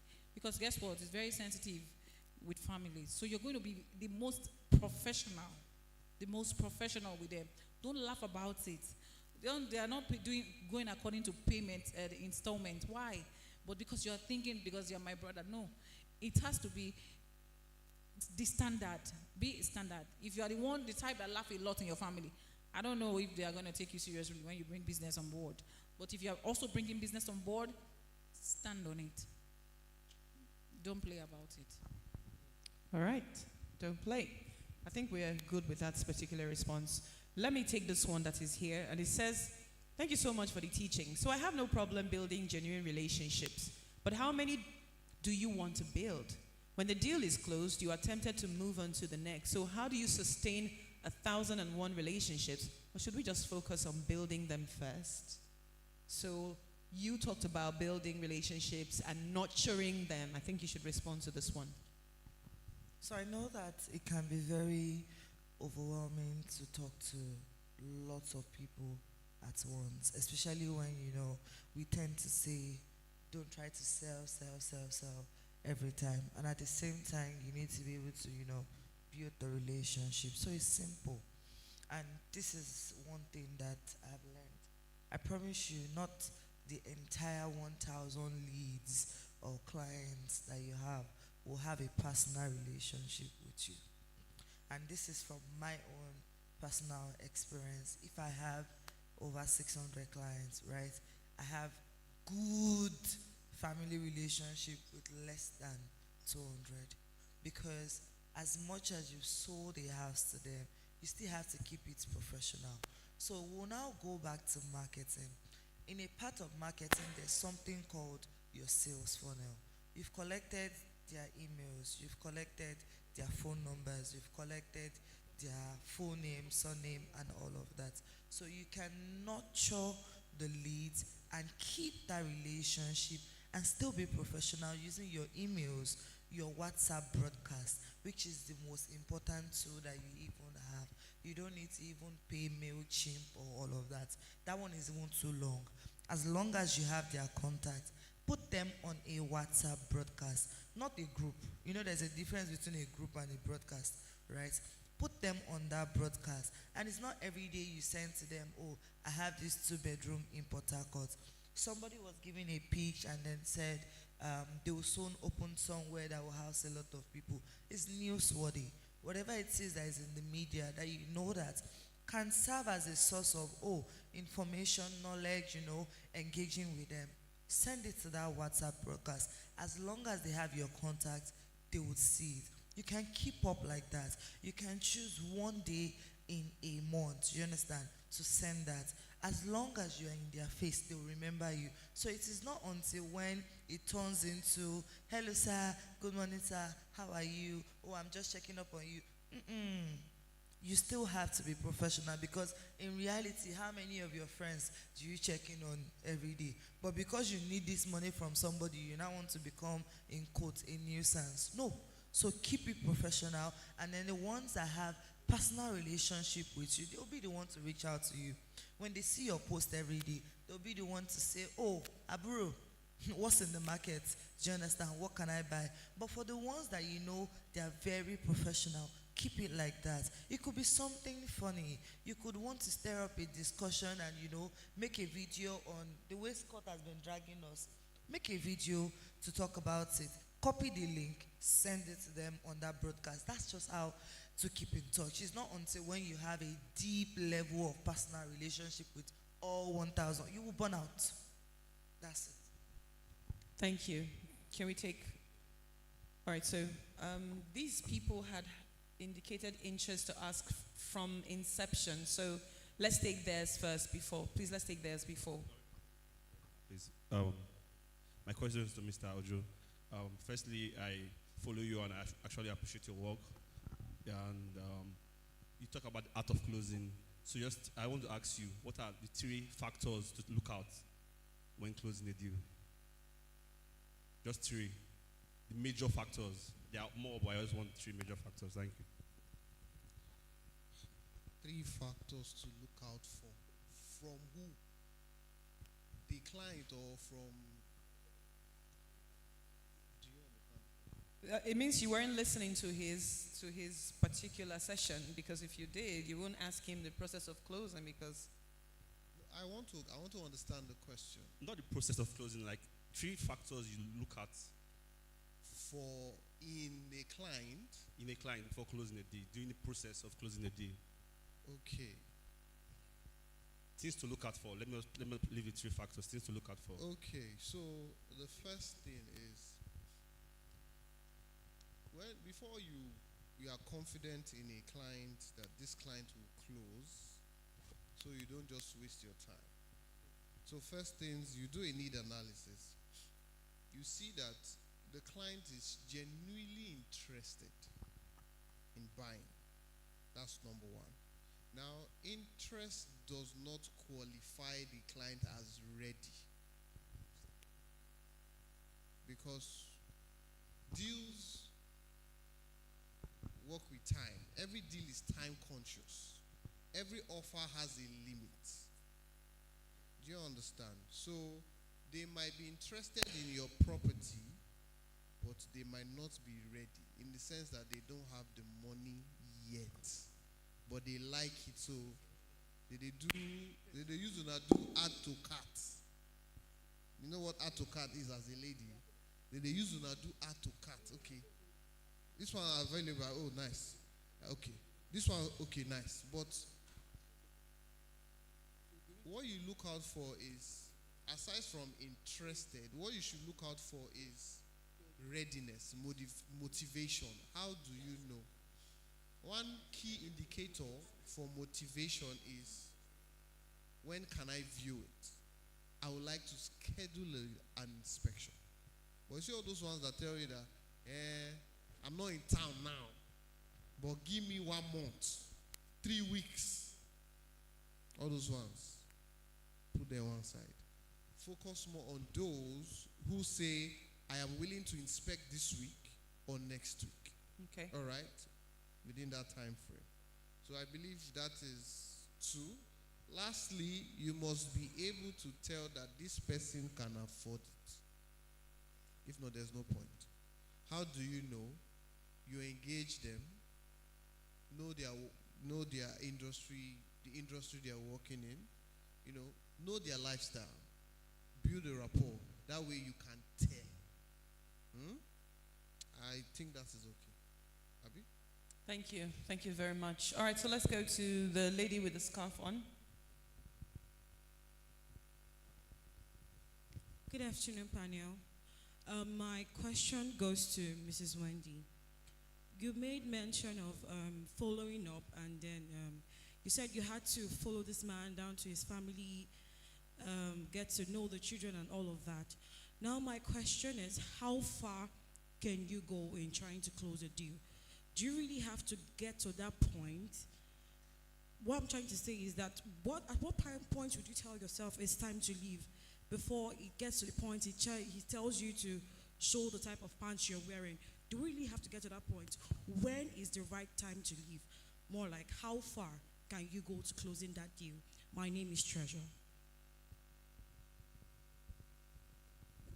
Okay, so basically, how far do you go? How far is too far, right? So I feel that even from the first time you speak to someone, you know how far, and you know a waster, a time waster, because of these questions you'll be asking. And that's why communication is good. Communication, when you talk to someone, you will know where this conversation is going to. And that's why sometimes some young ladies, they go into a relationship with a guy, 6 months, they don't know where they are going to. Because they're just talking, they're not communicating. So if you're actually communicating, you will know if this relationship is onto lao, just normal, or if this relationship is actually, or if it's vibes and inshallah. No, it's not. You will have to understand their need. He said something, need analysis. If you know someone is in need of something, build a relationship with the person. And then that need, ensure you have it. You have the solution for that need. And then why not start building? You can not when we say relationship, this is not like you must be going to their houses. Keeping in touch, this thing I'm saying, like I can count how many times I've gone to my clients' houses. One has been doing business with me for the past 9 years. I don't know where he lives, but we will meet somewhere. I would say, sir, there's this new restaurant. Let me take you. I take him to Eco Pearl. Let's go taste a new wine in Ikoyi. Like, just do things that normally they don't get on a norm. Or, okay, if that is too much, just, there's something that is maybe it's going viral or whatever. I know the man likes Ibadan, anything that is coming from Ibadan, or if there's anything local news, I download it from Instagram, I send it to him. We will laugh about it and start talking, and before you know, we're talking about another property in Ibadan. And I close in Ibadan too, sometimes. But the thing is that, just know, that's what I'm saying, know these people's status. You will know from where to go from there. And then there's no, how far is, just go, or is your life, right? Real estate, is it your side hustle? Maybe, but this is not my side hustle, it's my lifestyle. So we will go all the way until I see that you are not interested, then I end it, I kill it, Not like kill it, but you just make the person a cold, or the person might just be a warm lead. All right, thank you. We'll take his at the back, yes. All right, good afternoon, panels. My name is James Anieti. So I actually happened to, join the real estate industry newly. That's 2 years ago. And I'm actually a chemical engineer, like a practice chemical engineer currently. So I actually started investing first as an investor in the real estate industry, and before I had an interest in partnering with most of the company as an agent. So when I got this conference through social media, I had to take I had to take advantage of it. And my question goes this way, because as a new real estate agent, I had to list out some important questions here during the session. And my number one question goes this way. In competitive real estate, like in Port Harcourt, we have a lot of real estate companies that we are competing with. So what is the most effective way to prospect for new clients in a competitive real estate market? That's my number one question. Thank you. We'll take only that one question. Thank you very much. Okay. All right. What's the most effective way to generate lead in a competitive real estate space? Most effective ways to prospect for new clients. Okay. Yeah. To prospect for new clients. Exactly. Did you, when I started teaching, were you here from the beginning? So everything I said there is what you should do. But then again, if you're looking for the most effective way, it's based on the product that you want to sell or that you're looking for a prospect for. You cannot prospect, or you cannot look for the same client for a villa for a 2-bedroom apartment. So it is based on what are you selling at that point that you need a client for. That's what prospecting does. It's marketing that is general, that, oh, I'm selling a 2-bedroom apartment. If you're interested, come and buy. But if it's prospecting, what is that product that you want that person for? It's just like saying that you've made a perfume or something. You need people to buy the perfume, but you know that it is feminine in nature, so you need the females. A man is not going to buy that one from you, so it is dependent on that product. Yeah. Thank you very much. All right, let me take one or two from here. What is the biggest issue that a realtor can face, and how can they handle it? What is the biggest issue that a realtor can face, and how can they handle it? Is that so? I think we can take 2 responses and then. Yeah, I think issues and challenges are peculiar to each realtor. So I cannot understand or know what you can face. But I mean, off my head, I would think maybe it's lead generation, because you have to understand, you have to have where you get your clients from, right? So I think it's just really knowing your audience and generating leads from there. I think that's basically, and then would be the product knowledge, because again, if you know you have people and you have a product, you don't understand it, you don't want to come in front of people and be looking very incompetent. You want to have, the knowledge of what you're selling, and also not the product knowledge alone, the market knowledge.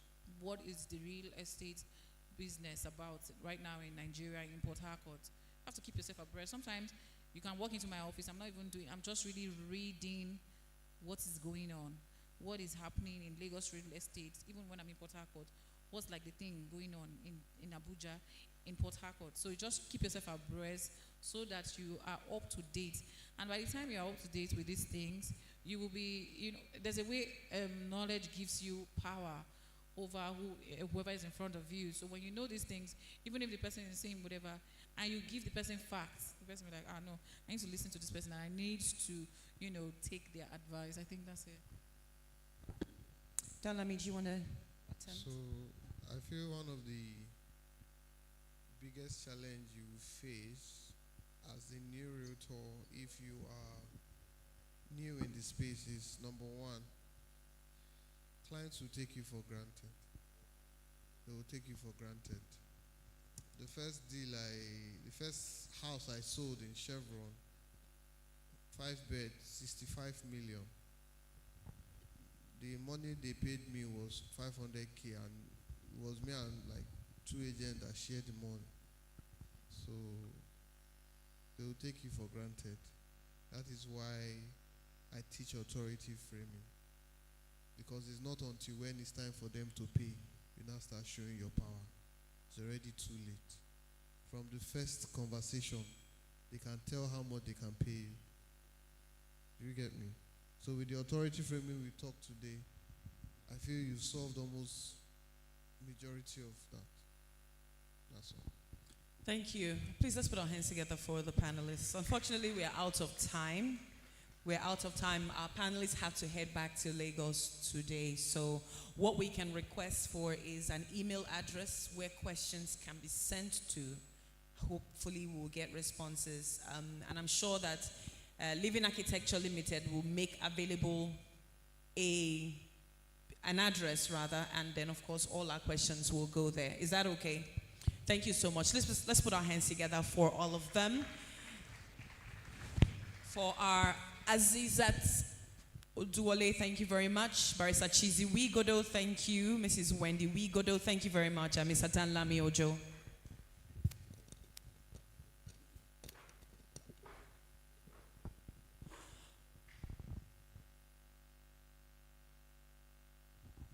Ladies and gentlemen, we've come to a very important part, which is the announcement of our best pitcher. Do we have that result ready? The best pitcher.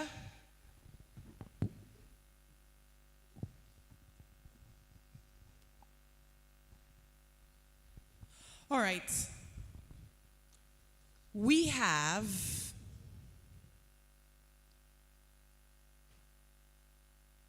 in third place, winning 100,000 naira for pitching the Lofty County property in Rupoko is Realtor Queen. Please put your hands together for Realtor Queen. Winning 100,000 naira. Well done. Please come forward. Can we invite the HR manager of Living Architecture Limited? HR manager of Living Architecture. Please, Stacy, can you come forward, please? Hello, Stacy, can you come forward for this presentation? Come forward, the winner. Realtor Queen, come on.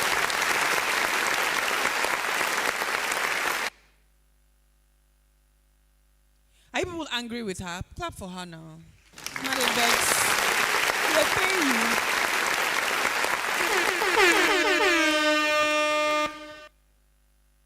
Please come, capture this moment.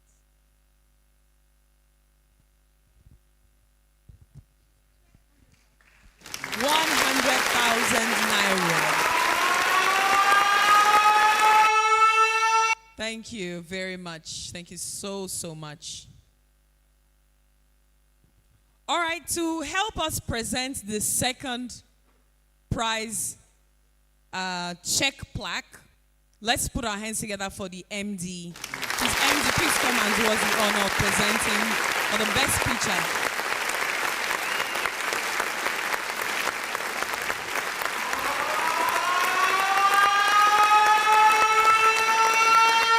Second place, can he have the second place plaque, please? Give him the second place plaque.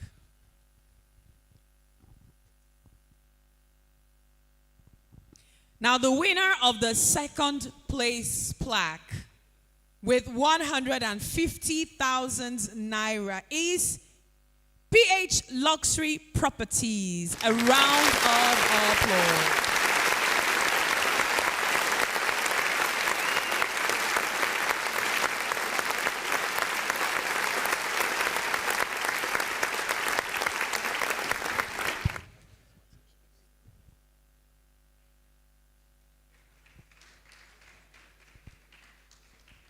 Thank you very much. Congratulations. And in first place, ladies and gentlemen, winning 250,000 naira. Please, let's put our hands together for Lifestyle Realtor.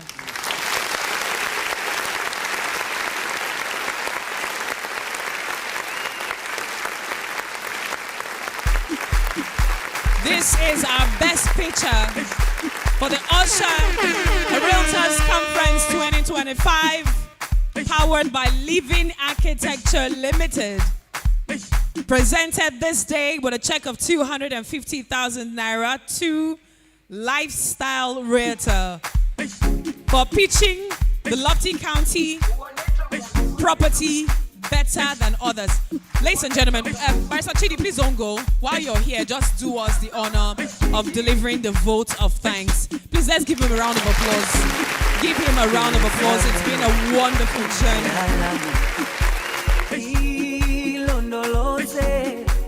DJ, thank you. Thank you so much. Port Harcourt, thank you so much, Port Harcourt Realtors. This is a big thank you to everybody that came out. But we're missing a part. We had said, where's Kale?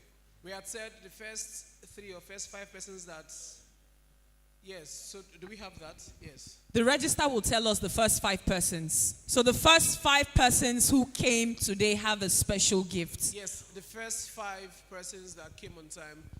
While I'm waiting for that name. So tomorrow we have a site visitation. Okay, the first 10 persons. So tomorrow we have a site visitation. We're going to Lofty County and Brooks Haven.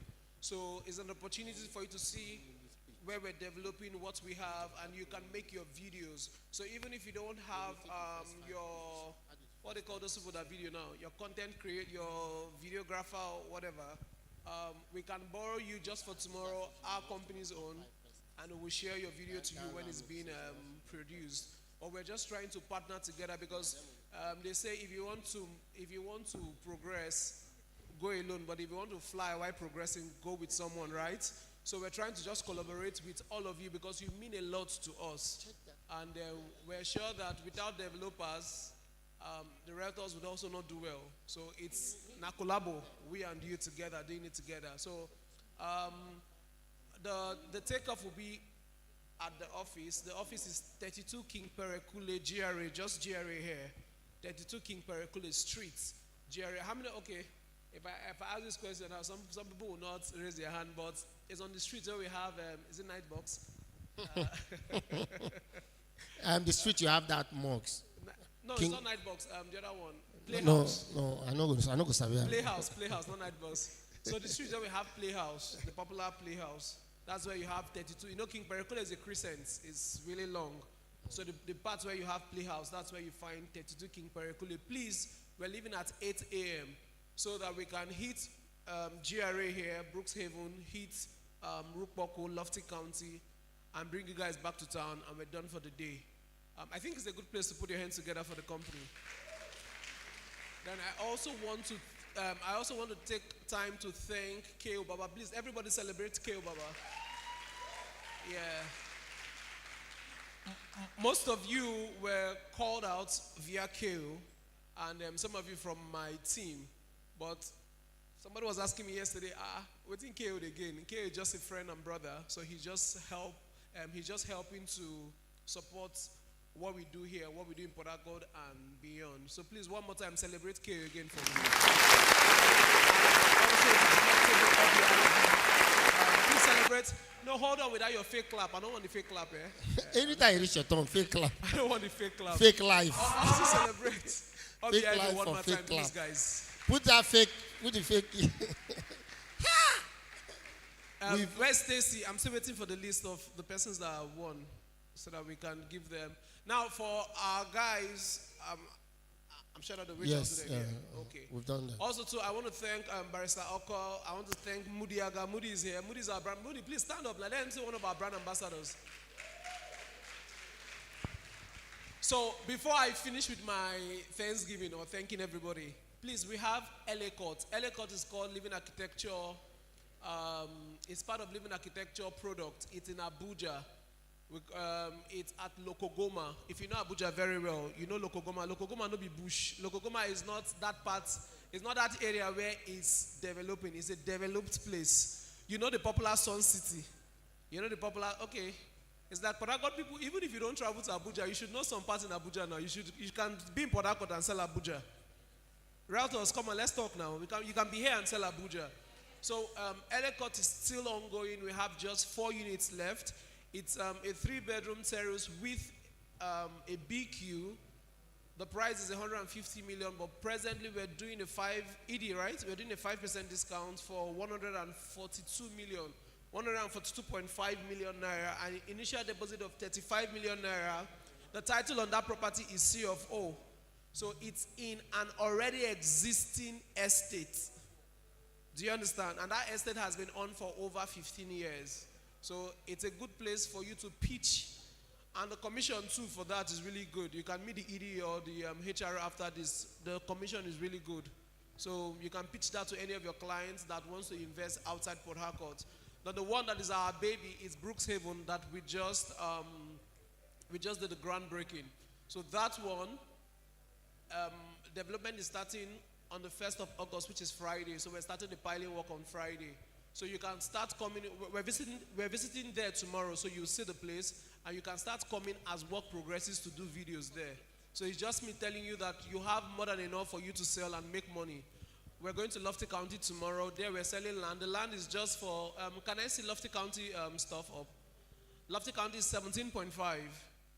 Yes, 17.5 million naira at 450 square meters. Now, this is not that part of Rukboku where they will have to tell you after you pass that tree with the entire rope. No, it's just by the road. How many of you know C4I? Exactly, so just after C4I. Now, of course, a lot of people will tell you that after C4I, the Winners Chapel, oh, the place is flood. I'm glad that today rain fell, and let me pray that the rain falls tomorrow before we go for that inspection, so that you know that where I have my land, where we have the land is not the part that floods. We've been able to do a very good road. You saw in the video, we did a very fantastic road from the express straight to the entrance of the estate. So it's a very valuable place. We started selling at 9.5 million. People rushed.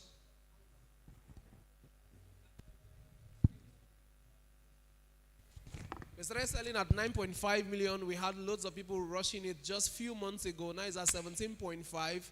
People are rushing it because of where it's located. So it's a good place to get any of your investors to come on board. And before we take the price to the next side, it's a good place to come on board, please. So I want to encourage our realtors to turn out tomorrow, come in your numbers, 8 a.m., 32 King Perekule. So as I was saying my thank you, I want to thank Engineer Folaren. Thank you so much for coming out.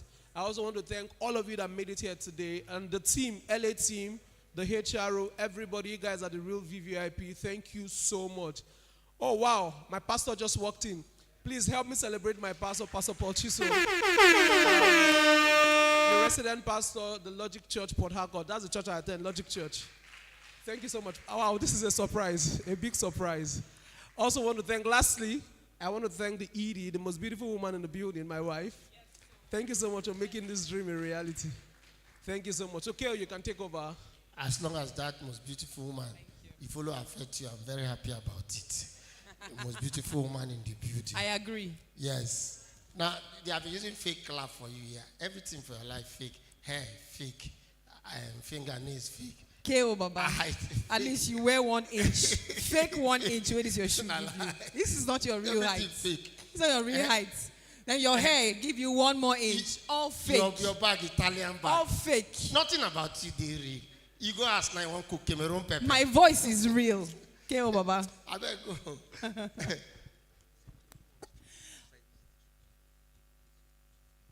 Okay. So those who would like to go for the sightseeing tomorrow for inspection, please indicate today so that we'll use that those names to track it. So if you'd like to go for the inspection tomorrow, to go and see so that you can pitch to potential clients, please indicate today. Just signal one of the reps from LA Limited, all right? So just write your name and phone number. That will be enough. Now, this is also very, very important. 5 of you, you came very early. If you hear your name, you stand. If you're still here, Felix Emmanuel, Barenuka Jimmy, and Flora Sukiri. Una come early. What happened? Yeah, because now you about Fingersy. Fingersy. Okay, is it yes? Isaac. Mwokilo. And also there are 5 winners for the pitch. Realtor Queen, PH Luxury Property and Lifestyle Realtor. And Jeremiah Macri and Vuke. 10 names. These are 10 names. So for these 10 names, Dalami and Aziza wants to mentor 5 persons each. Please clap for them. Clap for them. So I don't know, Edie, I don't know how long the mentorship will see, but we'll communicate. They'll arrange it. Thankfully, we have your names and your email addresses because you registered. For those who didn't register, well, you'll be missing out on that. But all of you that have questions, this young man here was going to ask a question. Well, now you have a chance to ask even more. Which question? Okay, you wanted to ask Dan Lad? Yes. This is enough for you. My brother, some of you don't want to go. Now just charge phone. They were me fool. All right, okay. Well, I think it's a good place to bring this to an end. But we'll call our dear pastor to close this event with a word of prayer. We cannot allow you, sir, to just come in like a deacon. You are a pastor. You're the resident pastor, so you have to give us the Father's blessing. Please, let's put our hands together for the resident pastor of the Logic Church, Port Harcourt. Please, let's welcome. We call him PC. Please put your hands together for Pastor Paul Chisom. For those who are wondering what logic means, it is the love of God in Christ. Okay? The love of God in Christ Church. So, Logic Church. Thank you so much for emphasizing on that. Can we please stand as we say a word of prayer. I believe this has been very fruitful for you. I just had one yes. Can I hear more yeses? Is it a good place to say thank you to Living Architecture? Can you put a hand of applause? Just put your hands together to applaud them. Now I want us to pray. Father, we thank you. We give you praise, our King. We thank you, faithful God. Thank you for it is your desire that we prosper in all that we do. And it's your desire that we make profit. And we give you praise, oh God, because we know that every wisdom, knowledge that has been shared here today, we thank you because we are going to use them through your help and your spirit to make profit in our lives in the name of Jesus. We thank you for we're living here better people, better realtors, better investors in the name of Jesus. And we thank you for every relationship that is formed in this place will be to our own benefit in the name of Jesus. We thank you for all the speakers, the keynote speakers that you've used to dish out knowledge today. And Lord, we declare that they are replenished, they are strengthened in the name of Jesus. And finally, we thank you for the vehicle that you've used to put this together, Living Architecture. We thank you, Lord, because your blessing is always activated upon them. And we thank you for every of their product out there. Lord, by your spirit, it is moving in the name of Jesus. We thank you because indeed great grace is multiplied upon them. And we thank you for everyone here, Lord. We enjoy your blessing like never before. In the name of Jesus. We give you praise, our King. In Jesus' name we have prayed. Amen. Glory to God. Put your hands together. Who am I handing the mic over to? Ladies and gentlemen, thank you so much for your patience. To those who came early, congratulations on the special gifts awaiting all of you. But it has truly been a wonderful ride. God bless you and take you back to your various destinations safely. Do remember to follow Living Architecture on all social media platforms, especially on Instagram. It is Living_Architecture LTD. I am OBIVOBY. Have a great day. Cheers. Jerusalem, ikayalami, ilonoloze, uhambe nami, zungangishilana, dawo yami, ayikholana, buso wami, awukholana, ilondoloze. Dawo yami ayikholana buso wami awukholana